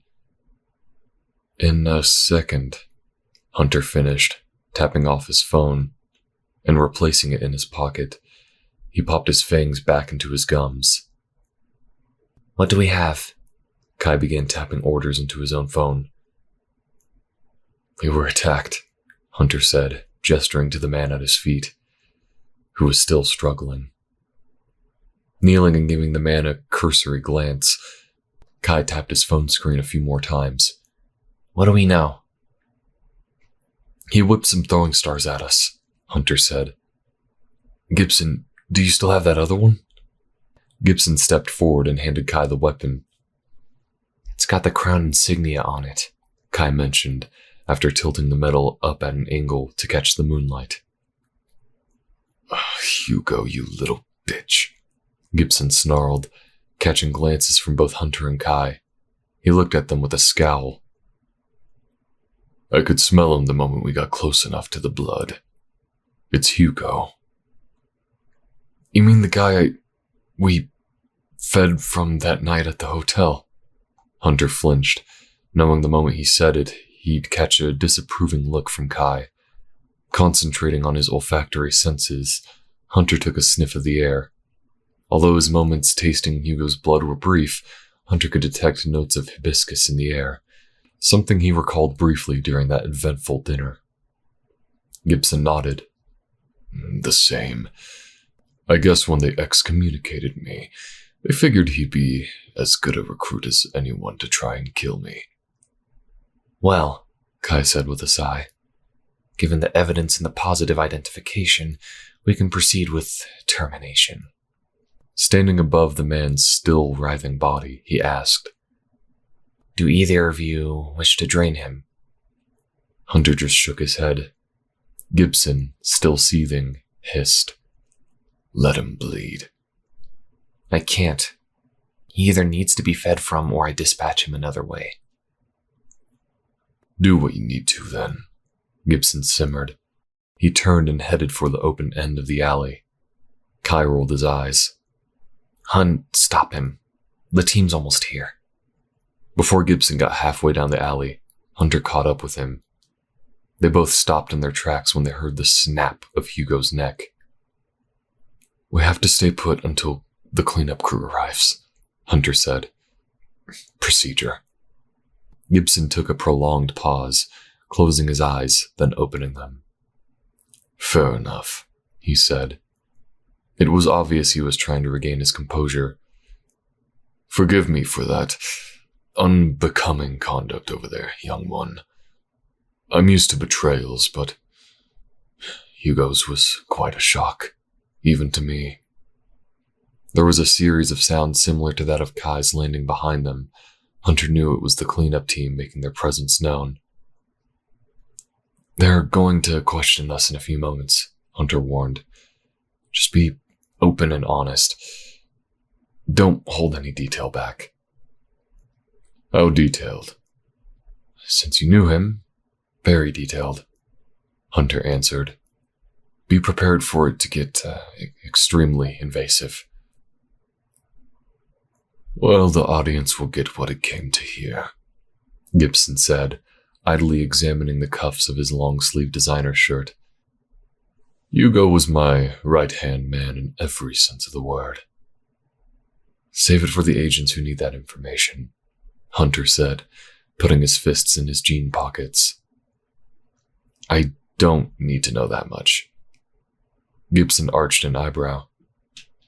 You don't?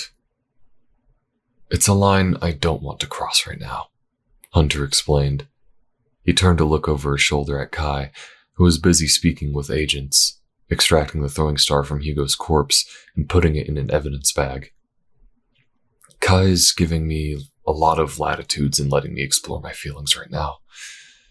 I feel like when it comes to sexual matters, I owe it to him to keep that side of things as something just for him. Does that make sense? Gibson nodded slowly. It does. It's rather why I acted how I did over Hugo. Hunter turned back to face Gibson and cocked his head. Are you telling me you and he really were... We were having an intimate relationship, Gibson replied. It was more than blood and sex. At least, I thought it was. Even I'm amazed at how quickly we went from that to him lobbing shurikens at me.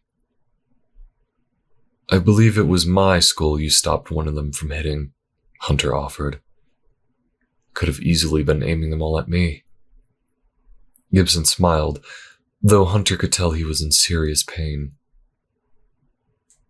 Now you know how unlikely that is, he said. Those orders to kill us on sight, I believe those are called burn notices, if I know my cable television correctly. Those are for the three of us, you, me, and Kai. And whoever's giving the orders over there wouldn't have them aim at only one of us. They tried to train Hugo to assassinate us.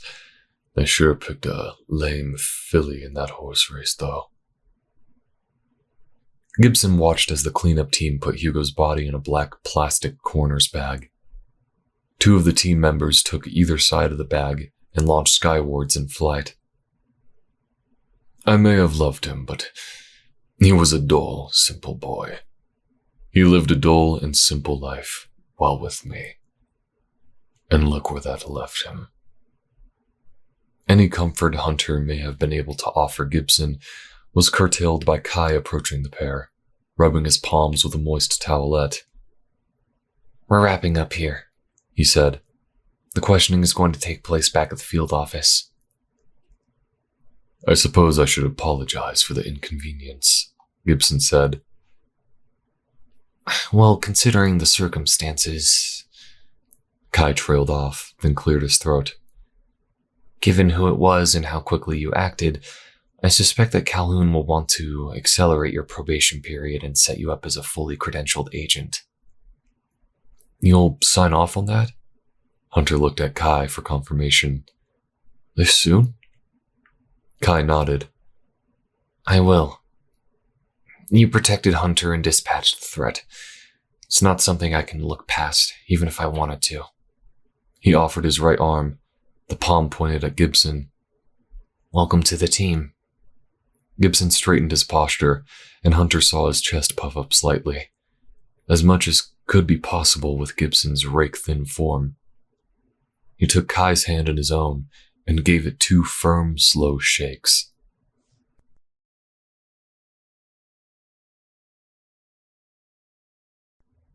There will be no gallivanting around the district, I can say that much, Gray exclaimed.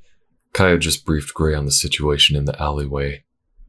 Her office was much smaller than Hunter had expected, even factoring in the size of the field bureau. There was barely room for 2 people, much less 4. Kai and Gibson stood with their backs flush to the wall. Hunter sat with his knees pressed into Gray's desk, which was stacked to an overflow point with open books, folders, and empty fast food containers. We're at a critical point in this case, Gray continued. If you're not here at the field office, you're in your hotel rooms awaiting instructions. Am I understood? Kai and Hunter both nodded. Gibson murmured a, "Yes, ma'am," like an admonished child in the principal's office. We've had no luck tracing a residence for this Morse character, Gray said, picking up an empty Chinese food container and trashing it, sweeping dried white rice off the folder that sat underneath. Dr. Pascal has not returned to her condo since we were there last. They may have fled the area altogether. Kai ran his fingers through his hair, the frustration in his voice palpable. It's like he vanished into thin air, he said. Gibson uncrossed his arms and sighed.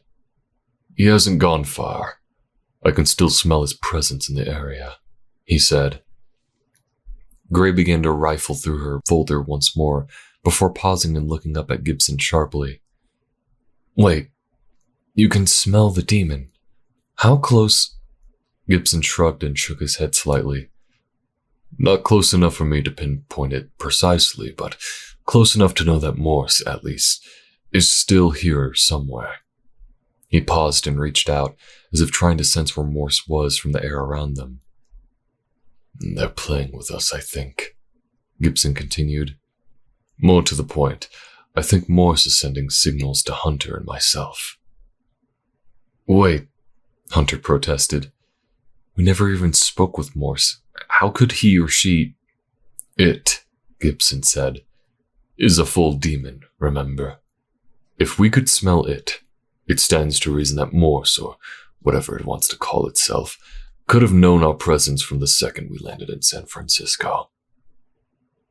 What does that mean, then? Gray tapped impatiently on her pile of papers with a pen. Will we be forced to eliminate it? Gibson shook his head ruefully. Realistically, I don't think you can kill it. You can only hope to contain it. And if we can capture or get rid of Pascal in the operation she's running, so much the better. Why's that? Demons don't like putting forth much effort, Gibson explained with a frivolous toss of his untied hair. That's why we influence others to do whatever it is they want to do. If Pascal is out of the picture, and there's no one else to take over the operation of kidnapping people, inoculating them, processing them, etc., the demon will simply get bored and move on to glom onto somebody and somewhere else. It's only getting so big and powerful here because of the chaos that's building up, he continued. Hunter watched as Gibson spoke, pacing the 2 or 3 steps each way it took to get from one end of the cramped office to the other. He got the notion that Gibson enjoyed being able to expound his knowledge of demonology. Between the disappearing people and the covert food production we assume to be going on, having that information getting out will cause quite the furor. A tugging sensation developed in Hunter's stomach, causing an instinctual thought that prompted him to ask, could that be its next move? Could what be its next move? Kai was the one to ask. Leaking the truth about Pascal's experiments and the hands and all that stuff. Hunter said, if Morse wants to cause chaos and feed off that energy, a mass panic about some insane doctor making food out of the indigent sounds like the best way to do it. There will be rioting, I'm sure. There may even be a mob wanting to tear Pascal to pieces if they find out. And the demon wouldn't think twice about betraying Pascal to experience all the energy that would exude, Gibson said. May I ask, Kai said, looking Gibson directly in the eyes, are demons predisposed to certain kinds of energy? By and large, no, Gibson said, running fingers absently through his hair, then searching for a tie as he spoke. It's sort of like the title of that one Broadway song, Any Dream Will Do. Just like vampires have their own preferences for blood type, demons can feed on whatever energy is available, but they have preferences too. He found the tie and began putting his hair back in a ponytail as he continued his explanation. There's a vice for every demon, but your quote, 7 deadly sins are the most common. Wrath demons are connected to war. Greed demons are the most plentiful. You'll find at least one in every financial district in the world. American sloth demons get their biggest jollies on Super Bowl Sunday, though for most Europeans, the equivalent tends to be the week leading up to the Eurovision Song Contest final.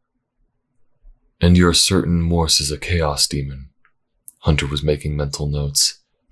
Almost certain, Gibson replied.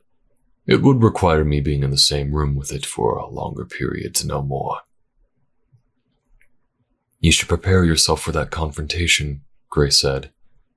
We need to nail down a plan of attack to close out this mission, and that's going to require another interrogation of our targets. If it also requires locating and finding out what happened to the missing homeless people, Hunter said, then I think I know a contact in that community who can help us out with descriptions, names, and that kind of thing. Kai's eyes lit up as he realized who Hunter meant. I can't believe I hadn't thought of that. It's a fine idea. I'm sure I could find him tonight if I set off now, Hunter offered, looking at Gray for permission, which a nod of her head confirmed. You do that, she said, then go straight back to the hotel. You can brief me on what you learn tomorrow night, and we can finalize your role in the mission. Hunter nodded and turned for the door. Heading down the hall, he could hear Kai in a hushed voice, asking Gibson, Can I buy you a blood? I need to talk with you about... Kai's voice trailed off, but a prickling sensation on the back of Hunter's neck made him assume his name was the intended end of that sentence. Warm egg, please, Kai asked later at the commissary counter. AB positive, Gibson said. Hot with a twist. He added, to the confusion of the attendant behind the counter. Joke, he said, to no reply. They waited to receive their cups, then Kai led Gibson to a nearby table. Coincidentally, Gibson mentally noted, the very same one he and Hunter had their chat at several nights earlier. I'm not going to deny you have a strong bond developing with Hunter, Kai said. I'm not going to deny that I don't like it either. But whatever is going to develop between you two, I'm not going to stand in the way of it. That's quite gentlemanly of you, Gibson noted, taking a long drink from his cup. Ugh, he said. It very nearly curdled it. You do realize, though, Kai continued, his eyes fixed on his own cup, contemplating it like an unanswered question. If you do anything to hurt him, physically, emotionally, anything, that's it for you. He may be 10 times older than me, but I will end you. Setting the cup on the table and watching Kai take a sip from his own, Gibson smiled softly and replied, I know the convoluted rules of this organization won't allow you to do that, but I take your threat in the manner in which it is intended. Gibson ran a fingertip along the edge of his foam cup. We both see his potential. I'm sure that's what draws us both to him. Gritting his teeth, Kai said, Yes, well, that's the other thing I wanted to ask you. Since you know so much about the subject... Yes? Do you know what kind of demon Hunter is? Kai's facial expressions revealed a genuine concern and an underlying fear about what kind of answer he would get. If there are any types of people or types of situations we need to keep him away from. Gibson clued into what Kai was getting at. The protector, he said. He took a deep breath, just to let the air expand his chest for a bit, more for emphasis than for actual necessity. He's just breaking out, you understand. Like any new babe, he's yet to really develop his tastes. Kai nodded, finishing his cup. If I had to hazard a guess, Gibson continued, he seems to have a strong taste for lust, based on our recent interactions. The words made Kai glower. You're asking for my opinion, Gibson reminded him, which made Kai's face untwist.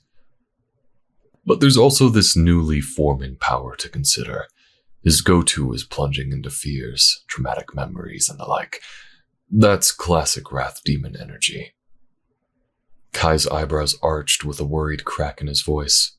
He repeated, Wrath? Gibson's own features softened. He knew how truly Kai loved Hunter, and though he wanted to acknowledge it aloud, Gibson wouldn't be able to stop himself from adding that he was thinking he might as well. So instead, he continued by explaining, "It isn't something to worry yourself with, Kai. Hunter's already chosen his side. No matter how strong his powers get, he's using them for the benefit of this place, isn't he? To work with the greater good. If he ever inflicted true wrath, it would be used on the baddies of this world, not the innocents." Have you ever seen a true wrath? Gibson frowned, and for the first time, Kai felt a grain of concern when he saw the sadness on his face. True wrath? No. But we all came damn close to seeing it one clear blue day in New York about 20-some-odd years ago. The attack, the events that followed, that was all because some lunatic had the ear and guidance of a wrath demon. That was just a fraction of what the demon could have unleashed under its own power. Sobered by the imagery, Kai just sat and nodded. So if we know we have Hunter on our side, I shouldn't worry. You should always worry, Gibson said, picking off pieces of the foam cup's lid and dropping them inside. Left alone and unchecked, a demon, no matter how well disciplined, could lapse into truly destructive behavior that impacts many. I realize that's been my own folly, what led me down the path I had taken before Hunter, he added, nearly under his breath. The double meaning clicked inside Kai's head. He can't afford to be alone, and he needs a kind of support I can't give him myself. It's why Hunter may need both of us, Kai murmured. If either of them were aware that Hunter was near the entrance of the commissary, listening to their conversation, they didn't show it. Sobered and shaken by the sudden turn in their conversation, Hunter took their words and silently absconded to the exit. Chapter 11. Rough and Tumble.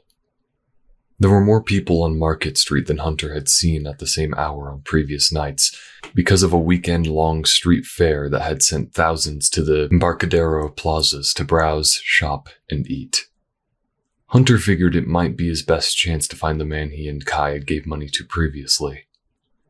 After a few minutes of zigzagging through corridors and alleys created by tents, tables, and collapsible displays, Hunter finally spotted the man, seated in front of the locked doors of a bank. Hunter could see that the man was wearing the same clothes. Heavy sweatshirt, a light jacket, scuffed jeans, and all markedly more dirty than just a day or so before. As he made his way across the plaza, Hunter picked up on the slightest of vibrations underneath his soles, which he chalked up to the milling throngs of people winding up and down the square. There was also a band packing up their equipment and vacating a stage that had been set up for them. Approaching the bank, he gave a small but friendly wave towards the man. "Hello again," he said. Surprised, the man smiled at Hunter. "Well, hey there," he said. "Fancy meeting you again." "Believe it or not, I was hoping to run into you," Hunter said, looking from side to side. Hunter noticed that there were notably fewer people on their side of the square, and assumed it was likely due to the public's instincts to steer clear of anyone who looked like they were in any degree less fortunate. "Could we talk for a bit?"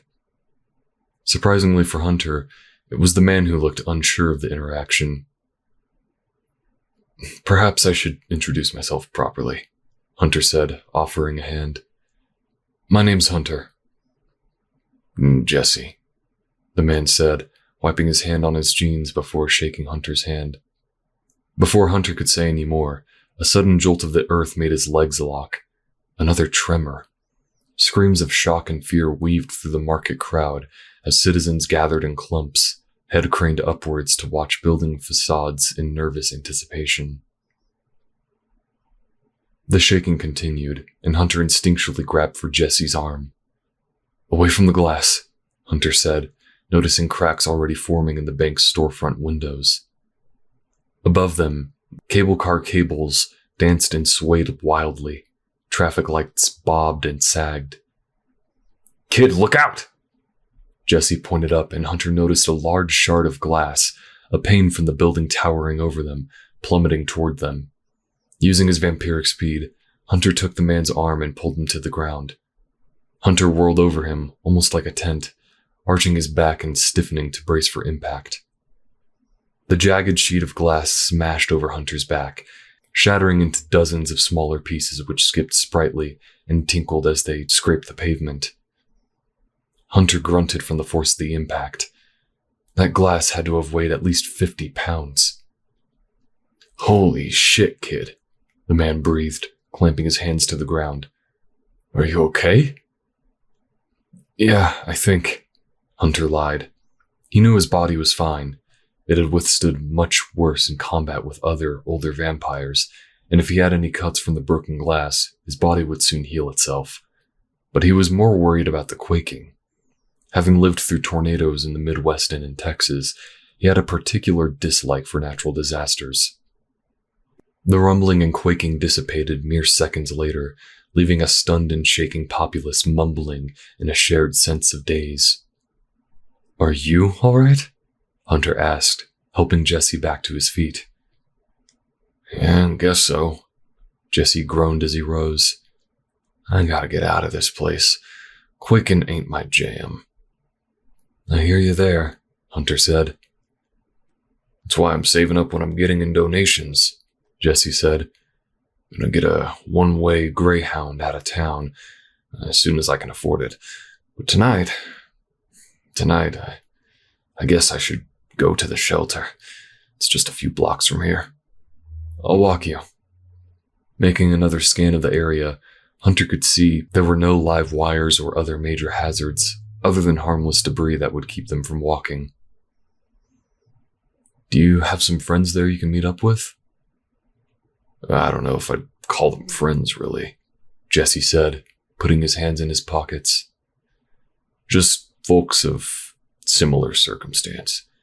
And there aren't that many of them, especially not lately." "How do you mean?" "The circle I run with, it's kind of thinned out a bit," Jesse said. "There were about 10 of us when I started hanging around them. Now we're down by about 5. Hunter's eyebrows rose. "What happened to the other 5? He asked. Jesse shrugged and shook his head sadly. "Nobody knows, really," he said. "We heard rumors they were getting sly with some folks they shouldn't have been messing with. Mafia guys, some said. But I don't believe that. Anyway, one day they're here. Next thing you know, poof. They were gone without a trace. Nobody has seen or heard from them since. It's like their souls just vanished into thin air." Hunter shivered at the thought of Jesse's companions being taken away by forces unknown and felt a deep sense of dread for those who had disappeared. He wanted to find out more, but knew Jesse wouldn't be able to help him much further. He did, however, get basic descriptions for each of Jesse's missing friends. 7 blocks of further walking led them to the shelter Jesse had mentioned. It appeared to, at one time, be a small grocery store hastily converted to house about 40 cots and a small back-of-house kitchen. "I don't normally like being here," Jesse said. "But in case the quakes start up again, this is as good a place as any to be." Jesse opened the door, and as the air rushed past Hunter's face, he nearly gagged as the scent of brine overwhelmed his senses. Brine that smelled exactly like the concoction in Pascal's jars. There was also the unmistakable smell of cooked meat in the air. I thought they might be making something," Jesse said, acknowledging the upset look on Hunter's face. "Duck cutlets, if I had to make my guess. I don't blame you. I'm not much for anything besides your standard chicken meat." Hunter could see a group of people standing at the kitchen area, standing with paper plates, chewing and pulling on some form of meat that had just been served to them.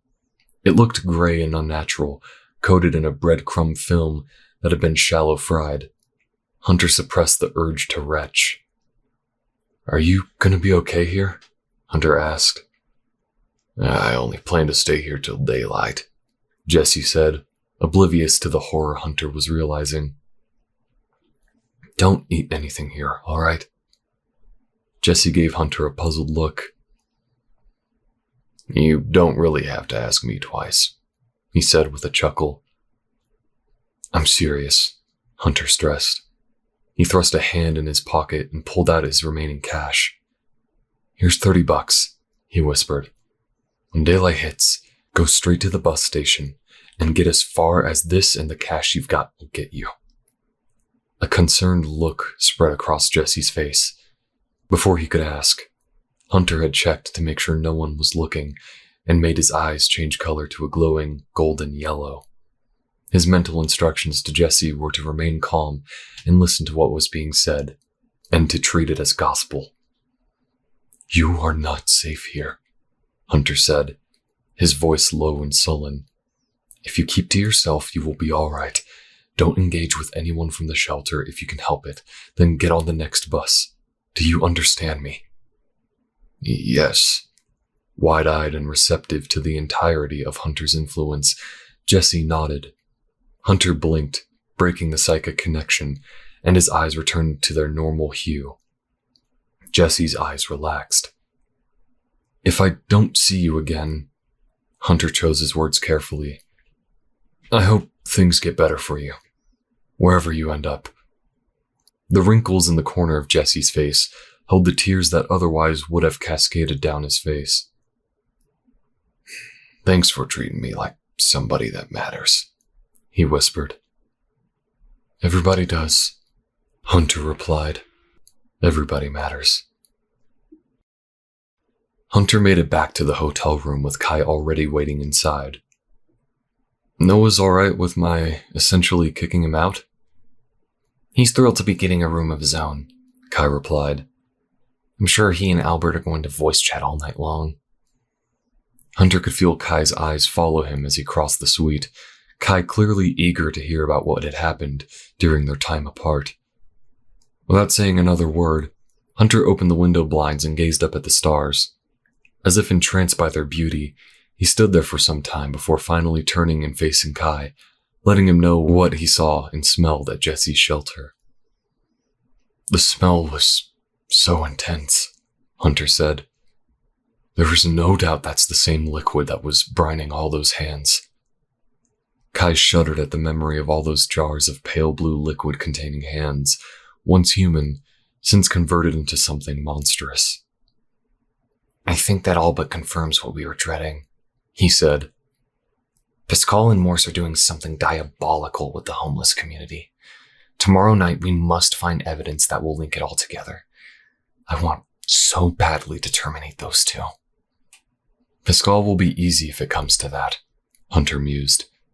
She's only human, but Morse is a demon. A fairly ancient one if Gibson's right. What else does he know about it? Mostly just lore, Hunter said. He's never engaged with it, but he expects it to be boss-level difficult to kill, if not impossible. It may be more reasonable just to try to banish it. Send Morse somewhere uninhabited, or at least away from California. Kai reached for a briefcase and opened it. He handed Hunter an array of documents and photos. This came from Mugen and the research teams, he said. This was Cosson Hall. It used to be a military barracks and was decommissioned a couple decades ago. It was gutted and covered in graffiti by vandals over the years. It was torn down about 7 years ago. Hunter studied the photos. An aerial picture showed the building was shaped like a large asterisk, with a circular central structure and 6 corridors equally distributed around the edge. Close-up photos confirmed Kai's description of the damage done by the vandals. Nearly every window was completely covered in hundreds of shades of spray paint. Hunter found them interesting, captivating, and creepy. There's still access to the tunnel network from the plots that were cleared, Kai continued, showing him diagrams and maps. We'll be going in through there and doing as thorough a sweep as we can. We may wind up walking through the entire length of the island a couple times over. Do we know what we'll find down there? Anything's possible, Kai sighed. That's why we need to be as prepared as we can. Weapons. Hunter had been armed last year when he was rescuing Kai from his captor, but hadn't used them. This time, he realized, there would be any number of hazards, to say nothing of mutated people in who knew what mental state. What happens if... He trailed, not really wanting to face the concept. Are we going to have to kill anyone who Pascal worked on? If anyone's still alive, that is. Kai was stone-faced as he responded. I had to wrestle with that question myself. The fact of the matter is, if we can't fix them, that is, if we can't reverse whatever was done to them, we may have to. Hunter's lip quivered. Oh, Kai. Kai reached to hold Hunter. He whispered, Let's not dwell on it, okay? We'll figure out what needs to be done when we see what's out there, all right? He kissed Hunter's cheek. Hunter nodded. Still, Kai added, if it comes to it, it wouldn't be advisable for us to try and drain them. There's no telling what the experiments did to their blood. If we must terminate anyone who appears mutated, we should probably try to break the neck. Okay, Hunter said hastily, recoiling a bit. Got it. After their conversation, Hunter and Kai broke apart, with Hunter taking a bath to relax his mind, while Kai went through late emails they had received from the research teams. There were a number of documents detailing Pascal's experiments underneath Cosson Hall, and the effect of Morse's influence on the test subjects. Some of them included photographs of people who had undergone some form of mutation as a result of Pascal's work, with varying degrees of severity. All seemed to be in pain, though some appeared to have lost their mental faculties entirely. One of them, a man with a horribly scarred and possibly blistered face, and thin patches of hair atop his head, was labeled simply Informant. It looks like they identified the person that was funneling out information, Kai hollered across the suite. From the bathtub, tensely squeezing the suds out of a loofah, Hunter called back. Oh, that reminds me. Jesse said a few of his friends are missing. He gave me some descriptions. Can you write them down or something, then I can cross-reference? Yeah. Hunter reached forward to undo the plug. As the water drained, he stood, grabbed a towel, wrapped it around his middle, and stepped out, just as a knock rapped across the suite door. I'll get it. Hunter shuffled to his feet quickly on the bath rug and sprinted to the door, his hand holding the towel around him.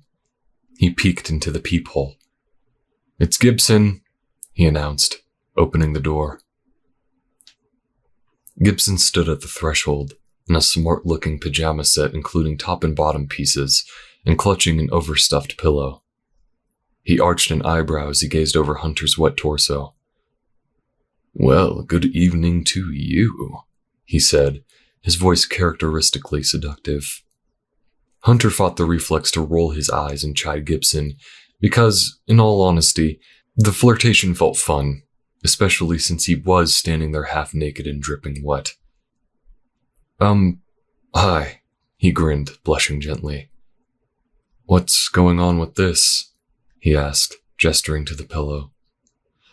I've been turned out, Gibson said with a shrug as Kai trudged in from the bedroom. Mugen appears to no longer wish for my company. Rolling his eyes, Kai asked, It hasn't even been one night. What did you do to him? Nothing. Kai and Hunter stared at him, waiting for the truth.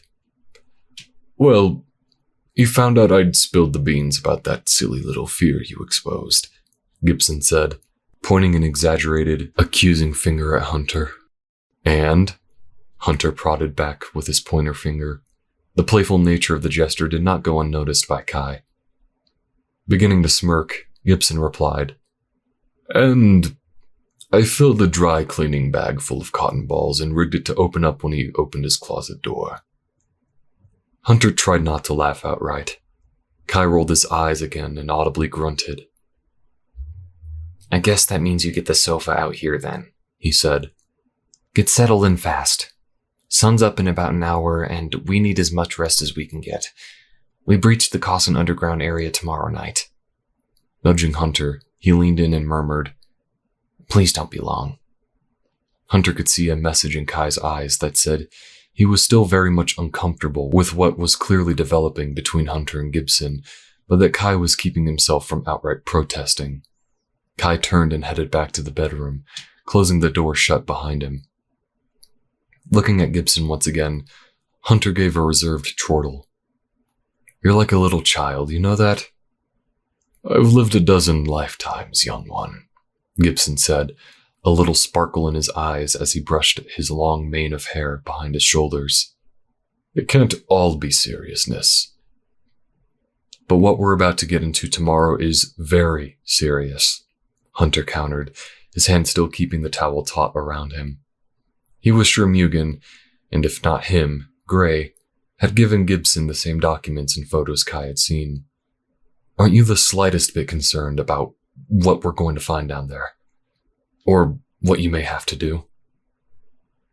Gibson took a small but meaningful step toward Hunter. I'm trying to keep a mantra of living in the moment, he said, and thinking of others. Like you. Me? Mm-hmm. You and those charmingly droll t-shirts of those bands you love so much, Gibson added, taking his right hand and grazing his fingertips along the arm holding Hunter's towel in place. It made Hunter visibly shiver. I've been thinking about which one you're going to wear to bed tonight. Bashfully, Hunter averted his eyes, turning his head to one side. I don't wear any to bed, he whispered in the direction of the kitchenette. Is that so? Gibson whispered, leaning forward and planting a slow, soft kiss on Hunter's cheek. Well, now I have a new thought to replace that one. That's why you pranked Mugen, Hunter sighed. He wasn't angry or annoyed. He was flattered and conflicted. You knew you'd get kicked out and would have to come here.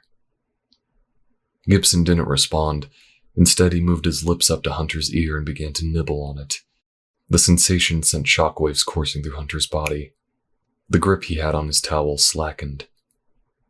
I can't, he protested. I won't. Maybe I don't want you to. Gibson roped an arm around Hunter's back. The warmth of his hand contrasted with the cold beads of water still dotting Hunter's skin. I don't want to make Kai feel worse about this, Hunter continued. I know it's very hard for him to even see me near you, let alone doing this. Shh. Gibson raised his free arm and placed a finger on Hunter's lips. I'm being sincere. I don't want to put you in that position. Not until it's right for you. But can't I at least steal a kiss or two? He pressed himself close, his nose caressing Hunter's cheek. To tide me over. To get me through till tomorrow. With a sigh transmitting an internal struggle, giving way to submission, Hunter opened his mouth and accepted Gibson's lips as they flocked to his. They stood there, Hunter's body sagging slightly, only to be propped upright by Gibson. They kissed, savoring each other's taste and taking in the sensations and textures of their mouths, living in the moment that Gibson had created for them. Hunter finally broke the embrace. I have to stop now, he said. I'm still not sure what I want here.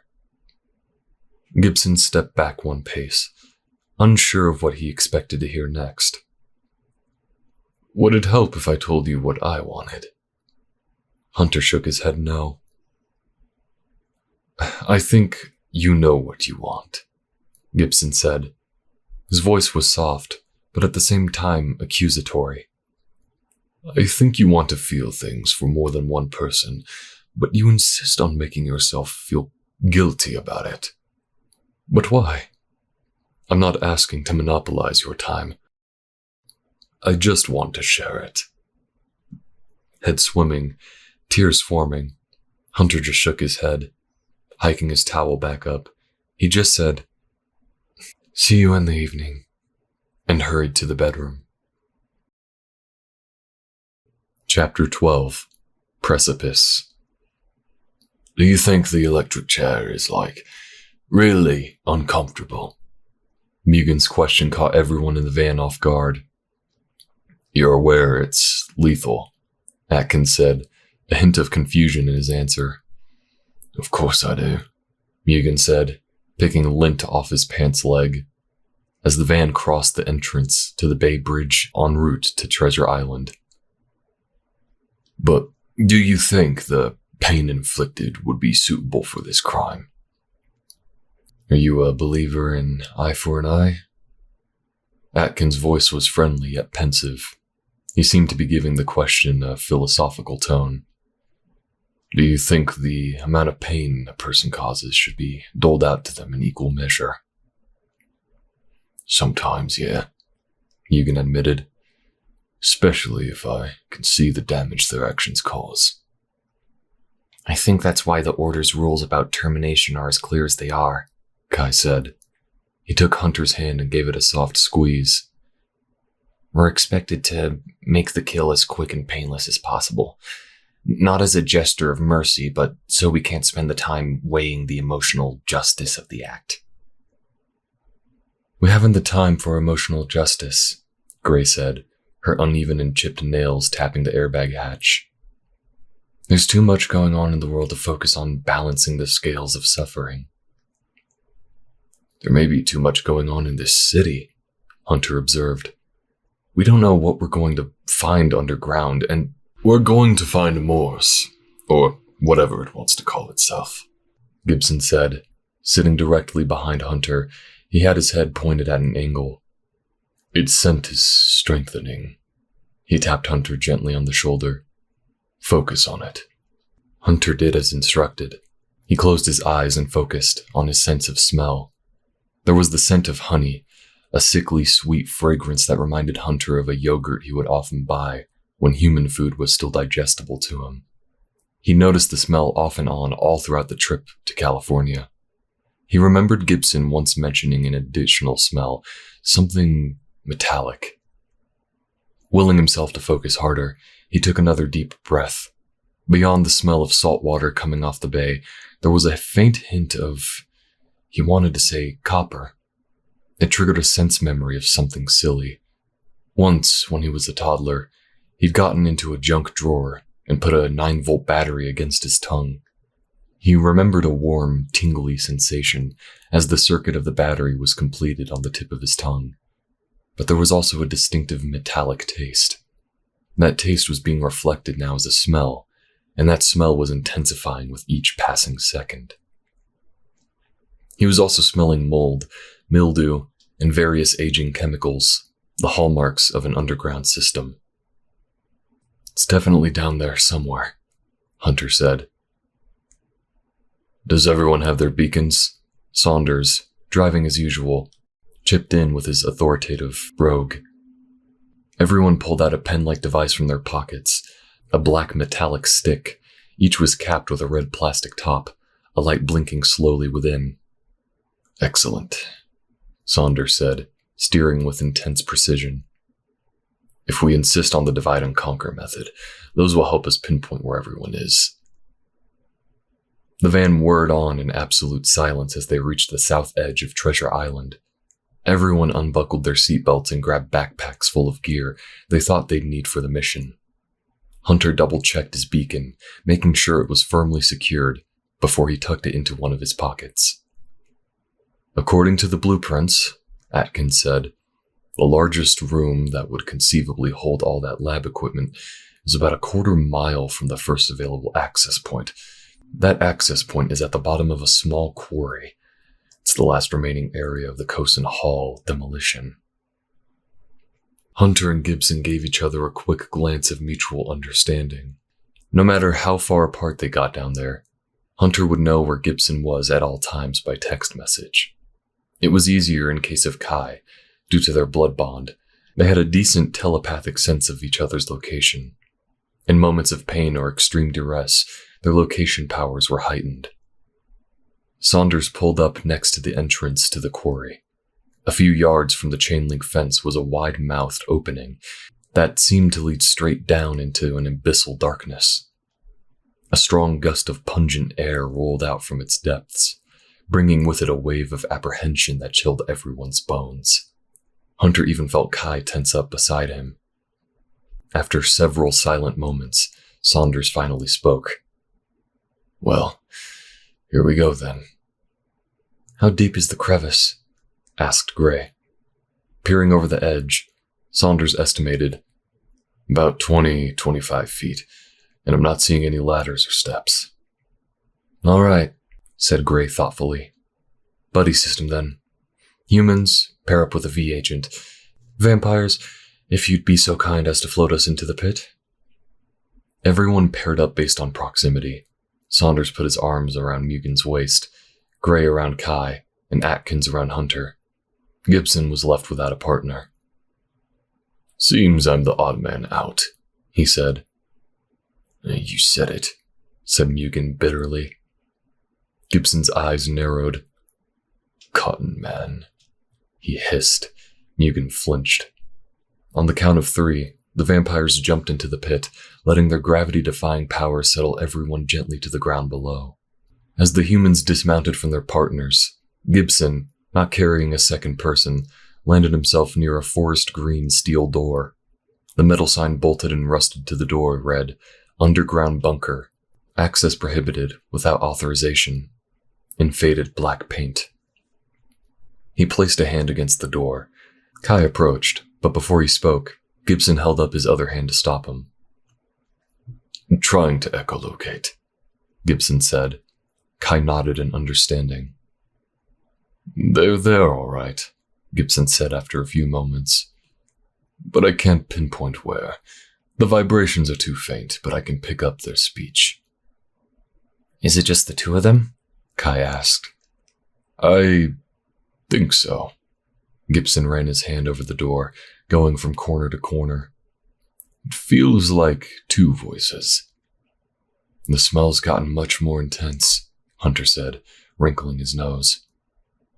"The sweet smell's dying off, though, and the metallic smell's intensifying. What does that mean, Gibson?"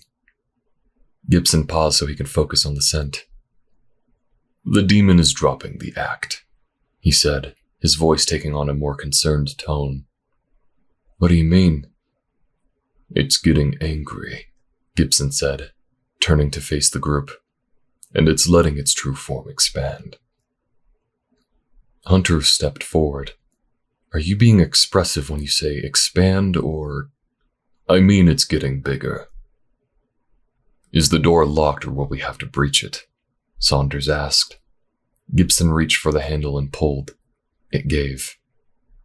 "Right," Saunders said, barreling through the group and reaching the door himself. "Follow my lead. No one pass me until I give the okay. Let's move." "Let's move," Gibson echoed, mouthing the words.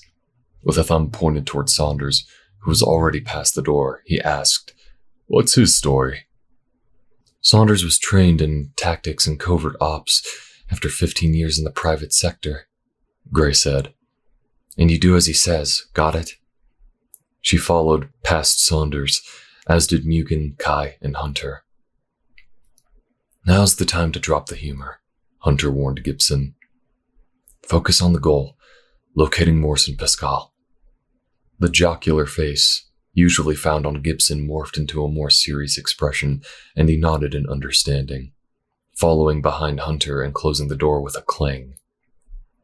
A small platform just behind the door acted as a perch or a crow's nest. A wire and steel staircase went downward at a steep angle, the tunnel above them giving only a foot or so of clearance. Single file, each agent stepped gingerly down the stairs. The first intersection they encountered split off into 3 identical-looking corridors. Dank, dimly lit cinder block halls, pale green paint chipping away from decades of neglect and misuse. They even appeared to have pools of leaky water at equal distances and had graffiti markings in almost identical spots. Supposed to be a hub and spoke system, Atkins said, checking his mobile device's notes. Every center passageway should lead to a roundhouse-like structure. They're large enough to hold industrial equipment and things like that tank we saw.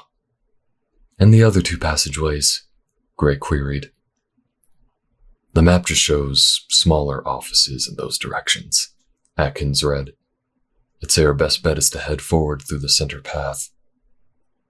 Agreed, Saunders said. He drew a semi-automatic pistol from his side holster and led the group tensely through the hall. Seconds later, they were at a large double doors leading to the roundhouse. Saunders counted to 3 and kicked in the door. Chapter 13. Whither Shall I Wander? The door sailed open and slammed against the wall with the force of Saunders' kick. The roundhouse was empty. Greenhouse-styled windows that should have overlooked the corridors on either side were spray-painted over in camouflage colors.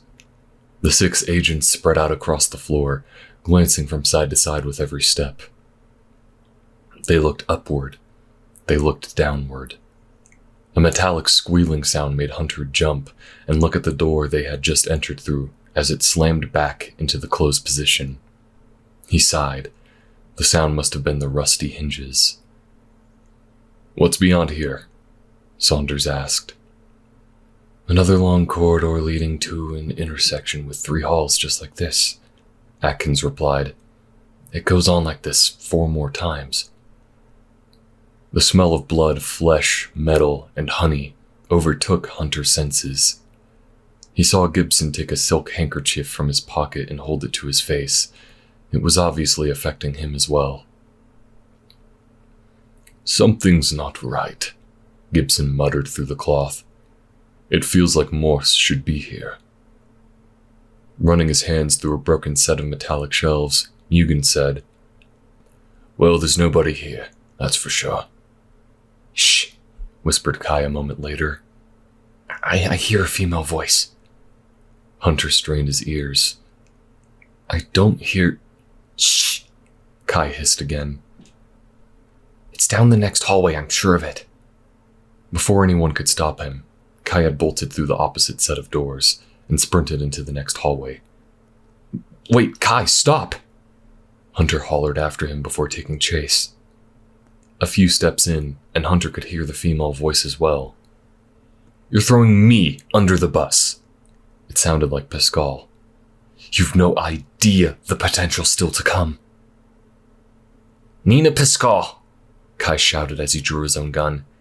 This is a direct order. Stop what you are doing and put your hands over your head. Anyone in the room with you, do the same. The sounds of pained cries filled the corridor, bouncing off the cinder blocks and hitting the vampire's ears. Hunter tensed. There were people still alive in there. He only hoped some of them weren't too badly mutated so that their lives could be saved.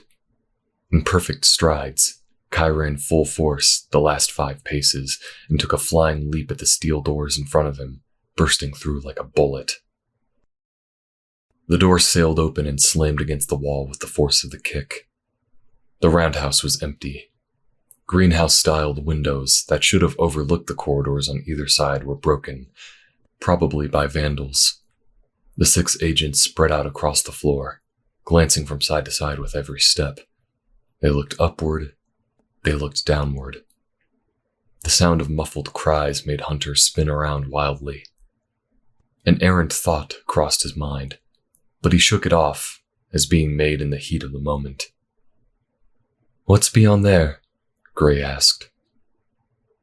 Another long corridor leading to an intersection with 3 halls, just like this, Hugo replied. It goes on like this 4 more times. Something's not right here, Hunter muttered to himself.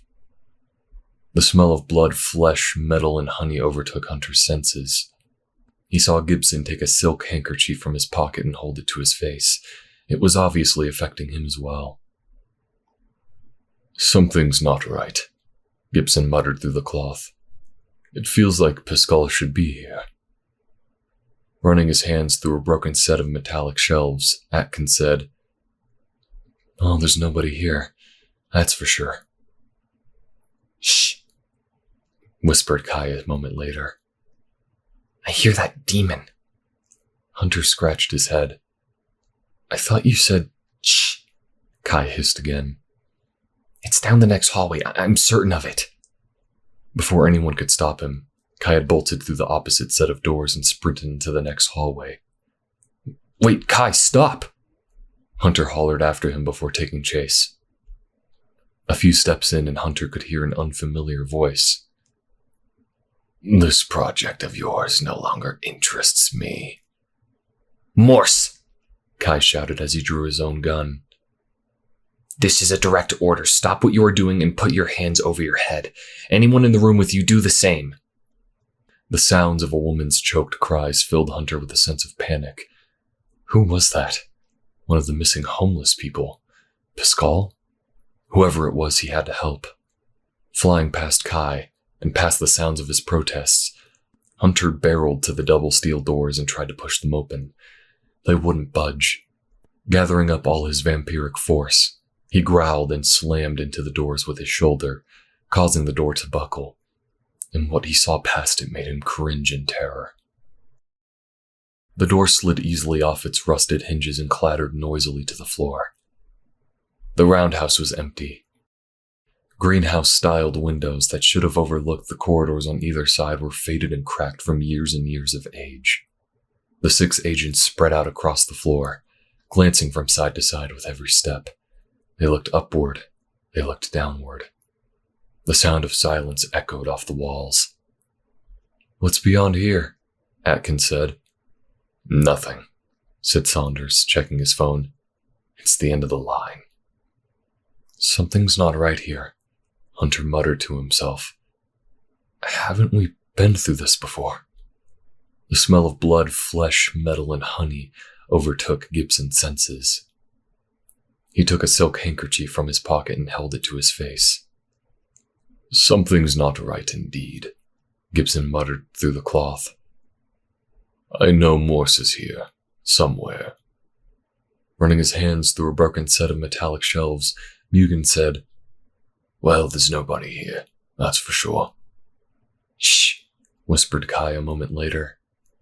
I hear something. Hunter scratched his head. We've done this already, Kai. Shh, Kai hissed again. It's down the next hallway, I'm certain of it. No, seriously, stop. Hunter's sharp tone echoed off the walls. Everyone stopped in their tracks. All 6 agents stood in place. They waited, and waited, and waited some more. There was no sound. There was no movement. They were completely alone. And Hunter took in a sharp breath as he felt the burning, tingling sensation fill his body, and the bright purple aura overtake his field of vision. And then it all went black. Chapter 14. Changelings. The few lights illuminating the roundhouse flickered out, plunging the room and its occupants into total darkness. Immediately, there began a violent vibration, the force causing the window panes dozens of feet above the group to shatter. Though nobody could actually see it, everyone had the same basic reaction: lay flat on the floor and cover heads. After about 10 seconds, the shaking and vibrating stopped, the sounds of swaying light fixtures above them punctuating the air. The lights flickered back on. Jumping to his feet, Kai took a perfunctory look around the room, counting heads. Including himself, there were only 4 people in the room. Hunter? He bolted for the doors leading to the previous corridor. He flung the door open. The hallway was empty. Kai sprinted across the roundhouse and yanked open the other set of doors. Gibson? They were nowhere to be seen. Groggily, Hunter stirred, an almighty pounding in his head. How did I get on the floor? He felt the hard, poured concrete surface underneath him and rolled his body over so that the cold floor touched his forehead.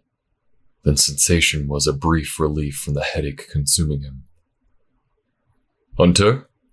He heard Gibson's voice far off to his right. Are you okay? I think so, Hunter replied. Awful headache, though. He stayed positioned, lying face down on the floor. He could hear Gibson shuffling to his feet. Where'd everyone else go? Gibson asked. Rolling onto his back once more, Hunter slowly opened his eyes. He saw the vaulted ceiling of the roundhouse above him. Only instead of the eerie green and yellow lighting caused by the decaying lamps, the room seemed to be bathed in an equally disturbing shade of deep ocean blue. The windows, instead of being clouded over or painted, were crystal clear and refracting the ripples and disturbances of water created on the other side. They're not here? Hunter asked. Holy shit, Gibson breathed in response. Hunter's head sloped over in the direction of Gibson's voice, and what he saw made him snap to attention. He sat up. Gibson was staring at the wall, turning in a slow circle to observe every inch of the roundhouse. There were desks, scientific equipment, and shelves full of books lining the curved walls every 15 feet or so. Separating each workstation was a person, shackled to the wall, encased in a glass-like structure. The boxes looked to be about 7 feet tall, with heavy steel bars lining the top, preventing any means of escape. There were hatched doors in the center of each box. Giving a quick count, Gibson saw 9 identical boxes along the wall. Placed perfectly center in the room was a much larger glass box, about 9 feet tall and 6 feet on all 4 sides. It was filled to the top with water. A curtain of air bubbles lined the back wall of the box. Hunter could see there was a body floating in the water, but unlike a dead body, just floating and bobbing at the top, this body was perfectly upright and seemed to be gliding in purposeful movements, gently touching the bottom of the box before sailing slowly upward. Hunter scrambled to this box, intently looking inside, like a child watching the cages at the zoo. He could see, as the body turned to face him, a face that looked like it had been molded from clay into the shape of a fish or another ocean creature. Gills puffed and collapsed on either side of their neck. Hunter clasped a hand over his mouth, giving off a choked cry. Gibson rushed over, saw the fish-human creature, and turned Hunter around, pulling him close and shielding him. By the gods, Gibson muttered in astonishment. We found the lab. Hunter tried to focus his mind on making a telepathic connection to Kai. He internally called out Kai's name several times. It was then when his cell phone started to buzz, which reminded him of a crucial part of the investigation. Gibson, he whispered as he dug for the phone. Start taking pictures. Right, Gibson responded, whipping out his own device. Hun, where'd you go? Kai's voice came as total relief when Hunter tapped on his phone. Well, I don't remember actually going anywhere, Hunter replied. But we found the lab. You did? Kai sounded thoroughly puzzled. How? That last quake caused a cave-in. We can't get past the 3rd roundhouse. When was there another quake? Hunter snapped his fingers at Gibson, mouthing the words, "Check the doors," to him, as he continued listening to Kai. The power's been a bit sporadic. It keeps fizzling in and out. Listen, Hunter said. I don't think you're in the 3rd roundhouse. I think you're all still in the 1st one. There was a pause. What? Something strange was going on, Hunter tried to explain. I kept hearing people say the same things over and over. Well, it was different people repeating the same things, but you were repeating yourself in each room too. Hunter, you're not making any sense, Kai said. Didn't you all see my eyes go purple just a minute ago? Hunter, you and Gibson have been gone about 3 hours, Kai said with distress in his voice. Can you and he hit your beacons? Then we can come find you once we clear a path. Right. Of course. Yes, Hunter said, trying not to let his frustration rise in his voice. We found the lab, Kai. Gibson's getting pictures. We did it. He clipped the cap on his beacon pen. The red light on it began blinking rapidly. Taking Hunter's lead, Gibson took his device and did the same thing. There's at least 10 people here, Hunter reported. One in a giant tank that looks like the one from the intel photo. These people look in seriously rough shape. He trailed off when he heard Gray and Saunders' voices in the background speaking to Kai. Malfunctioning? Hunter heard Kai ask. Kai had tilted the phone away from his mouth so the words came out muffled to Hunter's ear. How is that possible? After a brief pause, Kai's voice came back to full strength over the phone. The beacons aren't working right, he explained. They're telling us you're just feet away from us. Look, stay where you are, okay? If you stay in place, maybe this fault is only temporary. Then we can locate you quicker. Yeah. Okay. Be safe, all right? They bid each other a quick goodbye, and Hunter put his phone back in his pocket. Everything all right? Gibson shuffled his feet, unsure of what the situation required him to say. Do you remember what happened to get us to this room? Hunter was trying to fill the gaps between when he blacked out and when he and Gibson came to in this new roundhouse. Oh, I know what happened, Gibson said forlornly, but I don't think you're going to like what I have to say. Putting his beacon, still flashing in his pocket, Hunter said, Try me. We've been summoned. Summoned, Hunter repeated. We were teleported to this portion of the complex, Gibson explained. It's the only reasonable answer I've been able to come up with in the time we've been here. Hunter rubbed his temples. Was I really out cold for 3 hours? Thereabouts. You didn't know what hit you. I mean, how could you? Gibson proceeded to tell Hunter what he saw as it all unfolded. When Hunter's eyes began to glow bright purple, time in the roundhouse froze. With the exception of Hunter and Gibson, the other agents stopped in their tracks. The purple aura intensified to a greater degree than Gibson had ever seen in Hunter before. As that happened, a ripple appeared around Hunter's body, as if the air was water, being disturbed by a pebble. That ripple made its way towards Gibson, enveloping him.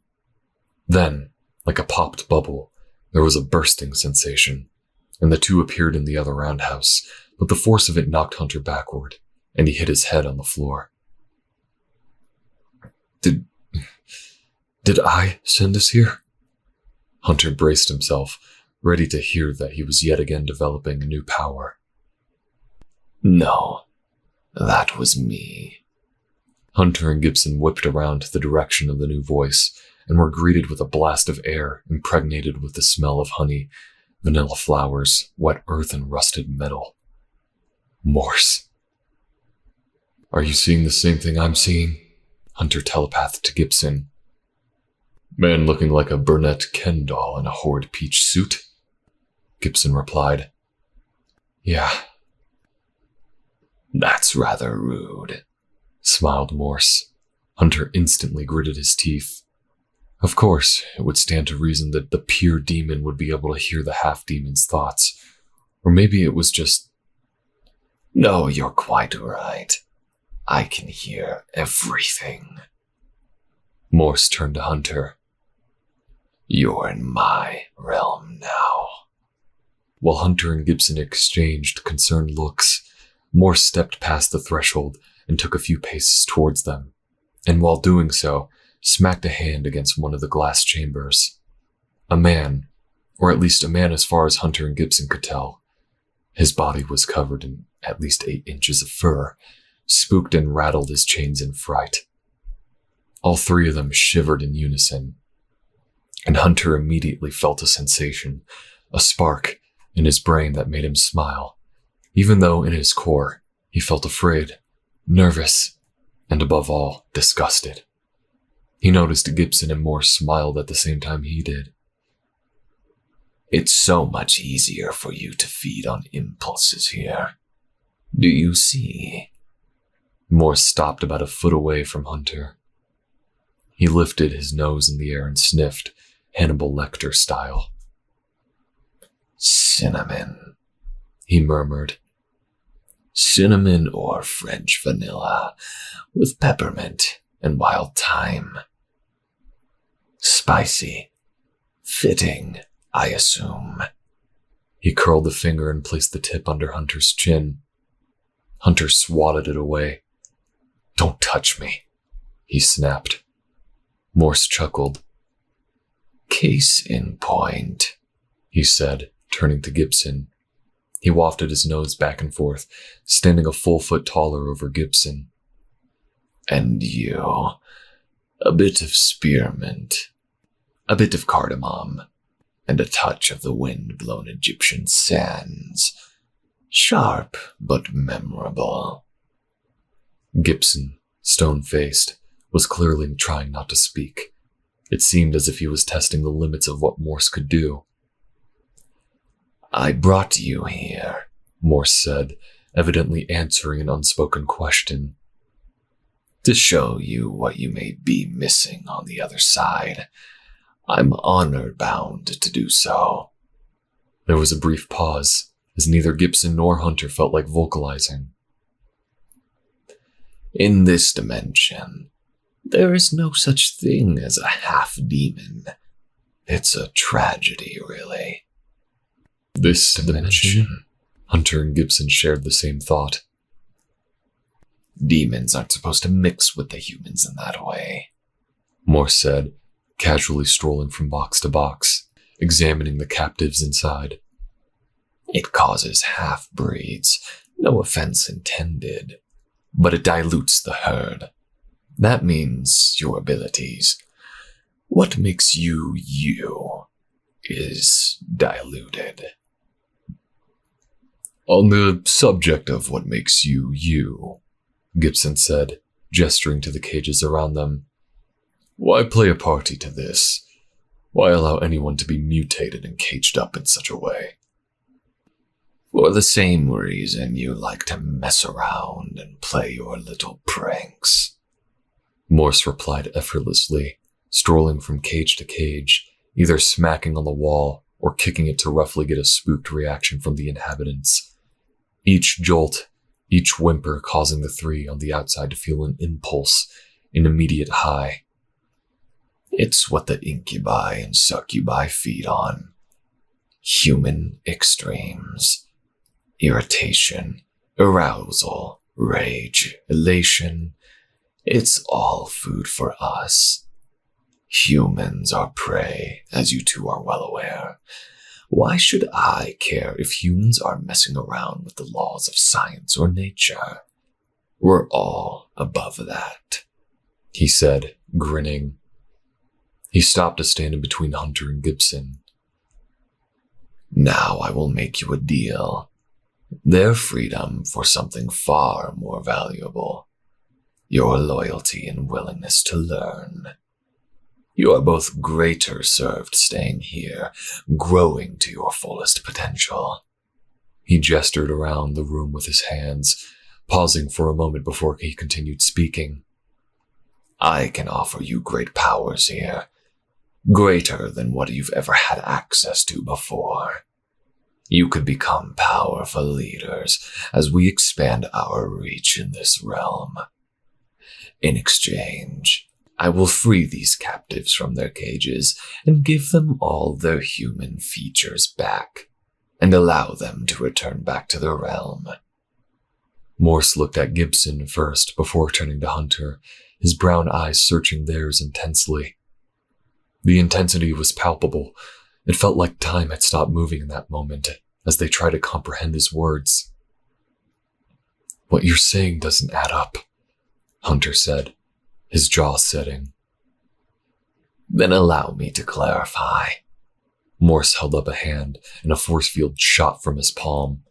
It pushed Hunter into the air and slammed him against the cinder block wall in the span of 2 seconds. Pinned aloft, Hunter's legs kicked at the wall, his fangs extended out of stress and strain. Hunter! Gibson tried to run to his aid, but Morse held up his other hand, and a force field spanning the length of the room appeared, causing Gibson to bounce off, like hitting a rubber wall. The pressure on his neck was intensifying rapidly. Hunter, panicking, let his body take over. The tingle, the rumble, the heat, and the purple aura all engaged at once. He willed himself to search for something, anything that he could use against Morse.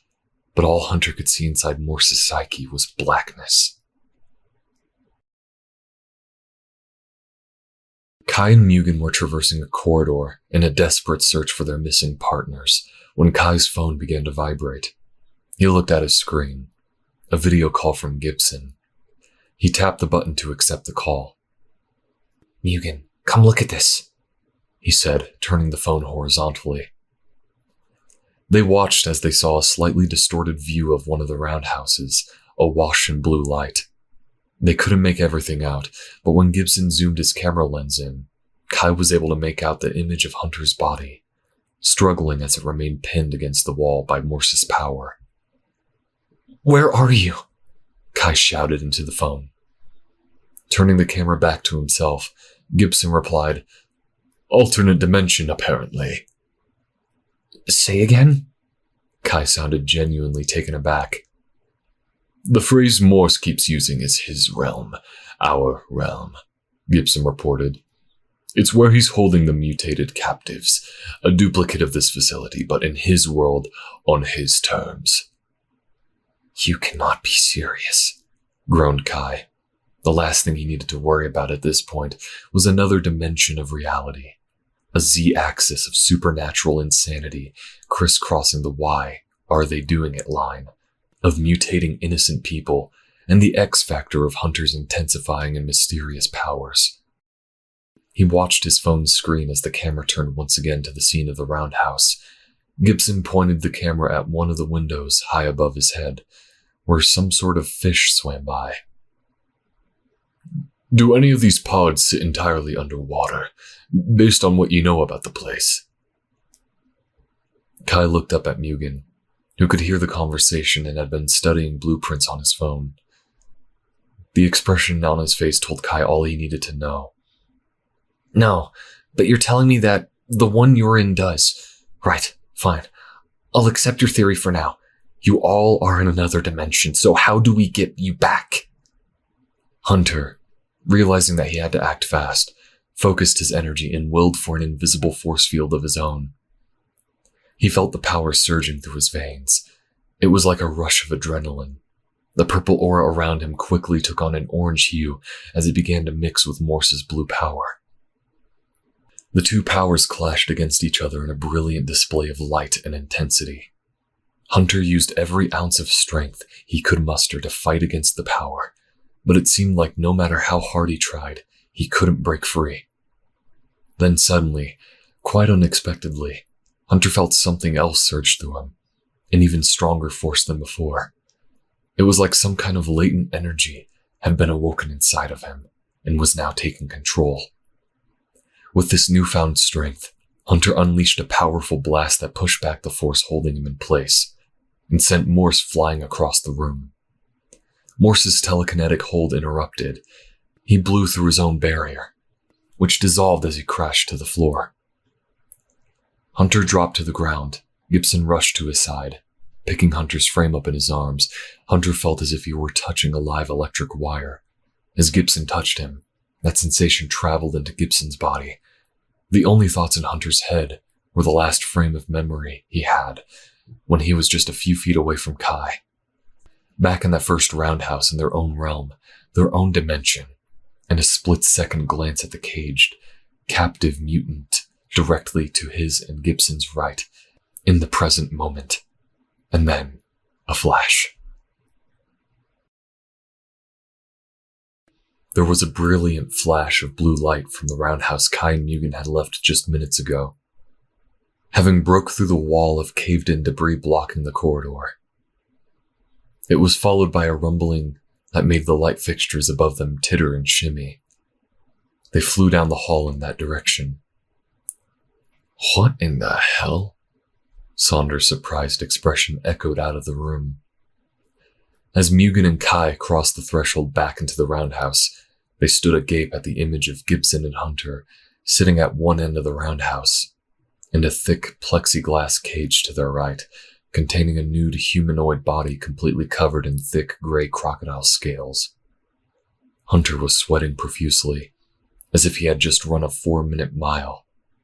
Gibson's hair was mussed, and he too was exerting breath, but he didn't appear as worn out as Hunter.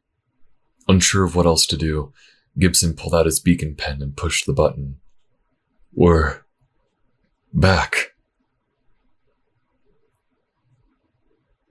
Mugen took a bottle of Evermore from his backpack and handed it to Hunter, who weakly accepted it and began to drink the synthetic blood. He could feel its healing effects mere seconds later. His atrophied muscles began to soften and relax. Mugen put his 2 fingers against Hunter's wrist, monitoring his pulse. "What in God's name just happened?" Gray said, placing a hand gently on the cage, peering through at the mutant inside. It took a frightened and cautious step towards Gray, sniffing around the air holes close to Gray's hand, examining. Gibson, still holding Hunter's head in his lap, answered, "For lack of a better term, I suppose we were teleported." "How?" Kai waited until Mugen waved him over, and took Mugen's place beside Hunter. "I've never heard of this. Have you, Gibson?" "Full demons can move freely between dimensions," Gibson said earnestly. "He and I shouldn't have been able to do what we just did, and certainly not with any carry-on luggage," he added, gesturing to the cage beside them. The crocodile-human hybrid inside the cage made a croaking noise, somewhat emphasizing the confusion filling the room. Another rumble began to shake the building, this time accompanied by a ferocious crash of metal against concrete and a female scream that pierced everyone's ears. Saunders, Gray, and Atkins drew their guns, pointed at the north exit of the roundhouse. Mugen leapt to the catwalk high above them for a sniper's view, opening his backpack of supplies in preparation. Hunter, aided by Gibson and Kai at either side, rose to his feet. They could hear what they assumed to be footsteps slamming, echoing their way towards them. The door at the far end of the roundhouse flew off its hinges, sliding and scraping past the group. A moment later, Dr. Pascal, in a crisp white lab coat splattered in blood, floated into the room, her feet pointed downward to the floor. Her face was twisted in pain, her eyes fixed and dilated. Everyone in the room stared at her. What was going on now? Pascal turned counterclockwise. They stared in abject disgust when they saw the gash in her back, at least 2 inches wide. There was no blade to be seen, as if an unseen hand had just wedged itself into her spine. The flesh seemed to flay itself from side to side, her body being gutted like a salmon before their eyes. The body suddenly separated into 2 distinct pieces, cracking and ripping at the neck and pelvis. The 2 jagged halves were flung outward, hurtling through the air and landing sloppily on top of the bent and battered door. The room fell silent. All eyes were fixated on the 2 pieces of human flesh, now unrecognizable save for Pascal's lab coat. And then, a low growling noise began to build from the corridor leading to the room. It grew louder and louder until it was clear it was Morse, standing tall and firm, striding in. His body seemed to be shifting form, growing longer and wider with each passing moment, his skin morphing into a gelatinous, peach-colored blob. He had grown at least 6 feet in height, his arms transforming into long tentacles that thrashed the air as his body continued to contort and expand. His eyes gleamed an unnatural yellow hue as he slowly unveiled himself before the group of terrified onlookers. "There," he growled, his voice bubbling in rage. There will be no more experimentation on these people you seem to care so deeply for. Now, what I asked in return. Chapter 15. It Takes Two. The group moved quickly. Gray and Atkins both aimed their guns at Morse, while Gibson grabbed Hunter's arm and ran towards the ladder leading to the catwalk Mugen was standing on. Kai ran to Saunders' side, whispering in his ear. As Hunter looked towards them, he saw Saunders nod, then slip through the doorway leading further into the catacombs of the complex. Mugen took position on the catwalk, readying his supplies. His hands were steady as he pulled out a laser scope and attached it to his rifle. He could feel his heart pounding in anticipation as he brought his eye to the lens and lined up a shot at Morse from afar. He could see every ounce of detail on Morse's monstrous form, from the way he seemed to ripple with every movement, to how his yellow eyes glinted in the dim light like two beacons of malice. And for a moment, he felt a wave of doubt wash over him.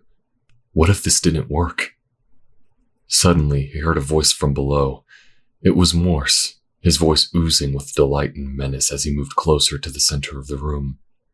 His tentacles reached up towards Mugen, just barely missing him as he stepped back in fear.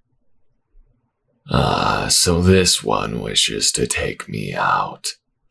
Come now, don't be shy.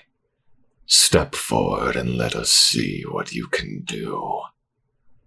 Mugen felt himself trembling at the sound of Morse's deep voice and could feel his grip on the rifle getting weaker by the second. He looked into those yellow eyes that seemed to be pulling at him, beckoning him to come closer and fall over the side of the catwalk. He tried to resist, but it seemed almost like a force outside of himself was pushing him ever steadily towards the edge. Sensing what Morse was trying to do, Hunter called out, "Don't listen to him, Mugen, block it out!" Yes, Mugen, block it out, Morse growled, his eyes glowing bright yellow.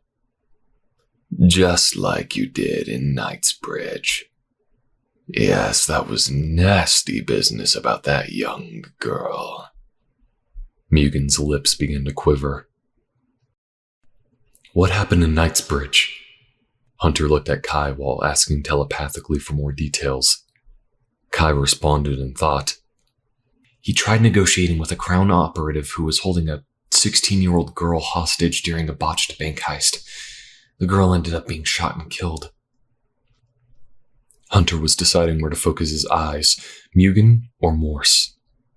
Shot by the suspect? No, Kai replied. Mugen lost concentration and twitched when he fired. You were so racked with guilt, you refused to feed for nearly 2 months, Morse said, grinning from ear to ear, relishing the mental wound this was reopening, as evidenced by Mugen's tear-stained face. Morse looked at Kai. Her name was Roxy. Did you know that, Kai? Mugen does. He only found out last year because he just can't help himself from thinking about it. Like pulling open a scab just to watch it try to heal over again. And again. And again.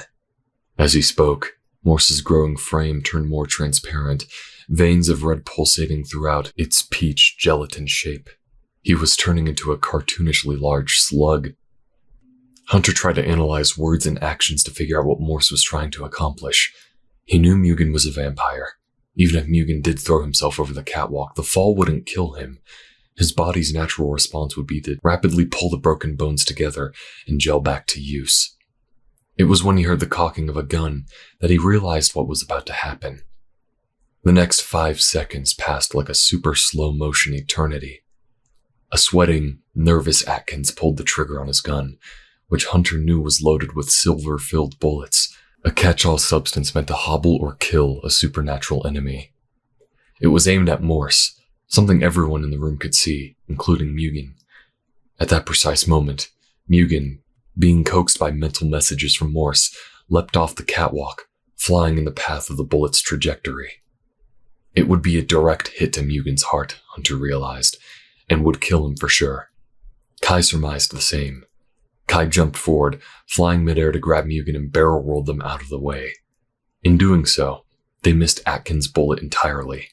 The bullet continued on its path towards Morse, but Morse was able to whip one gelatinous flange in front of his face, catching the bullet with ease. As if flicking a piece of mucus from a nostril, Morse kicked the bullet back at even faster force than when it came from the gun.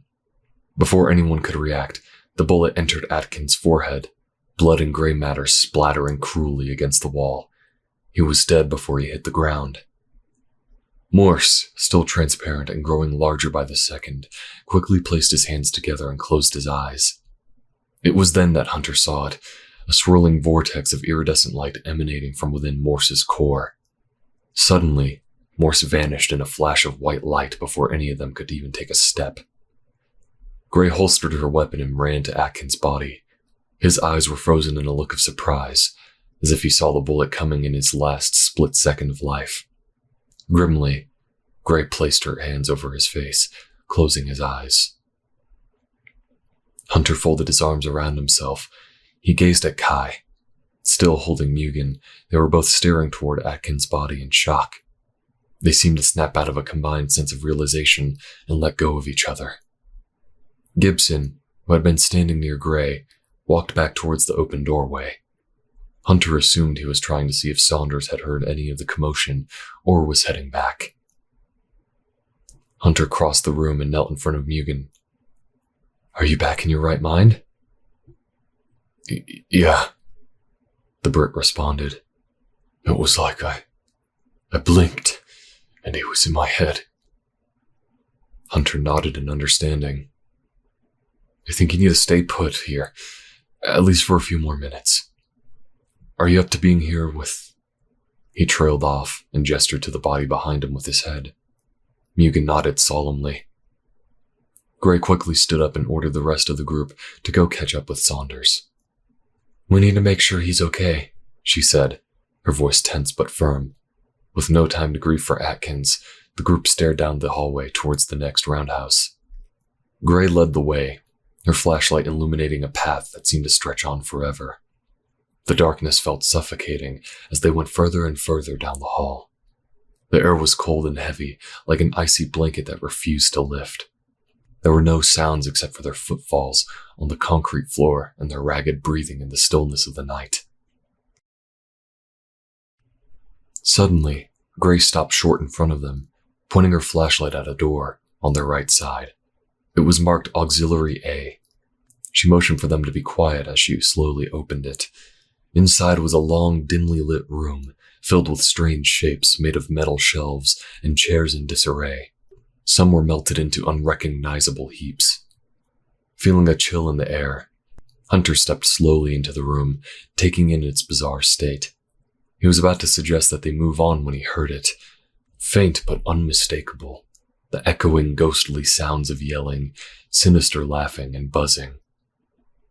"Morse is still nearby," he warned.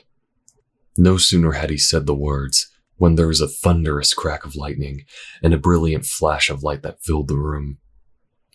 A tremendous roar sent shockwaves through the air as the assembled agents blocked their eyes from the brightness. When it finally cleared, an enormous figure of light floated in front of them. Morse, now fully flagellating and twice his original size. He was accompanied by a powerful wind that brought with it a swarm of red wasps. And behind all of it, Saunders, his skin badly swollen and plum red from dozens of insect stings. Why does it have to be stingers? Hunter had a lifelong fear of anything that could sting. Saunders staggered past Morse, seemingly unaware of his presence, and collapsed to his knees in front of Gibson.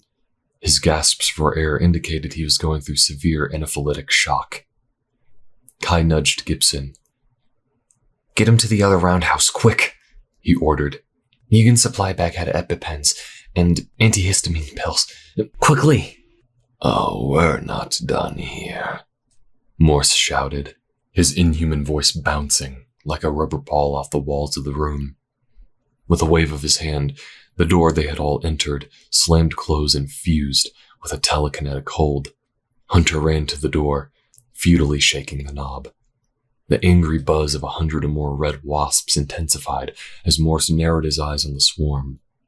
A red glow enveloped the insects, and their bodies split apart in two forms, like cells performing mitosis. The cloud of wasps in the room had suddenly doubled. Hunter had an idea how to get Saunders to safety. Whirling around to Gibson, he whispered something in his ear. "Are you sure?" Gibson replied. His eyes conveyed concern for Hunter, secondary only to uncertainty about Hunter's idea. "You've got to try," Hunter replied. "I can try to stop the wasps." Without another word, Gibson dashed to the floor, grabbing hold of Saunders. He propped the unconscious man's head up and stared at him intently. Like an interrupted radio signal, there was an electrical crackle as a white glow began to surround Gibson and Saunders' bodies. "Please work," Hunter pleaded. But as everyone watched, the glow began to falter. Morse grinned widely and threw his head back in a laugh. "Half demons," he trilled. "This is why you need me in my realm." He made a pushing motion with his hands, and the cloud of flying wasps doubled in size yet again, and began to advance toward the group. The sound alone made Hunter want to cower. The thought of being stung made him feel ill. Still, he stepped in front of everyone. "Shield yourselves," he yelled over the hum of angry wasps. "Hunter, what are you doing?" Kai shouted. "Whatever works," was the reply. Hunter figured it'd only take one sting to trigger a response. He didn't have to wait long. A black and red striped wasp flew right against his cheek and dug its stinger in. Gritting his teeth and yelling through his clamped jaw, the heat and pain of the venom indeed triggered his new power. A blast of purple light shone from his eyes. What had stopped these things fast? An Arctic blast, perhaps? Hunter imagined the fiercest winter blizzard he'd experienced as a kid in Nebraska. He remembered the swirling wind, the ice pellets, and the snowflakes that grazed the skin like they came from a sandblaster. Shielding themselves as instructed, Gray and Kai peeked over their shoulder sleeves to see what was happening. Before more wasps could sting Hunter or anyone else, a large gray cloud had developed behind Hunter and began pelting the area with a snowdrift, plunging the air temperature. Morse uttered a sharp cry of surprise as ice began accumulating around his jelly-like form. He watched helplessly as his wasps dropped like flies, passing out from the extreme cold, stunned into hibernation. Once the last wasp fell to the floor, the entire batch dissolved into the ether. Seizing the opportunity, Hunter stopped the ice storm immediately. His eyes returned to their normal hue, and he ran to Kai. "I'll be back as soon as I can," he said, kissing Kai's cheek. Hunter then ran to Gibson and took over holding Saunders' head. "Try again," he ordered. Gibson and Hunter looked at each other. They had physical contact with Saunders. Check. They had each other in their line of vision. Check. Now they had to picture where they needed to go. The original roundhouse, complete with Mugen laying in wait and Atkins just laying. The glow took them over rapidly. The electrical noises of their molecules prepping for transport filled their ears. A flash of energy washed over them, and they were gone, along with Saunders, leaving Gray and Kai locked in the auxiliary room with an increasingly larger, increasingly more unhinged chaos demon. Mugen kicked his legs against the floor, scrambling to move himself to the wall when the air next to him started to churn in an invisible wave. In a blaze of lights, Hunter and Gibson appeared, holding Saunders' body by the shoulder and legs respectively. The vampires immediately set the body down and collapsed on their backs, exerting breath. "Bloody hell," Mugen exclaimed. What the? "Help him," shouted Hunter in between gasps, slapping the floor indicating Saunders. "Multiple wasp stings." Gibson, shuffling on his hands and knees toward Mugen, began rifling through the backpack still on Mugen's person. "Kai said something about a pen." "EpiPen," replied Mugen. "Front pocket, it's a zip." As Gibson yanked the zipper pouch open and retrieved the epinephrine, Mugen added, "He also probably needs antihistamines. The 2 pouches behind the pens." Grabbing the materials, Gibson rose to his feet and jogged the 25 feet back to Hunter, who was undoing Saunders' shirt and untying his blue pinstripe tie. "Put one of those tablets under his tongue," Hunter instructed, grabbing one of the injector pens and readying the instructions printed in tiny type along the side. Gibson dutifully did as instructed, opening the silver packet and taking out a pink tablet. He placed it under Saunders' tongue, then flipped a lock of hair out of his face. "Now what?" "Help me get his pants off." What?" Gibson was taken aback. "I have to give him the shot in the thigh," Hunter explained. "Help me with his pants." The order made Gibson freeze. For some reason, the instruction wasn't connecting. Hunter grunted and shoved Gibson against one shoulder. "He could die! Hurry up!" It seemed to wake Gibson from the momentary lapse, and he undid Saunders' buttonfly, while Hunter yanked one pants leg down. Uncapping the pen and tossing the cap aside, Hunter held the thigh steady and pressed the pen into the muscle, then depressed the trigger at the top of the pen. Once the injector made a loud clicking sound, indicating it had emptied, Hunter tossed the pen aside and tumbled on his back again. "Keep massaging the injection site," he said breathlessly. "I can do that," offered Mugen, who had risen to his feet, offering Hunter another bottle of Evermore. "We've got 1 bottle left after that," he cautioned as Hunter began to drink. Hunter consumed half of the Evermore, then capped the bottle and set it aside. "I don't think I need as much this time," he said. "I'm not as tired. I think it's because we didn't go as far. Or between dimensions." "What is it that you just did?" Mugen queried, rubbing between Saunders' thighs as instructed. "We teleported," Gibson said. "It's quite a rush, actually." "But how?" "It's something we can do, apparently," Hunter said, rolling his head from side to side. "Something full demons can do quite easily. But for half demons like me and Gibson, it appears to take more of an effort." Saunders began to convulse as the epinephrine began to work its way through his body. The sight made Hunter and Gibson panic. "That's normal," Mugen said calmly, kneeling closer to Saunders and continuing to massage the injection area. "It'll ease off soon. I suppose you two ought to go back the way you came. What's going on anyway?" "Chaos demon tapping into the fears that are coming true, etc., etc., etc., Gibson said, retying his hair into a taut ponytail. "He's turned into a rabid jello mold and is basically invincible. Come along, Hunter." Tugging on Hunter's arm, pulling him to his feet, they hurried back down the corridor to the auxiliary room. They hustled to the door, the sides of which appeared to be melted at the seams, preventing any hope of reopening. In a panic, Hunter banged on the tempered glass window. All he could see inside was the dark outline of Kai and Gray, huddled together, foreheads touching.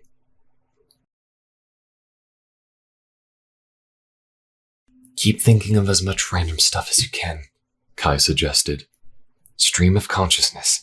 Don't focus on any one thing. Block out any cogent thought from reaching him." I get it, Gray said anxiously. "I'm trying. It's just hard when you're pulling me so close." "If we stay as close as possible, I bet our thoughts will get muddled," Kai explained. Morse just stood in place, as he had since he'd appeared in the room, appearing to be patiently waiting for one of them, perhaps both, to crack. Gray had tried to focus on as much random stuff as possible, but she began to feel as if the walls were closing in on her. Her heart started racing, and her breathing became shallow, a feeling of claustrophobia settling in. She looked up at Kai with an expression of panic in her eyes, admitting reluctantly that she was afraid of tight spaces. A sudden coughing noise made Gray tilt her head and look directly at Morse. The simple trick worked. Morse smiled wickedly as he locked eyes with her, then without further warning began the process of teleportation. Stuck on the other side of the door, Hunter and Gibson watched helplessly as another flash of blinding white enveloped Morse, Kai, and Gray, then disappeared in a split second. "Shit!" Hunter exclaimed. He pressed his forehead defeatedly against the glass, looking into a now empty room with no idea where its occupants had gone. Chapter 16. Pressing Engagements. The room Kai and Gray found themselves in looked identical to the auxiliary room they had just been dashed out of, about the size of a small classroom or a larger end storage closet. This version, Kai observed, had the same chrome shelves and chairs as the previous room, or melted into a strange melange resembling a child's jungle gym. He turned to face Gray, who stood gray-faced. She was shivering, possibly going into an anxiety attack. Kai rushed to her side. "Gray," he began. "Michaela," she replied in between shivers. "I think we're past formalities here. Call me Michaela." "You need to try and get a hold of yourself," Kai warned. I know it's hard, but "I've been trying," Gray said. "I've been trying to block it out, all like you suggested, but it's as if my own train of thought is being jammed with memories of... Don't finish that sentence," Kai advised. "Just don't even say what you were going to say." He continued scanning his surroundings, looking towards the ceiling. He noticed that the skylights there sat under a shimmering pool of seawater. We shouldn't be underwater, Kai thought to himself. Unless, of course, we actually are in another realm. He tried telepathing a message to Hunter, but got no response. Thoughts don't work, but our phones do. Kai whipped out his phone and tapped a quick message. "I don't think he's going to make it back here," Morse's voice echoed.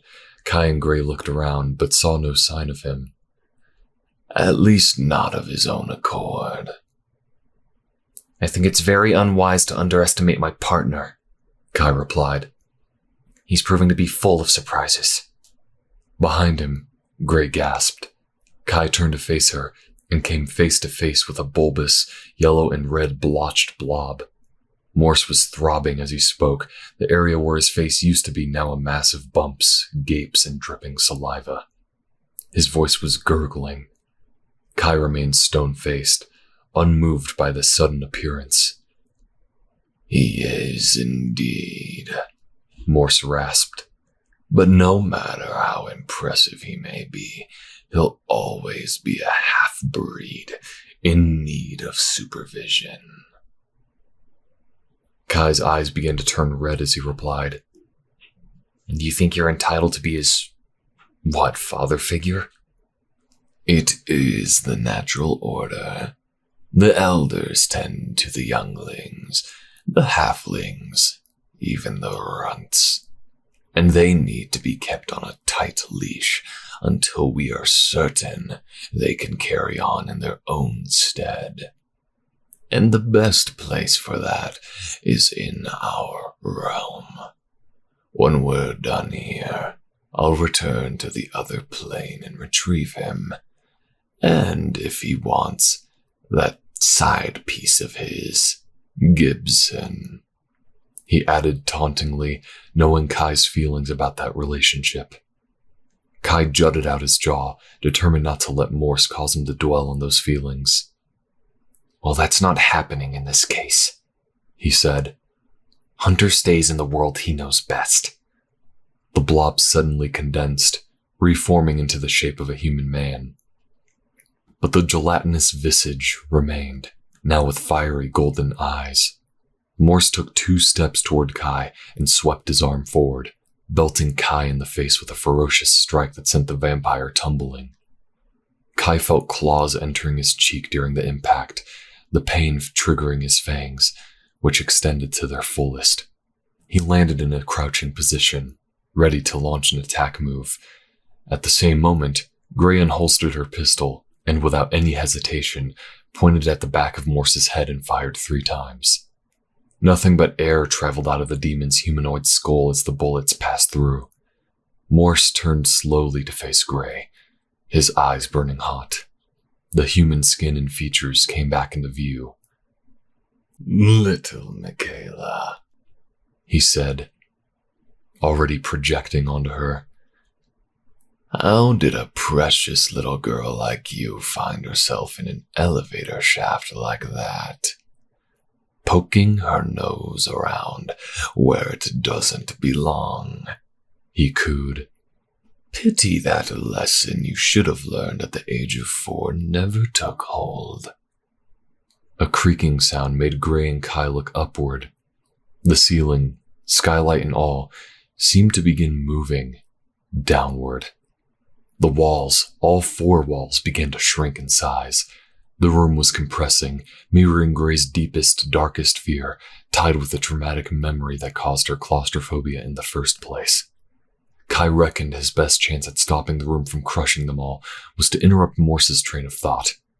As Herculean a task as it may be, he had to try something to stall for time, in hopes that Hunter could find a way to cross over into this realm once more.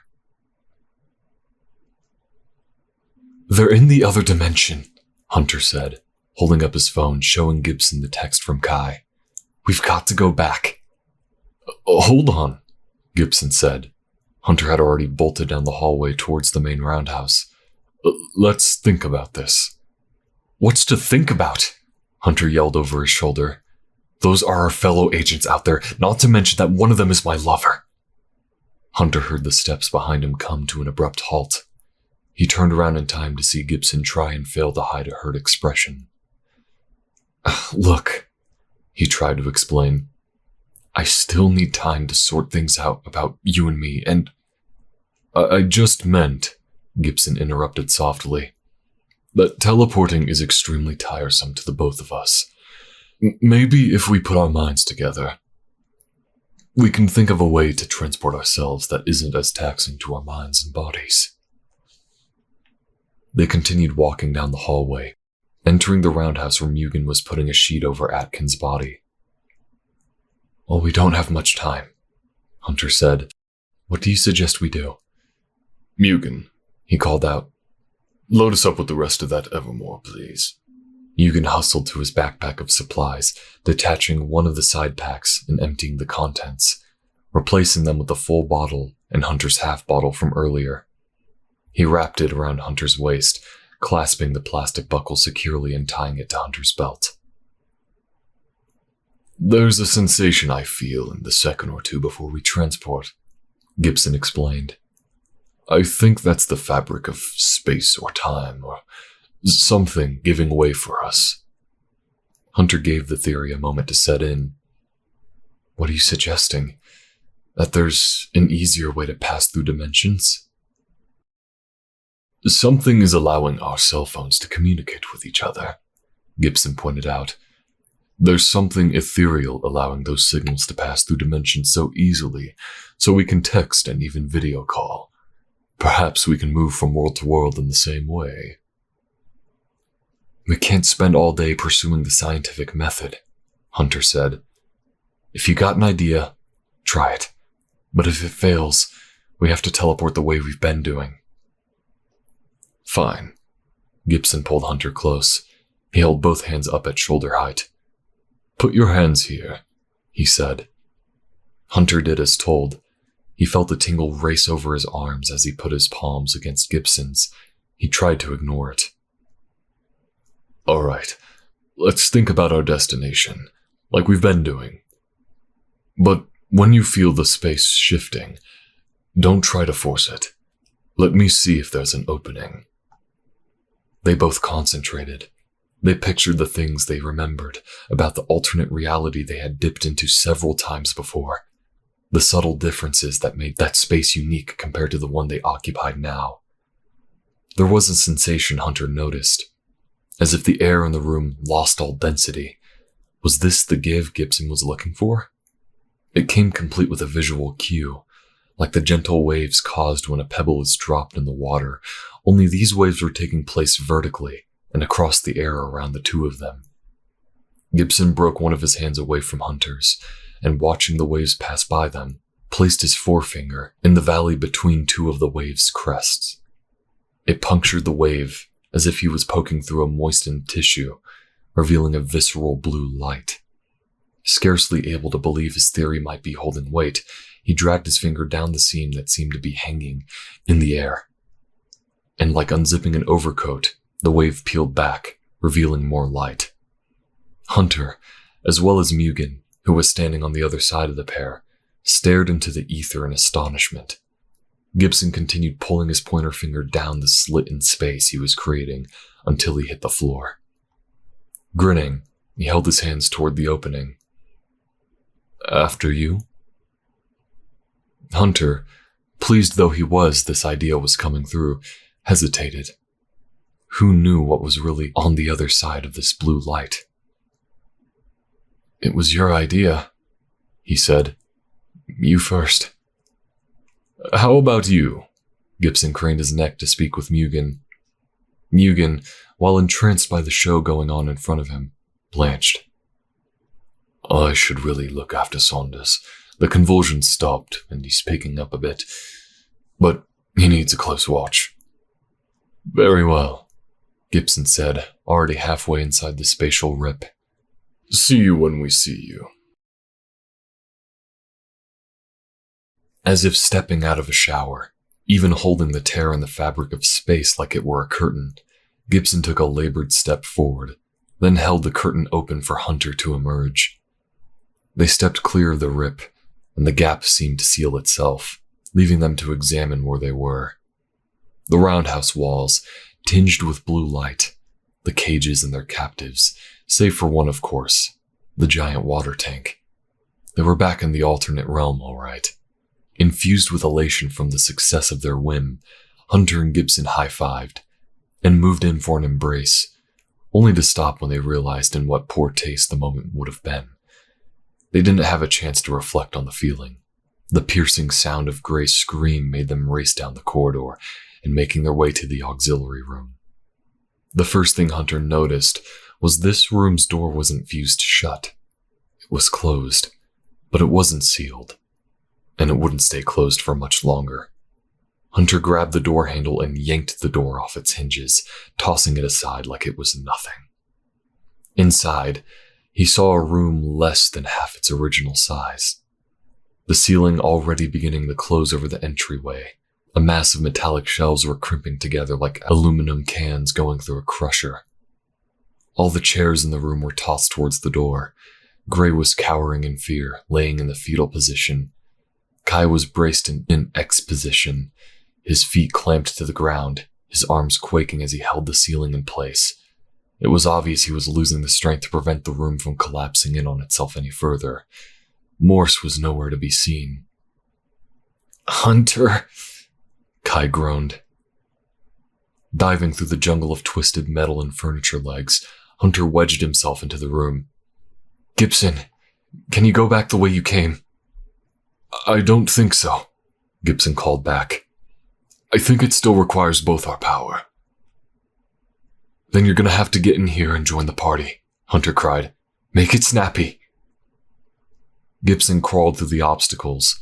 As Hunter put an arm around Kai's waist, he held out an arm for Gibson, who took the offering and made sure he was holding onto Gray's hand in return. They could all feel the vibration as the mechanized roof angrily demanded to continue on its path, impeded by Kai's physical blockade. "On 3, Hunter yelled. 1, 2. He and Gibson closed their eyes tight and began to picture the room they left Mugen and Saunders in. 3! There was a massive flash of light, and a split second after they disappeared, the ceiling smashed down, pulverizing the remaining material left inside flat. The group materialized in front of Mugen, and all parties involved collapsed in a haze of gasps and wheezes. Mugen began unwinding the bodies from the heap. Kai sat up, only to nurse his overexerted arms. Gray was still in the fetal position, but opened her eyes, and seeing she was in the wide-open roundhouse again, began to take deep, cleansing breaths. Gibson, exhausted, stared up at the ceiling, and noticed he was seeing double. The 2 giant floodlights he had counted previously now seemed to be 4 lamps twirling slowly in a counterclockwise fashion. That left Hunter, who hadn't moved even when everyone else had untangled. His eyes were closed, his skin pale, his veins onyx black and protruding. In vampire physiology, these might be the signs of a deep sleep, except the veins would be a lighter shade and pulsating slightly as vampire blood traveled through the body. Kai and Gibson both knew veins, that shade, were a sign of extreme distress, and if not tended to quickly, impending death. Gibson reached down to Hunter's body quickly, unzipping the pack Mugen had tied to Hunter's waist, and pulled out the bottles of Evermore. Cracking them both open, he looked towards Kai. "I pour. You massage his throat, all right?" Got it. Kai knelt down and placed his palm over Hunter's Adam's apple. Gibson first emptied the half-used bottle into Hunter's mouth, and as Kai began rotating his fingertips over the throat, Gibson decanted the second bottle. Gray and Mugen had gathered around the men, watching the operation in tense silence. Everyone paid close attention to Hunter's veins. They remained pitch black.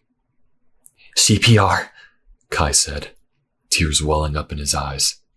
He placed both palms on Hunter's chest and began to pump up and down, waiting 5 seconds in between compressions as Gibson blew breath into Hunter's mouth. "He's gonna need vampire blood next," Mugen said, keeping intense watch on the vein color. In unison, Kai and Gibson extended their fangs and held their wrists up to their mouths. They then stopped and looked at each other awkwardly. I thought of me," Gibson said, tensing sharply. "Because of Cambions." Kai began to protest, but then realized Gibson had a valid point. Perhaps something in a vampire Cambion blend would benefit Hunter better. "Do it," he said. He placed his hands back into CPR position. Gibson bit into his own wrist. His blood, a slightly darker, more magenta-hued color, spurted across his lips. He squeezed the wrist over Hunter's open mouth, and then used his clean hand to massage the liquid down Hunter's throat. "It's working," Mugen affirmed, noting that the black in Hunter's veins was giving way to lighter shades of gray. "I can't give too much more," Gibson warned. "I'm pretty knackered, too." "He's gonna need some human blood if you all want him back on his feet," said a haggard male voice. Gray, Kai, Mugen, and Gibson turned to face the voice. Saunders stood before them, his face pockmarked from insect stings, leaning slightly to one side. "He needs human blood. That's the next phase of treatment. Isn't that right, British?" Mugen nodded. "Yeah," he replied. "But we can't use yours. You're still a patient, too." "I suppose that narrows our choices a bit," Gray said, sighing and craning her neck. "How do you want me to do this?" "First, you two, stay clear," Mugen said, taking charge of the situation, gesturing for Kai and Gibson to shift down from Hunter's head. Gibson licked his wrist wound, the bite sealing itself closed within seconds. Having cleared the space, Mugen sat to one side of Hunter and motioned for Gray to kneel to the other. "Would you prefer a bite or a punch tool?" Mugen asked, producing a metallic gadget no larger than a thimble. It had a push-button device on one end. "Whatever, just make it quick," Gray said. She held her hair in one fist, closing her eyes tightly and bracing. Mugen chose to use the device. He placed it strategically on Gray's neck, hastily counted down from 3, and pushed the trigger on the device. Gray winced, and Mugen removed the punching tool. The perfect circle began oozing blood immediately. "Hold the wound over his mouth," Mugen instructed, pressing one hand over Hunter's throat. "Kai, resume compressions." As Gray knelt over Hunter and began dripping blood into him, Mugen began circulating his fingertips, and Kai began counting to 5 and pressing onto Hunter's chest, suppressing the urge to sob. Yet again, Hunter was on the brink of death. Kai was terrified of losing him. While counting another round of 5 beats, Kai glanced over to look at Gibson. He saw that Gibson was staring intently at Hunter, his hands clutched to his chest. He may have even been saying a silent prayer, Kai noticed. By the gods, Kai realized. Gibson really, truly does care about Hunter's well-being. Kai and Gibson both looked at Hunter's face with urgency. They both saw it at the same time. The blackness in the veins receding, and the color was returning to his skin.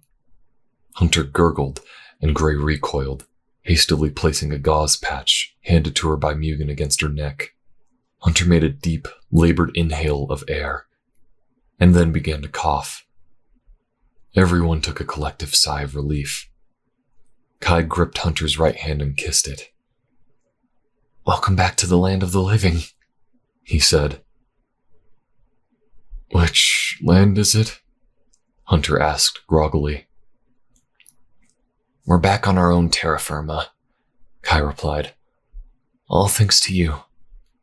And Gibson." I don't think I should do that anymore," Hunter stirred. "At least for today, anyway."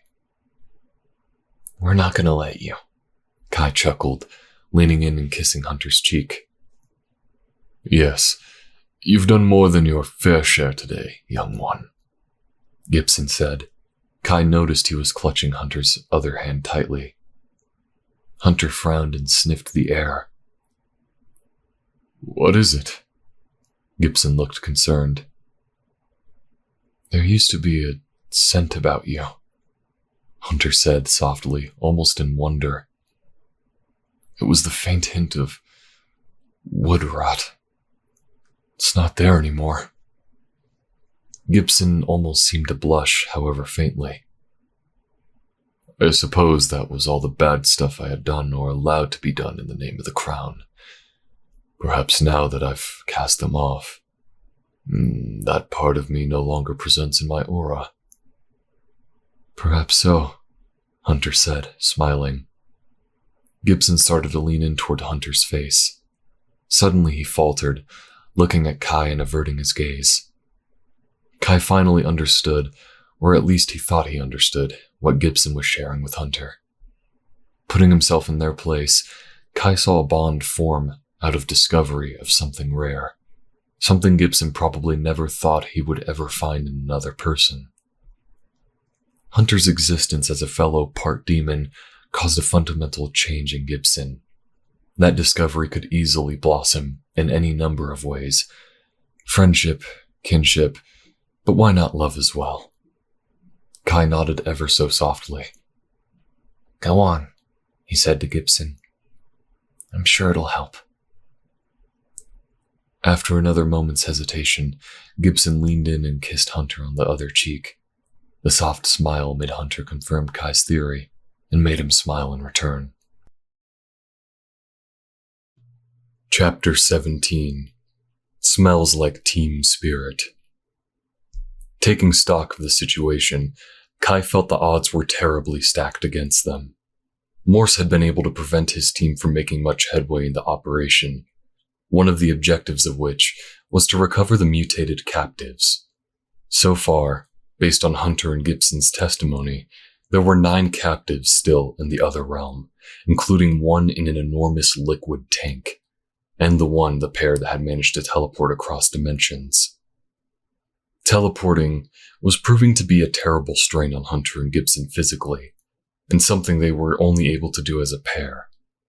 Even with an apparently easier way to traverse the dimensions, with the curtain-pulling trick Gibson had discovered, it was taxing on his energy. This meant asking them to try making 9 more back-and-forth trips was a non-starter, besides which they still had Morse to contend with.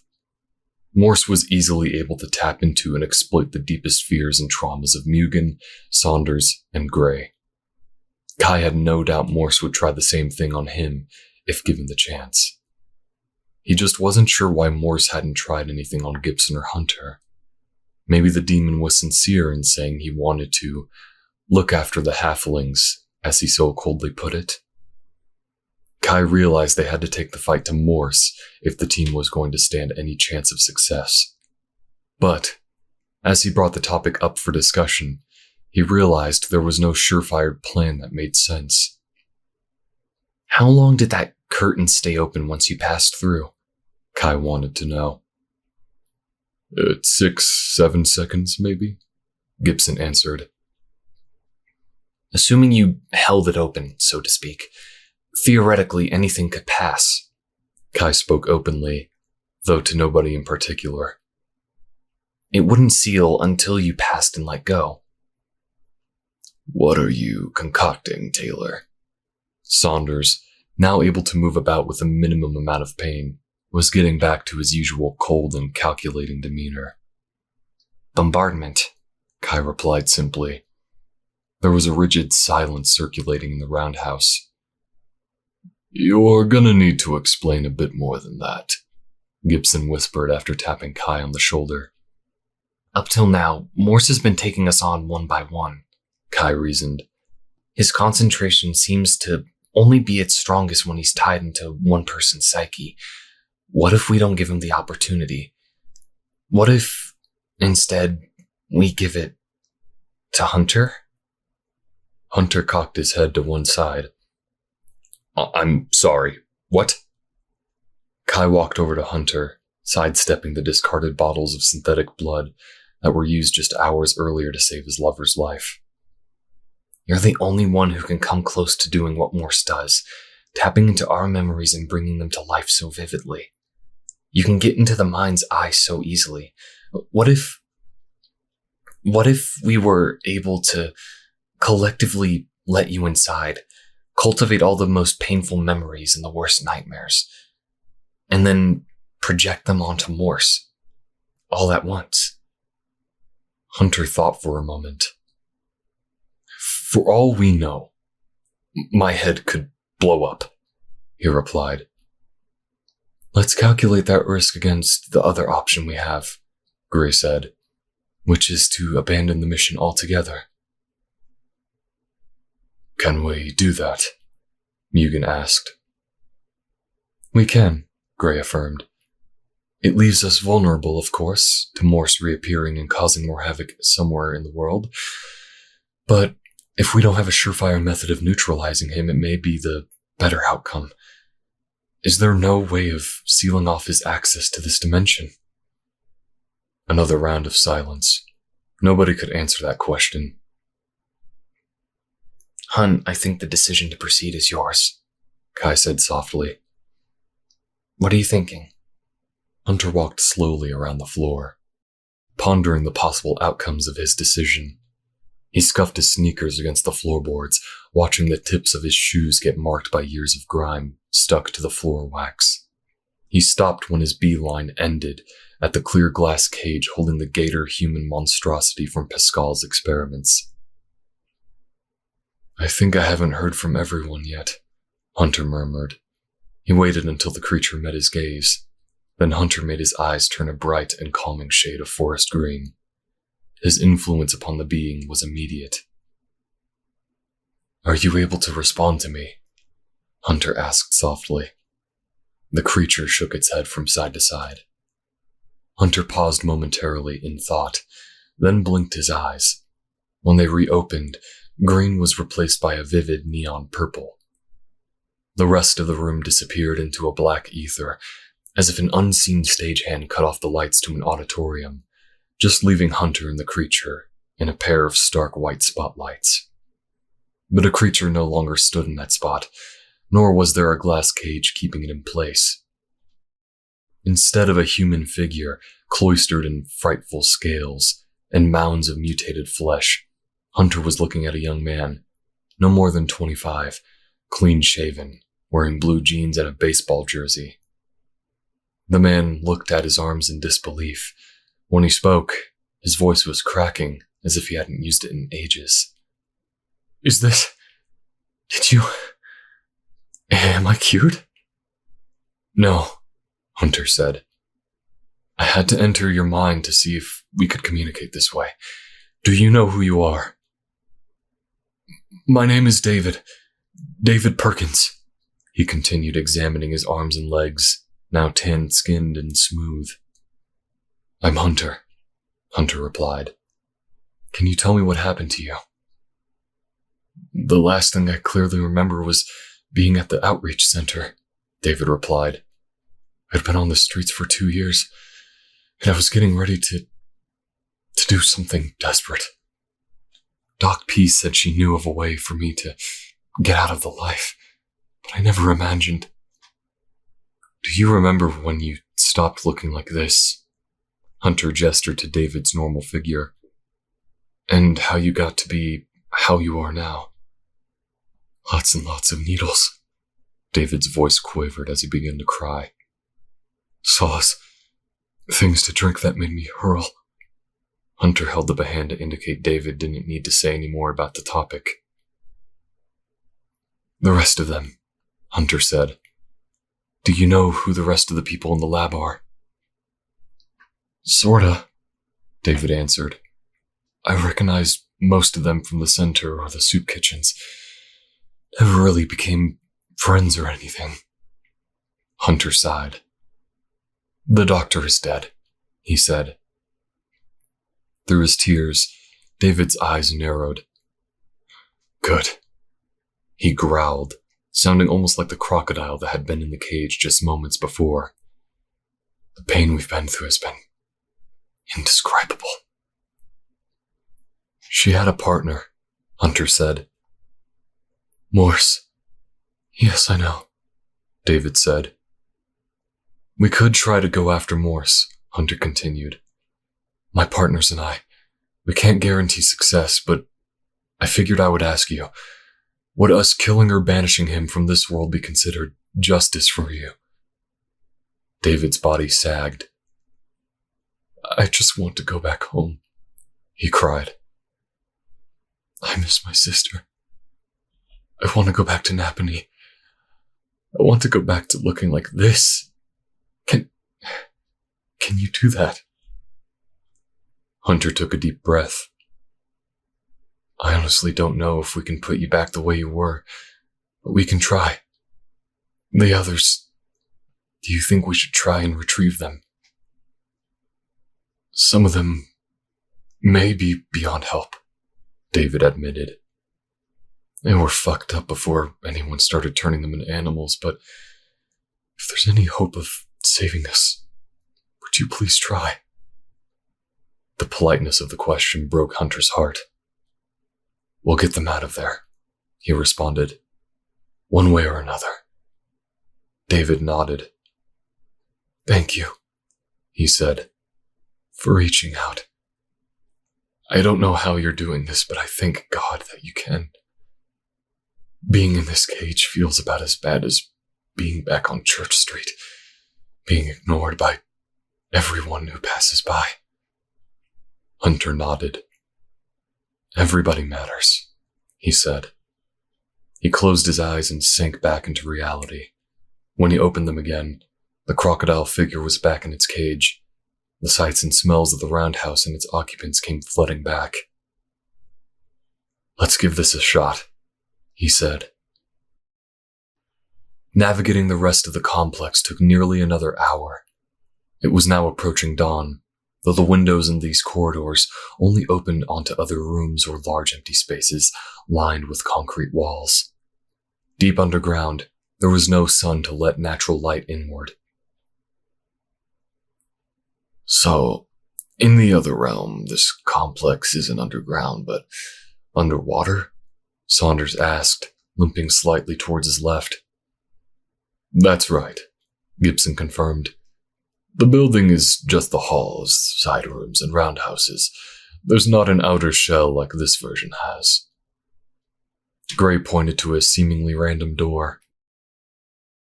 I think this is it, she said. The last roundhouse.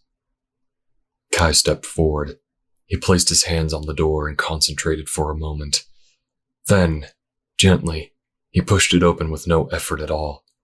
Beyond it was an immense chamber filled with strange, long-rusted-over machinery and intricate control panels that lined the walls. The central floor, about 50 feet in radius, was clear. They all walked in and stood in the center. Are we ready? Kai asked. The assembly each nodded their heads. Gibson, Hunter, if you'd be so kind. The group broke apart and stood in a semicircle, leaving Gibson and Hunter in the center of the room. Palms together, they raised their arms and began to think of Morse, his humanoid and gelatinous forms, and within a few seconds, they felt the rippling sensation, signaling the weakness between the two realities. Gibson and Hunter each took a finger and punctured the fabric of space, peeling a corner back, revealing the brilliant lights of the portal. Hunter thought it felt like pulling a large piece of tarp, heavy and plastic in texture. When enough space had been peeled back to allow a person's body through, they went single file. First Gray, then Saunders, then Kai. Gibson followed them back, leaving his piece of curtain to fold back into being. That left Hunter. He followed in step behind Gibson, releasing his portion, and the tear repaired itself, sealing them out of the reality they had known as home. Having the interdimensional fabric glide across your skin as you slid past it gave one the chills, Kai decided. It felt much like having a wet raincoat glide over you. Then came an even bigger chill. The version of the rear roundhouse the team was entering was frigid, well below 50 degrees. The rip in space opened to the back wall of the room, which instead of more cinder block, was 5 large panels of thick tempered glass, overlooking a picturesque view of underwater life as it swam past the north end of the island. "You can't help but admire the beauty of nature here," Mugen observed as he gazed out into the water, which was being lit by daylight steadily streaming in as the sun rose. It wasn't bright enough to do any of the vampires harm. "Pity we're here to stop crimes against nature," Saunders countered. "Why is it so damn cold in here?" "The water surrounding us may play a part in that," Gray observed as Gibson and Hunter joined the room, and the spatial rip began to heal itself. Hunter turned, curious to get a closer look at this anomaly of physics, but when he did, he let out a shocked cry. "Holy shit!" Everyone turned to look in Hunter's direction, and nearly everyone had the same visceral reaction to what Hunter was looking at. Bodies. Corpses. Stacked floor to ceiling in 3 columns. Every body had some inhuman feature. Fur, scales. Some had viscera dangling from open gashes, like cords draping the bodies beneath. Others had extreme defects, like one body that seemed to have an extra paw growing out of the original. "It's a morgue," Hunter choked. Saunders immediately stepped toward the grotesque display, doing a count. 43, he said grimly. "This is monstrous," Gray said after she took the hand away from her mouth. "I completely agree," Morse's voice echoed from the hall just outside the room. "Do we get into position now?" Gibson whispered to Kai, who shook his head in response. "It was a fantastic idea the doctors had," Morse continued, strolling into the room, twirling a pocket watch tethered to his waistcoat. He was still in his human form. "But they muddled the whole process. All the fear energy these souls produced was so unappetizing." "Yeah, well, if you'll just lead us to the survivors, we can take them away and leave you to whatever you want to do in this realm," Kai said. Rather than make direct eye contact with Morse, he was looking just off to the side. Catching the watch in his right hand, Morse looked at the time it displayed, then pocketed it. "Very well," he said nonchalantly. "Come along." Spinning on his heels, Morse exited the room and stepped out into the corridor again. Kai waited 10 or 12 paces before signaling to follow suit. "Fighting the laws of your realm's nature leaves a bad taste in the mouth. And I mean that quite literally," Morse said as he continued to stroll down to the next roundhouse. Too much effort put in for too little result. My advice for your team, when you get back to your little corner of the universe, is to find the samples of the serum Pascal still had hidden in that complex and destroy them. Thanks, we'll take that under advisement, Gray said. Morse pushed open the double doors to the next roundhouse and sailed in. The others followed in, but as Morse continued to walk to the far wall, where the surviving experiment cell stood, the others went only as far as the hallway point, stopping short of the giant water tank, where a fish-like captive continued to float. Then, they formed a semicircle. Gray, Saunders, Kai, Gibson, and Mugen, facing Hunter, who stood about 3 yards back.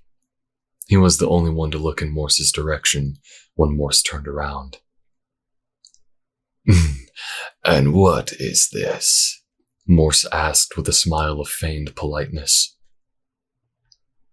We want to make it absolutely clear, Gray said, raising her voice since they were not directed at Morse. We have no intention of leaving our agents behind. Agents Reeves and Gibson leave with us as well as the survivors. That won't do, Morse said simply. I will destroy you all if they're not left with me. Now, Kai whispered to Hunter. Channeling all his building anger, as well as fear, Hunter closed his eyes and quickly reopened them, revealing a blaze of purple light. Morse, already beginning to morph into the peach-colored blob of demonic turmoil that he was, laughed haughtily. Do you think that your little light show is going to work on me? Then, taking on the voice Hunter recognized immediately as that of his stepfather, bellowed, I knew I should have beaten more sense into you, you worthless bastard! Hunter winced at the voice, but knew Morse was only trying to manipulate his mind. His stepfather was long dead and buried. This was just a memory Morse was digging up. But Morse was wrong about one small detail.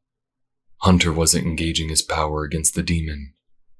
One by one, from left to right, the other agent's eyes turned to the same brilliant color of purple light as Hunter's influence engaged with each one of them. As if Hunter was seated in a roller coaster car, plummeting from the highest peak, a rush of energy soared from him and into the mind of 5 people looking at him. In seconds, he collected hundreds, if not thousands, of memories. Every cut, every burn, every broken bone, every heartbreak, every horrendous act of violence witnessed, inflicted upon or inflicted by his comrades over hundreds of years, was now loaded into his brain like a piece of software. Now, for the download. Gasping heavily, almost growling, Hunter crouched into a predatory position like an athlete on a running track. Morse was now almost completely translucent.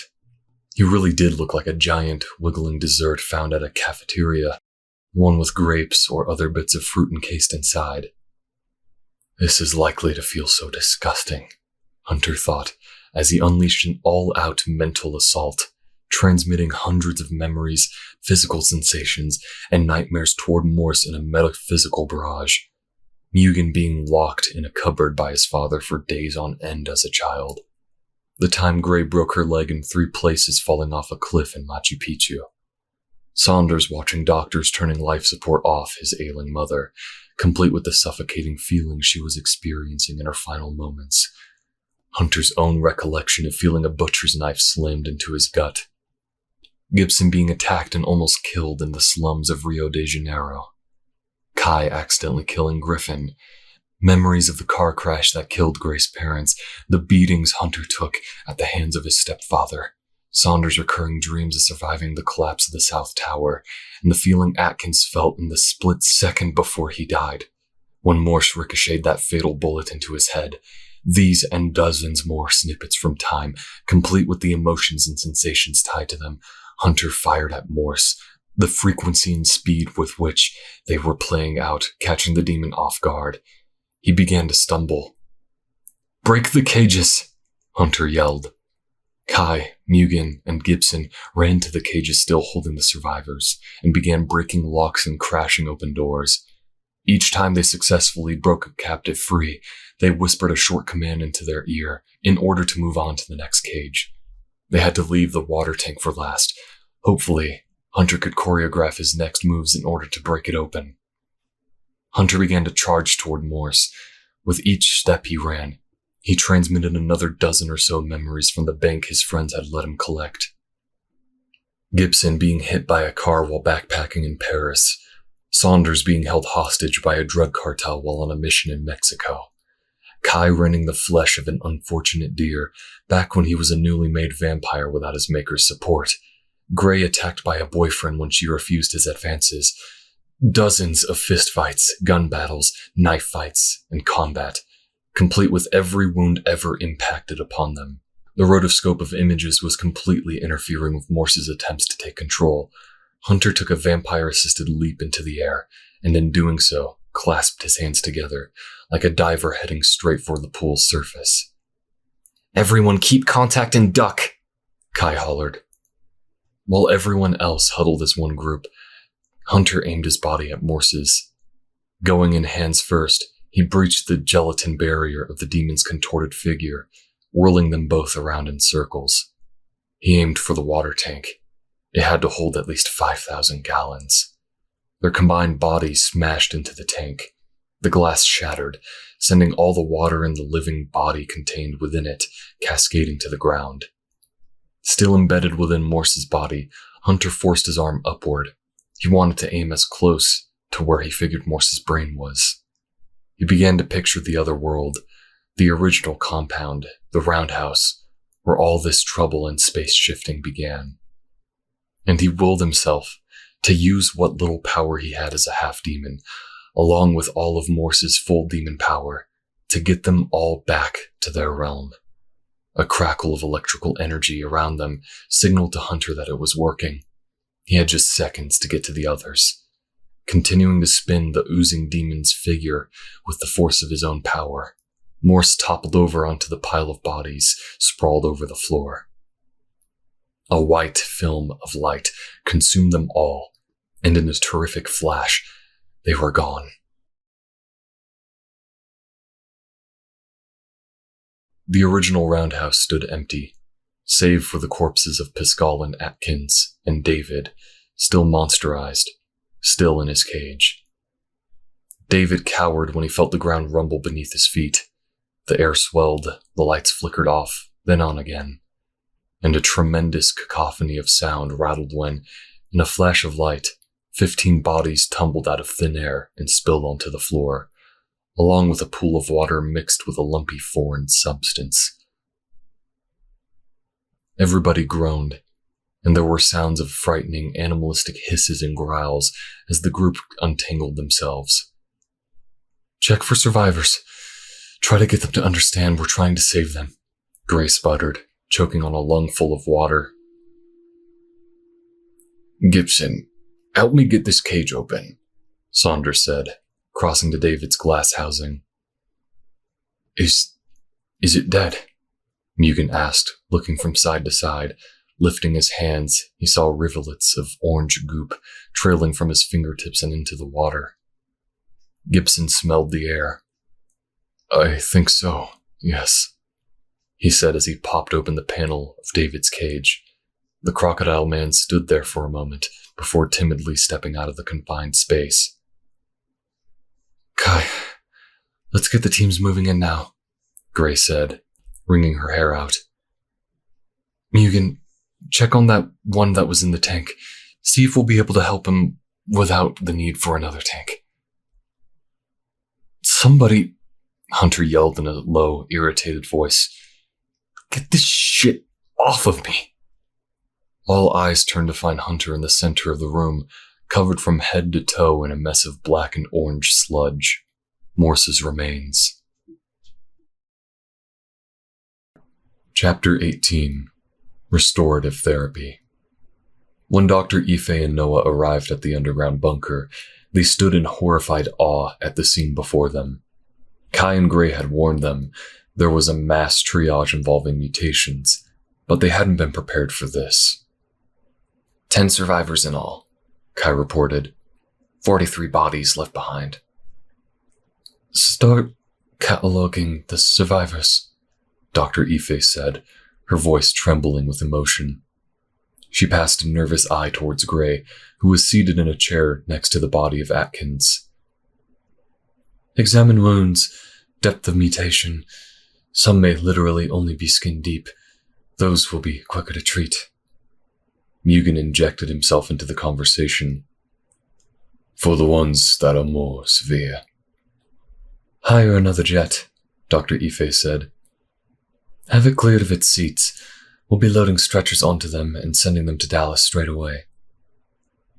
The team got to work, conducting triage of each survivor in order to assess their current state. It was clear that they had been exposed to a heavy dose of radiation and other dangerous chemicals, in addition to the lab-devised serum that was causing the animal feature mutations throughout their body. Mugen and Ife went to the first person who had been floating in the giant tank before it burst. They had thick gills on either side of its neck, which were pulsating very slowly. Ife pulled out a stethoscope and placed it near the opening of one gill. She waited a few moments, then moved it over their chest. Lungs are still operational, Ife dictated. Gills seem to be performing perfunctory motion at this point. We can repair this. Mugen nodded and made notes on his tablet.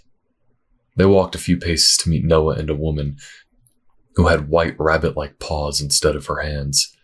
The fur only ran up to her forearms and suddenly stopped, as if she were wearing part of a mascot uniform.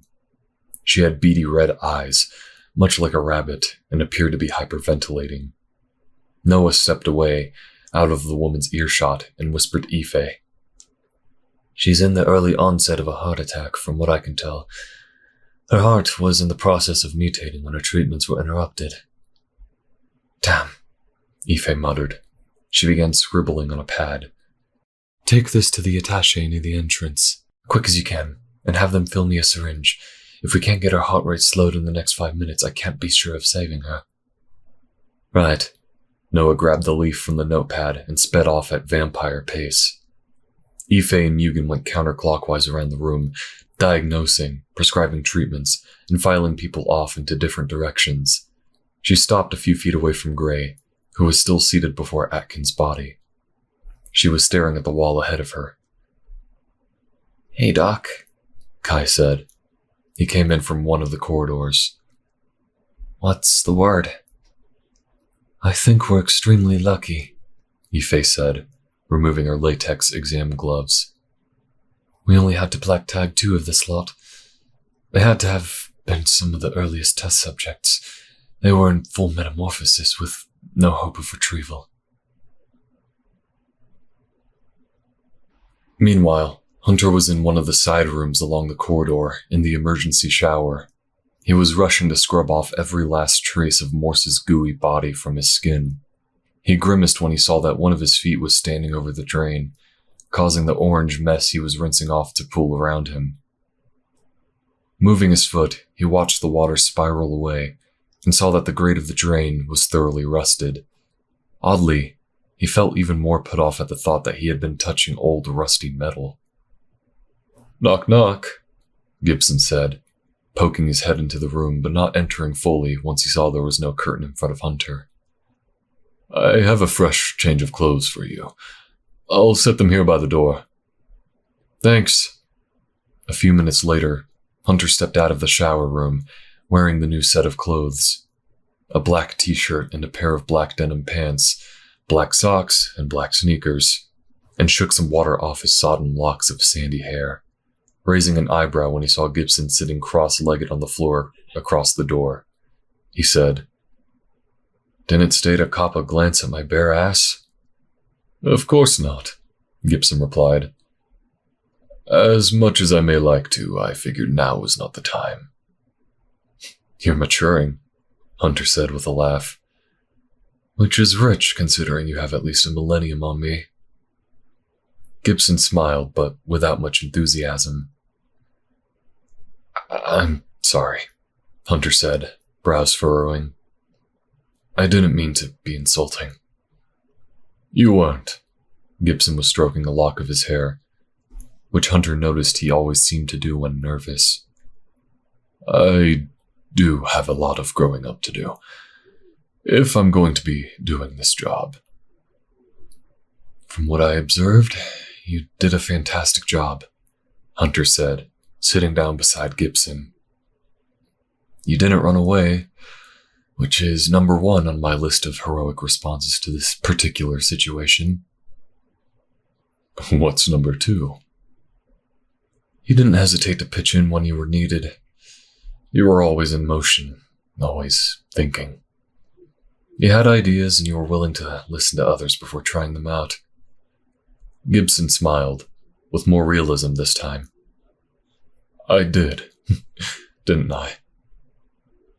It doesn't take extra effort to do the right thing, Hunter said, feeling strange giving fatherly advice to someone as old as Gibson.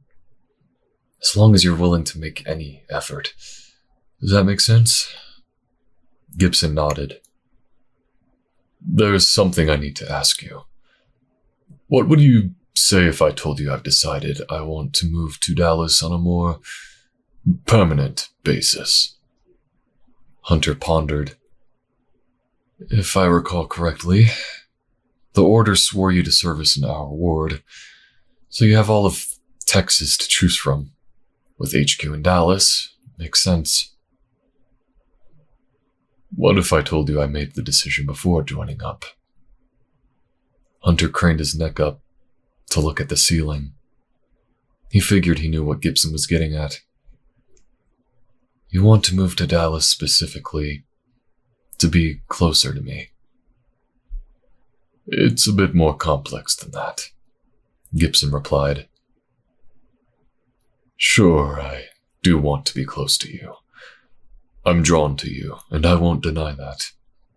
But knowing you and I are kindred, in terms of being half incubi, I have this sense of duty, that I need to be close by to watch out for you, to help you when you need it. And knowing that the Crown wants us both dead, I would hope that maybe you wanted to look out for me, too. Kai as well. Kai is also on the Crown's hit list, Hunter reminded him. Please don't forget that. He's an important part of this whole thing. He's an important part of me. Gibson nodded. I have to look out for him as well, Hunter continued. I have a bond with him. A blood bond that comes before any other, no matter what. And we have to be there for each other, too. I just want to make sure I'm not neglecting him if I...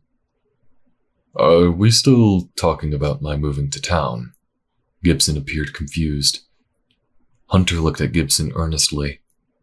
Do you really want me, and not just the idea of being around another Cambion? Gibson took a labored breath. I think I see a lot of what Kai sees in you, he said, his voice as soft as a spring breeze. If not more, yes, due to your lineage. But your courage, your sense of duty, the pure, unadulterated kindness. Hunter, I do think I am... Don't. Hunter tensed. Just don't say it yet. Please. I'm not ready to say it. I'm opening myself up to the idea, but I need to be absolutely certain it won't hurt Kai. I understand. With the same tempered smile as before, Gibson lifted himself off the ground and offered a hand to Hunter, which he accepted. But the fact that you feel you would want to move closer just to be with me, even without the ties of the job, it means a great deal. Hunter put his hands in his pockets. It truly does. Gibson offered his arm with a reassuring look, and Hunter accepted it with his own, and they began walking back to the group. What about your soiled clothes? They can stay there and rot for all I care, Hunter quipped.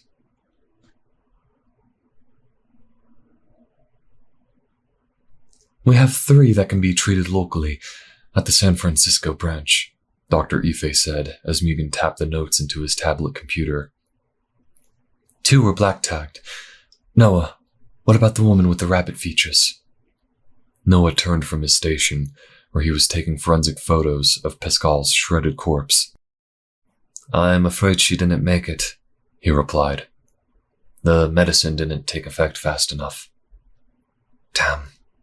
3 black tags, Ife corrected herself. So that leaves 4 that we're going to be taking back to Texas. What is the treatment plan? Kai asked. I can alert Calhoun to make the space available now. Restorative therapy of this nature will be as experimental as what put them in these mutated states in the first place, Ife said, squeezing the bridge of her nose as if she had a headache. Gene therapy, essentially, will intravenously supply them with the healthy cells extracted from various plants and botanicals, as well as their original blood type, in order to restore genetic balance and reverse any damaging changes.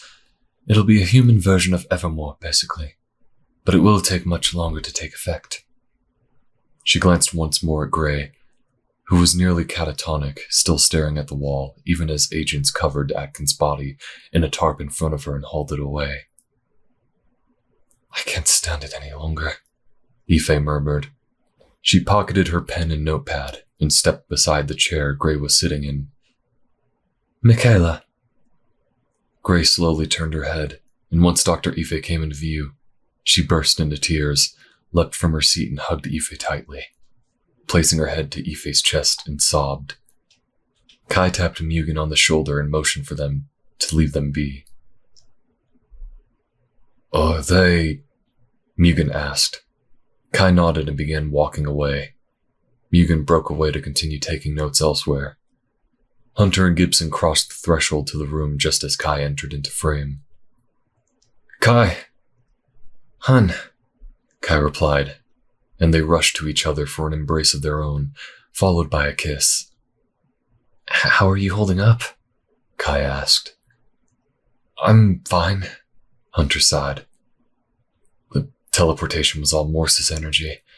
I think I shorted out his brain when I hit it with my hand, and my thoughts directed us where to go. Kai nodded. Listen, you two, he said, signaling them to huddle close. I have news from above ground. From what we're learning, every time Morse teleported himself to or from this realm, with people or equipment, it triggered the tremors that have been reported throughout the area. The epicenters have all been pinpointed to this location. Oh no, Hunter said. Gibson shook his head. What does that mean? The force of all of us teleporting here created a shockwave, Hunter said. And since there were so much more than just a heavyweight demon, us, the survivors, thousands of gallons of water. The weight of all that catapulting through space and landing here triggered a large quake. Gibson finished. Hunter and Kai nodded. At least a 4.0, according to the Geological Service, Kai reported. How bad is it up there? Hunter asked. So far, just a few fires, no collapses, Kai said. The city survived stronger, that's for sure, but the bridges are off limits for the next few hours. That's why our teams had to ferry their way to get to the island. I just wanted you two to know that it may take a bit longer to get you out of here and back to the hotel. What? Why are we going back to the hotel? Hunter looked surprised. Once night falls again, I've got to help Ife in getting the patients loaded on the ambulances and seeing them onto the plane, Kai said. There's really nothing more you or Gibson can do here, and I don't want you stuck in this complex any longer than you have to. But I already called the hotel, Kai continued. They're still open. No damage. We'll get us on the ferry first thing, and then the van will drop you off at the hotel and take me on to SFO. Are you sure? Hunter frowned. Kai nodded and smiled. Scanning it quickly, Hunter found it to be genuine. You two work very well together, Kai said, and you deserve as much rest as you can get. Why not get that rest together? Hallelujah to that, Gibson said. He dug out his phone and looked at it. 2 bars and 60% battery. I think I'll busy myself with some real estate research while I wait on that van. He smiled and sauntered away. Hunter took Kai by the arm. Kai, he said, what are you really saying to me? There was a brief moment of panic in Hunter's head, as if his new biggest fear held court in his mind, that Kai was going to say he didn't want to be together anymore. I don't... Kai paused to gather his words. When he saw the stricken look on Hunter's face, he hurried to explain himself. I don't understand fully this new part of you. This power, the part demon stuff. I don't. But he does. And he obviously cares enough about you that he kept you safe during this whole mission, when I couldn't be there to look out for you. Hunter's eyes began to well up. I feel like even entertaining the idea is betraying you. Kai took Hunter's head in his hands. Listen to me. You're not. I swear. There's no edict about these things. Just because it may be traditional to be together with just one person doesn't mean it's against any rule that you must. Gibson will never take away the love I have for you. And I know I am secure in knowing you love me. And that nothing will change that. You have my blessing on this, Kai said softly. If Gibson adds to the happiness in your life, by the gods, be happy with him. And if you're happy with me as well, then aren't I lucky to be loved by someone with so much love to give? They held each other tight and kissed.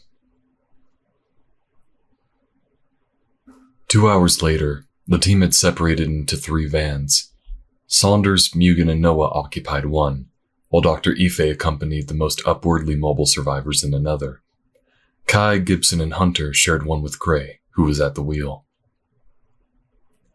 We've been together 5 years, Gray explained as she turned the corner leading to the hotel's grand entrance. I hate being long distance, but what can you do? 5 years and 1,500 miles is impressive, Kai said. I don't know if I can manage. Neither could I, Gibson said, showing Hunter his phone screen. What do you think of that? Hunter's eyes widened. It's beautiful, but look at that price, he said. A mere trifle, Gibson said, tapping a few buttons. I have enough blood money saved up over the years working for that other place. It'll take me forever to spend it all. There was a chime that rang from Gibson's phone, and he smiled cheerily as he read the notification. Splendid, he said cheerfully. The realtor said the seller accepted. He said it was the quickest time between offer and sale he's ever seen. How much is your new place? Gray inquired. 1.5 million, Hunter exclaimed. How much? Kai's voice matched Hunter's in terms of incredulity. 1.8, actually, Gibson corrected. I wanted to seal the deal. Gray whistled. Lucky you who can spend it like water, she commented as she pulled into the hotel's loading zone. Hunter and Gibson began to unbuckle their seatbelts. If you're willing to part with that much money so easily, Kai said with an air of bemusement, perhaps you'd be willing to cut another check in the morning? If you're willing to turn blood money into good money, that is. What have you in mind? Not an indecent proposal type of situation, is it? Gibson smirked, only to have his hand smacked hard by Hunter. Ow! Joking. I'll explain more when I get back, Kai said. In the meantime, Stay out of trouble, he added with a smirk of his own. I'll try, Gibson said in his trademark melodic teasing voice as he slid open the van door and alighted. Hunter spilled out, almost like a log rolling over a cliff, and gave Kai a mid-air kiss with his fingertips before closing the door. As they entered the lobby and passed the reception desk, the concierge held up an envelope and called out, "Oh, Mr. Reeves, this is for you, sir. There was a phone call and the party on the other end wanted to leave a message." Hunter stopped and took the envelope from the concierge, tipping him $20 in exchange. The concierge gave Hunter a gracious bow before turning his attention to a guest approaching the other end of the counter. "What's that?" Gibson pressed the call button for the egg-shaped, crystal-lined elevator. "I don't know," Hunter said, holding the sealed envelope to his chest. "Not sure I can take any more surprises today." "If you don't know, how can you call it a surprise?" Gibson took the backpack from Hunter's shoulder and slung it over his own. "Well, I wasn't expecting anything," Hunter reasoned. "So by default, anything within here will come as a surprise to me, won't it?" The elevator bell dinged cheerily, and the pair rode their way up to the top floor. They walked down the hallway to Hunter's door, and Gibson handed off Hunter's backpack. "Well," he said, "I'll just be round the corner if you need me." "Wait," Hunter said as Gibson began to walk away. "Would you... will you stay with me tonight?" Gibson blinked in surprise. "Are you sure?" Hunter nodded. "I don't want to be alone after all that's gone on today." "Aren't you concerned I might try to crack your bones?" Hunter shook his head. "How is it you know indecent proposal, but you don't know the phrase is jump your bones?" He laughed. "And no, we're not going to be doing that. I would just really rather have you close right now, if that's all right with you." Gibson's features softened. "Then I'd be honored," he said. "Would you mind if I just ran to my room and had a shower and change of clothes?" Hunter smiled and unlocked the door. "Don't be long."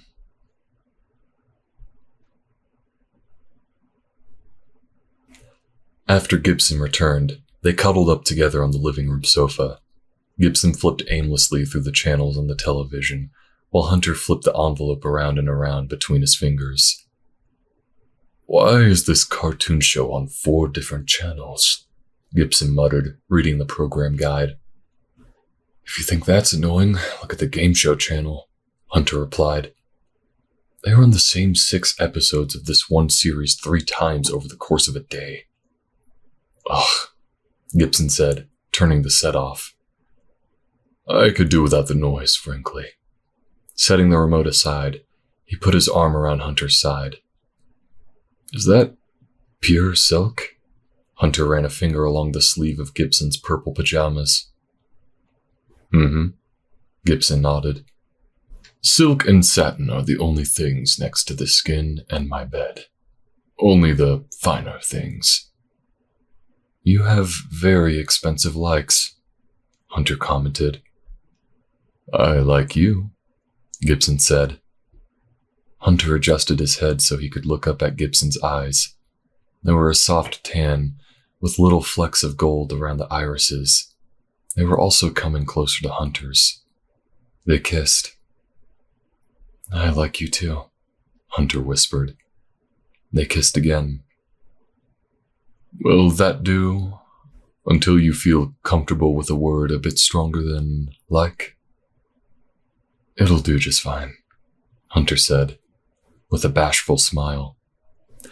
Gibson's hand brushed the envelope Hunter still held on his chest. "Are you ever going to open that thing?" "Your hair smells wonderful," Hunter said. "Do you use a jojoba shampoo?" "Yes. Don't change the subject," Gibson smiled. "What are you waiting for with that thing?" Hunter groaned. I just don't want it to be bad news, he said. What kind of bad news could it be? I don't know, Hunter said as Gibson took the envelope and began tearing one side open. Maybe all of our teleporting caused a sinkhole in Oakland. Maybe the cat died. You have a cat? Yeah, it's Kai's. We hardly see her nowadays. Her name's Annabelle. That's cute, Gibson said, blowing air into the envelope, then turning the opened end to Hunter. Read it. Defeated, Hunter pulled the note from the envelope and scanned it. Well? Dear Hunter, he read. Just a quick note from the Santa Clarita Greyhound station before it takes me on to San Diego. From there, it's a one-way flight to my sister in Illinois. Here is her address. If you find out what happened to the gang, let me know, especially David. I know his mom was worried sick about him. Thank you for the kindness you and the other young man showed me. I will never forget them. Yours truly, Jesse. Gibson smiled warmly. I wouldn't consider that bad news. Would you? Not in the slightest. Hunter smiled, kissing Gibson on the nose. Chapter 19. Gestures. Kai approached the hotel suite around 4 a.m., exhausted and troubled. He had been wrestling, once again, with the mental imagery of Hunter and Gibson together. He truly did not have a problem with them spending time together, but the thought of Hunter possibly becoming more physically intimate still caused Kai a reaction he wasn't comfortable with. I guess whatever I see when I get in the room will be a good litmus test for what I can really handle, he thought as he slipped the keycard into the slot. The latch disengaged with a slide and a click, and Kai slowly opened the door. Gibson had curled himself against the far corner of the sofa, head only slightly propped up against the edge of the back cushion. He had one arm tucked under Hunter's body, holding Hunter's left hand. Gibson's other arm was wrapped protectively around Hunter's waist, preventing the young vampire from falling completely off the sofa. It would have been a completely endearing sight, if not for the natural but still macabre detail of their veins, gray and protruding, atrophied since vampire blood didn't need to circulate while in slumber. Still, Kai observed, it was a scene of serenity for two people who clearly cared for one another. He crossed quickly to the bedroom suite, set his bags on the bed, and gingerly opened the closet door. Picking up a spare blanket from the upper shelf, Kai went back to the living area and unfolded it. He picked a piece of paper off of Hunter's chest and draped the blanket over his and Gibson's legs. Kai went back to the bedroom and looked over Hunter's note as he prepared for sleep himself. David, he murmured to himself. Hunter had mentioned one of the survivors of the laboratory experiments was named David. Kai wondered if it was the same one Jesse mentioned in the note. He thought back to his brief encounter with Jesse, countered with the vision of all those dead bodies back at the lab. All people with no record of having residences in the San Francisco area. Some, not many, had personal effects tying them to the city shelter network. Not many people were going to miss them, Kai realized with a pit growing in his stomach. Even if the news of this gruesome and cruel house of horrors were to be made public, which he knew it would not, there would be many who would have heard the victims were homeless people and would have lost interest. He thought back to the woman who reacted with disgust when Kai handed money to Jesse, and how quick to judgment she was, to assume Jesse would spend the money on alcohol. How quickly she walked away from the situation. Jesse deserved better.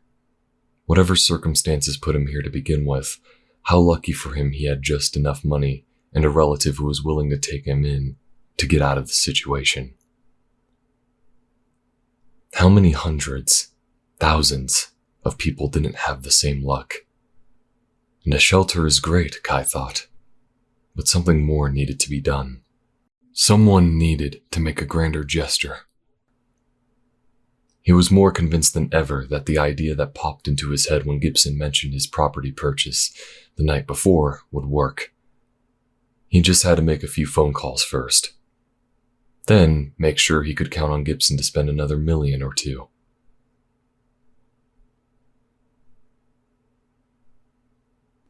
$4 million for this hellhole.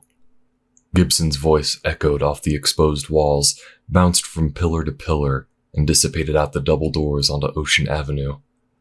He stood in the middle of an empty, dull building.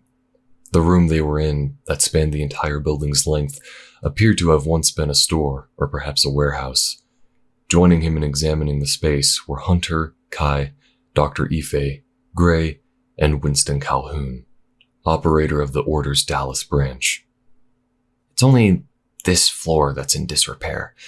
Don't be so overdramatic, Kai said, holding up a binder.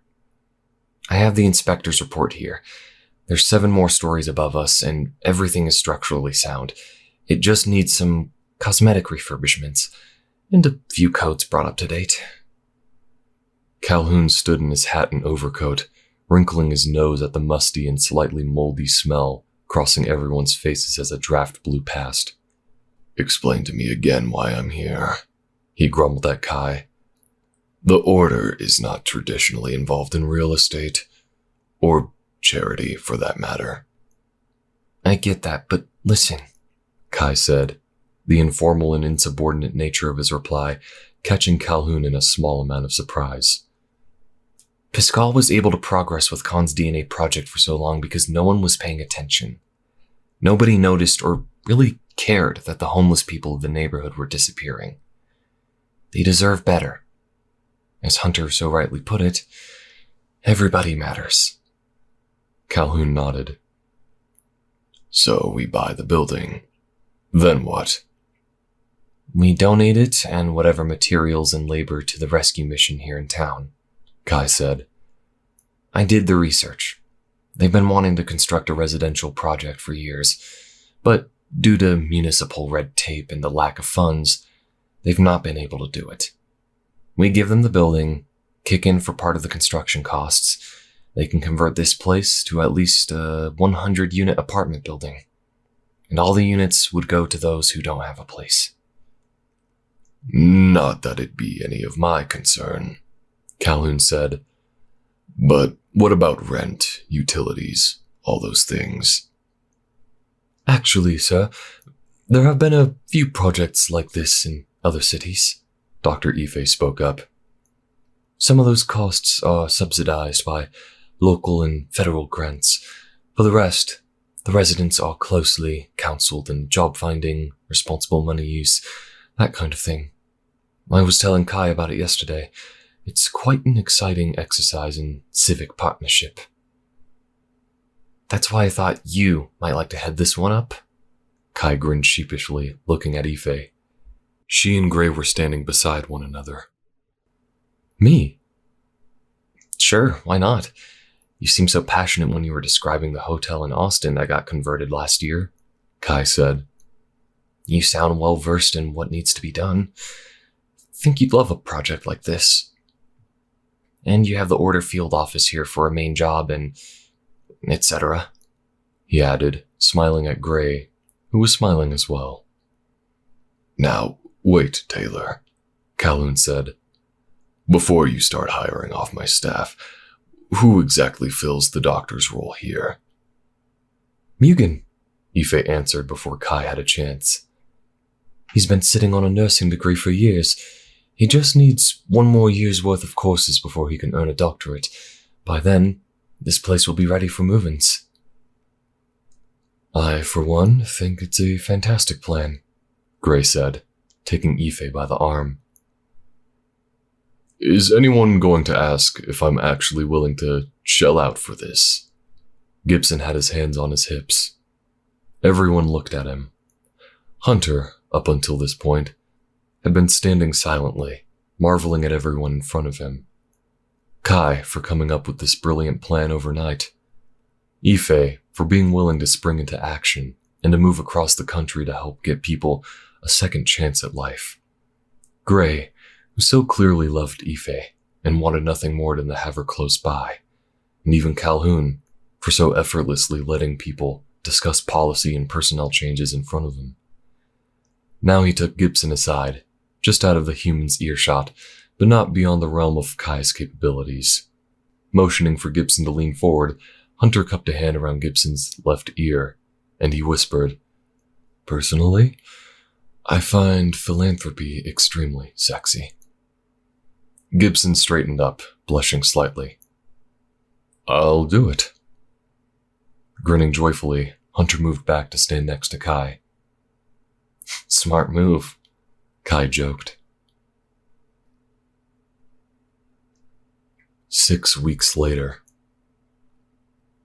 I can't believe you talked me into doing this, Kai shouted, straining to be heard above the roar of the crowd. He stood with his arms folded, a baseball cap turned backwards atop his head. A long-sleeved red flannel shirt was tied around his waist. A thin, silver-colored ring clasped to the upper left corner of his lip. "It's a metal festival," Hunter shouted back, a mere 3 feet away from Kai. "You need it to look more metal." Hunter's hair was grown out and just brushed the crest of his shoulders and dyed a jet black. He had a barbell crimping the outer corner of each eye. "This place is insane," Kai hollered. Looking around, Hunter had to agree. The venue was unique, to say the least. Horsens State Prison, as it was formerly known, housed some of Denmark's most hardened criminals for more than a century and a half. Now converted into a music hall, the prison yard had been transformed into an outdoor music stage for the Jailbreak Festival. "I know," Hunter yelled, "but don't change the subject. Take off the hat." Rolling his eyes and smiling, Kai whipped the hat off in one smooth motion, causing a mane of shaggy hair to tumble down, dyed black 3/4 of the way down, and bleached the rest of the way. "Hell yeah," growled Hunter, smirking playfully and pulling Kai into a deep kiss, just as the next band lit up the stage with a massive guitar riff and an explosion of pyrotechnics. "Careful, you'll pull the clip-on off," Kai said. With the music volume ramping up, as well as the crowd's raucous reactions, Hunter decided to use his thoughts to continue talking. "I can't thank you enough for this, Kai. I know metal isn't your favorite." "I'm just glad to be treating you to something special," Kai replied. "Because you're special to me." "I love you," Hunter thought. "And I love you."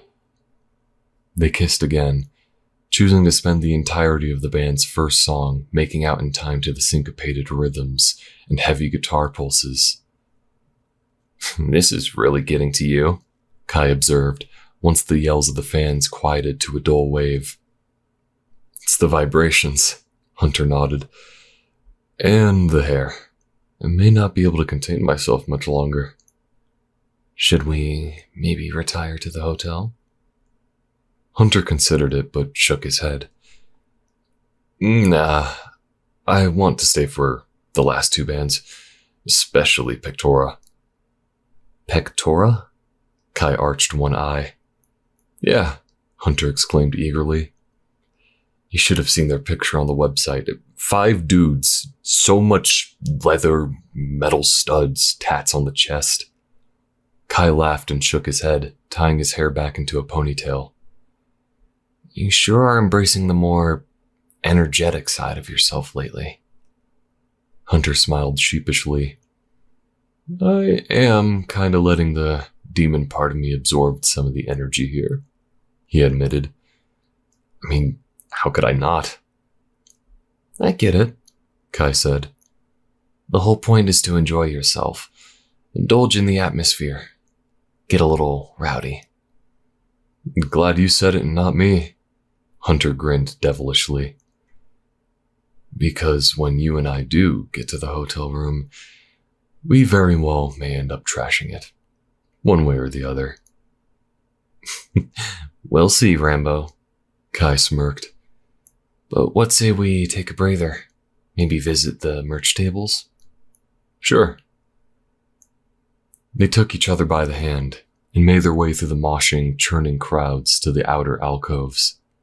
By the time they found an open bench to sit upon, the skies had begun to open up. Even though the temperature was in the lower 60s, everyone had worked up such a sweat during the performances that they seemed to bask in the cooling relief of the gentle rain. "God, this feels amazing," Hunter said, closing his eyes, the lids fluttering gently as raindrops tapped them. "It does, doesn't it?" Kai sighed. "So, you said you wanted that Within Temptation album?" "Most definitely. The signed one, if you don't mind." "Not at all." Kai checked his phone and prepared the touch-free payment app. "What did you decide about the Viking band that just played?" Hunter crinkled his nose. I'm gonna skip the drinking horn," he decided. "As cool as it looked, it's just going to take up space." Hunter twitched when he felt his phone vibrate. He checked the screen. "It's Gibson," he said, swiping up on the app. "Seeing how we're doing." "Ah," said Kai. "Let's send him a picture," Hunter said. Turning the front-facing camera on, he pulled Kai into his free arm and stuck out his middle finger, sticking out his tongue. Kai held out his thumb and pinky finger and stuck his nose up in the air as if he were sizing up a fighting partner. Hunter let the camera flash. "I feel so stupid posing like that," Kai laughed. "I'm just surprised you didn't give the finger," Hunter said. When his phone buzzed again, he laughed heartily. "Gutter trash," he read from the screen. Both men snickered. As Kai stood up to stretch, Hunter looked at Gibson's next message, LY, and replied with LY2 and a kiss emoji. "Want to come with?" Kai offered his hand. Hunter kissed it instead. "Nah, I'm gonna chill here. See if I can work on identifying what kinds of energy I'm picking up on and from where." "Sounds good," Kai replied. "Be safe. I'll be back soon." "You be safe too."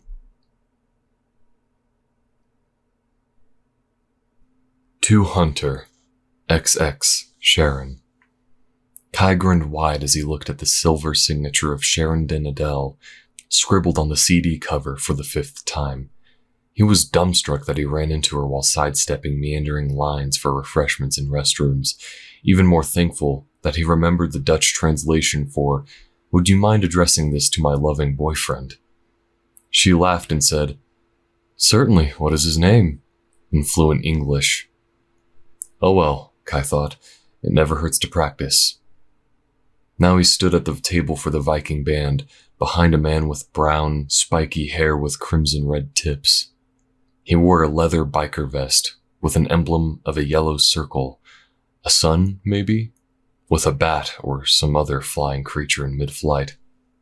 Kai knew he didn't need to buy it, but he was feeling so energized thanks to Hunter's enthusiasm and obvious peaking libido that he figured, what the hell. He took out his phone and looked up the Danish for, "How much for that horn?" "Vermaak is the Hutton," Kai said. Vermaak is the Hutton." He was so distracted that he didn't notice the man in front of him had finished his purchase and had turned around to leave. He crashed into Kai, causing Kai to drop his phone. Sorry, my bad," the man said. As Kai retrieved his phone, he thought how curious it was how similar the man's voice was to Hunter? Kai craned his head and looked straight at the face of a man who looked absolutely identical to Hunter, save for the shorter, spiky hair and the obvious costume change. Kai was staring at the same chin, the same nose, even the same violet eyes as the one he left in the alcove about 20 minutes earlier. "You good?" The doppelganger looked at Kai with a curious expression. Yeah," Kai said, holding up his phone. "No harm." "Cool. Take it easy." Kai barely had time to blink. The stranger with Hunter's voice and face were gone. "Too bizarre," Kai said to himself. Stepping out of the merch area, Kai stood on his tiptoes and looked wildly from left to right. When he looked left again, toward the porta potties, Kai thought he saw that sun and bat emblem heading near the end of the line of plastic and fiberglass restrooms. Kai hustled to catch up with him. When he saw the hunter-like figure slip between two porta potties, rather than go inside one, Kai decided to walk a few yards past the end of the row. From the angle Kai had, he could see the man step towards a concrete wall under a sign that read, "No admittance, performers only," in 3 languages. The man closed his thumb and forefinger as if he were about to make the OK sign. Kai watched in shock as those fingertips began to glow bright with light. The doppelganger drew a line from his eye line down toward the ground with those fingers pursed together, and a slit of light began to trail down behind them. He's opening a portal, Kai realized. In a smooth motion, the man peeled back a corner of the rip in space he had just created and slipped behind it, as if the concrete wall were no more than a pillow fort. The line he created to create the portal then disappeared as easily as it was made. Kai stood, frozen in disbelief at what he had just witnessed. What had he just witnessed? Or who? Hunter didn't have any relatives his age, Kai told himself. He certainly never had any identical twins. Who was that? A whistle from behind made Kai turn around. Hunter, long dyed hair and all, stood smiling at him. "You have to actually go in those things before I can ask if you fell in," Hunter shouted. "You okay?" Kai hesitated. Then he nodded. "Good. Let's get a move on," Hunter said, curling an arm toward himself to beckon Kai. "Pictora's just about to hit the stage." Kai jogged toward Hunter, CD clutched tightly in his hand. "I'm hearing rumors," Hunter said as they made their way back to the main stage. "People are saying something massive's gonna happen. I can't wait to see what's next." Thank you for listening. This was Bloodbound, West of Nowhere. Written by Chase McPherson. Narrated by Gav VA.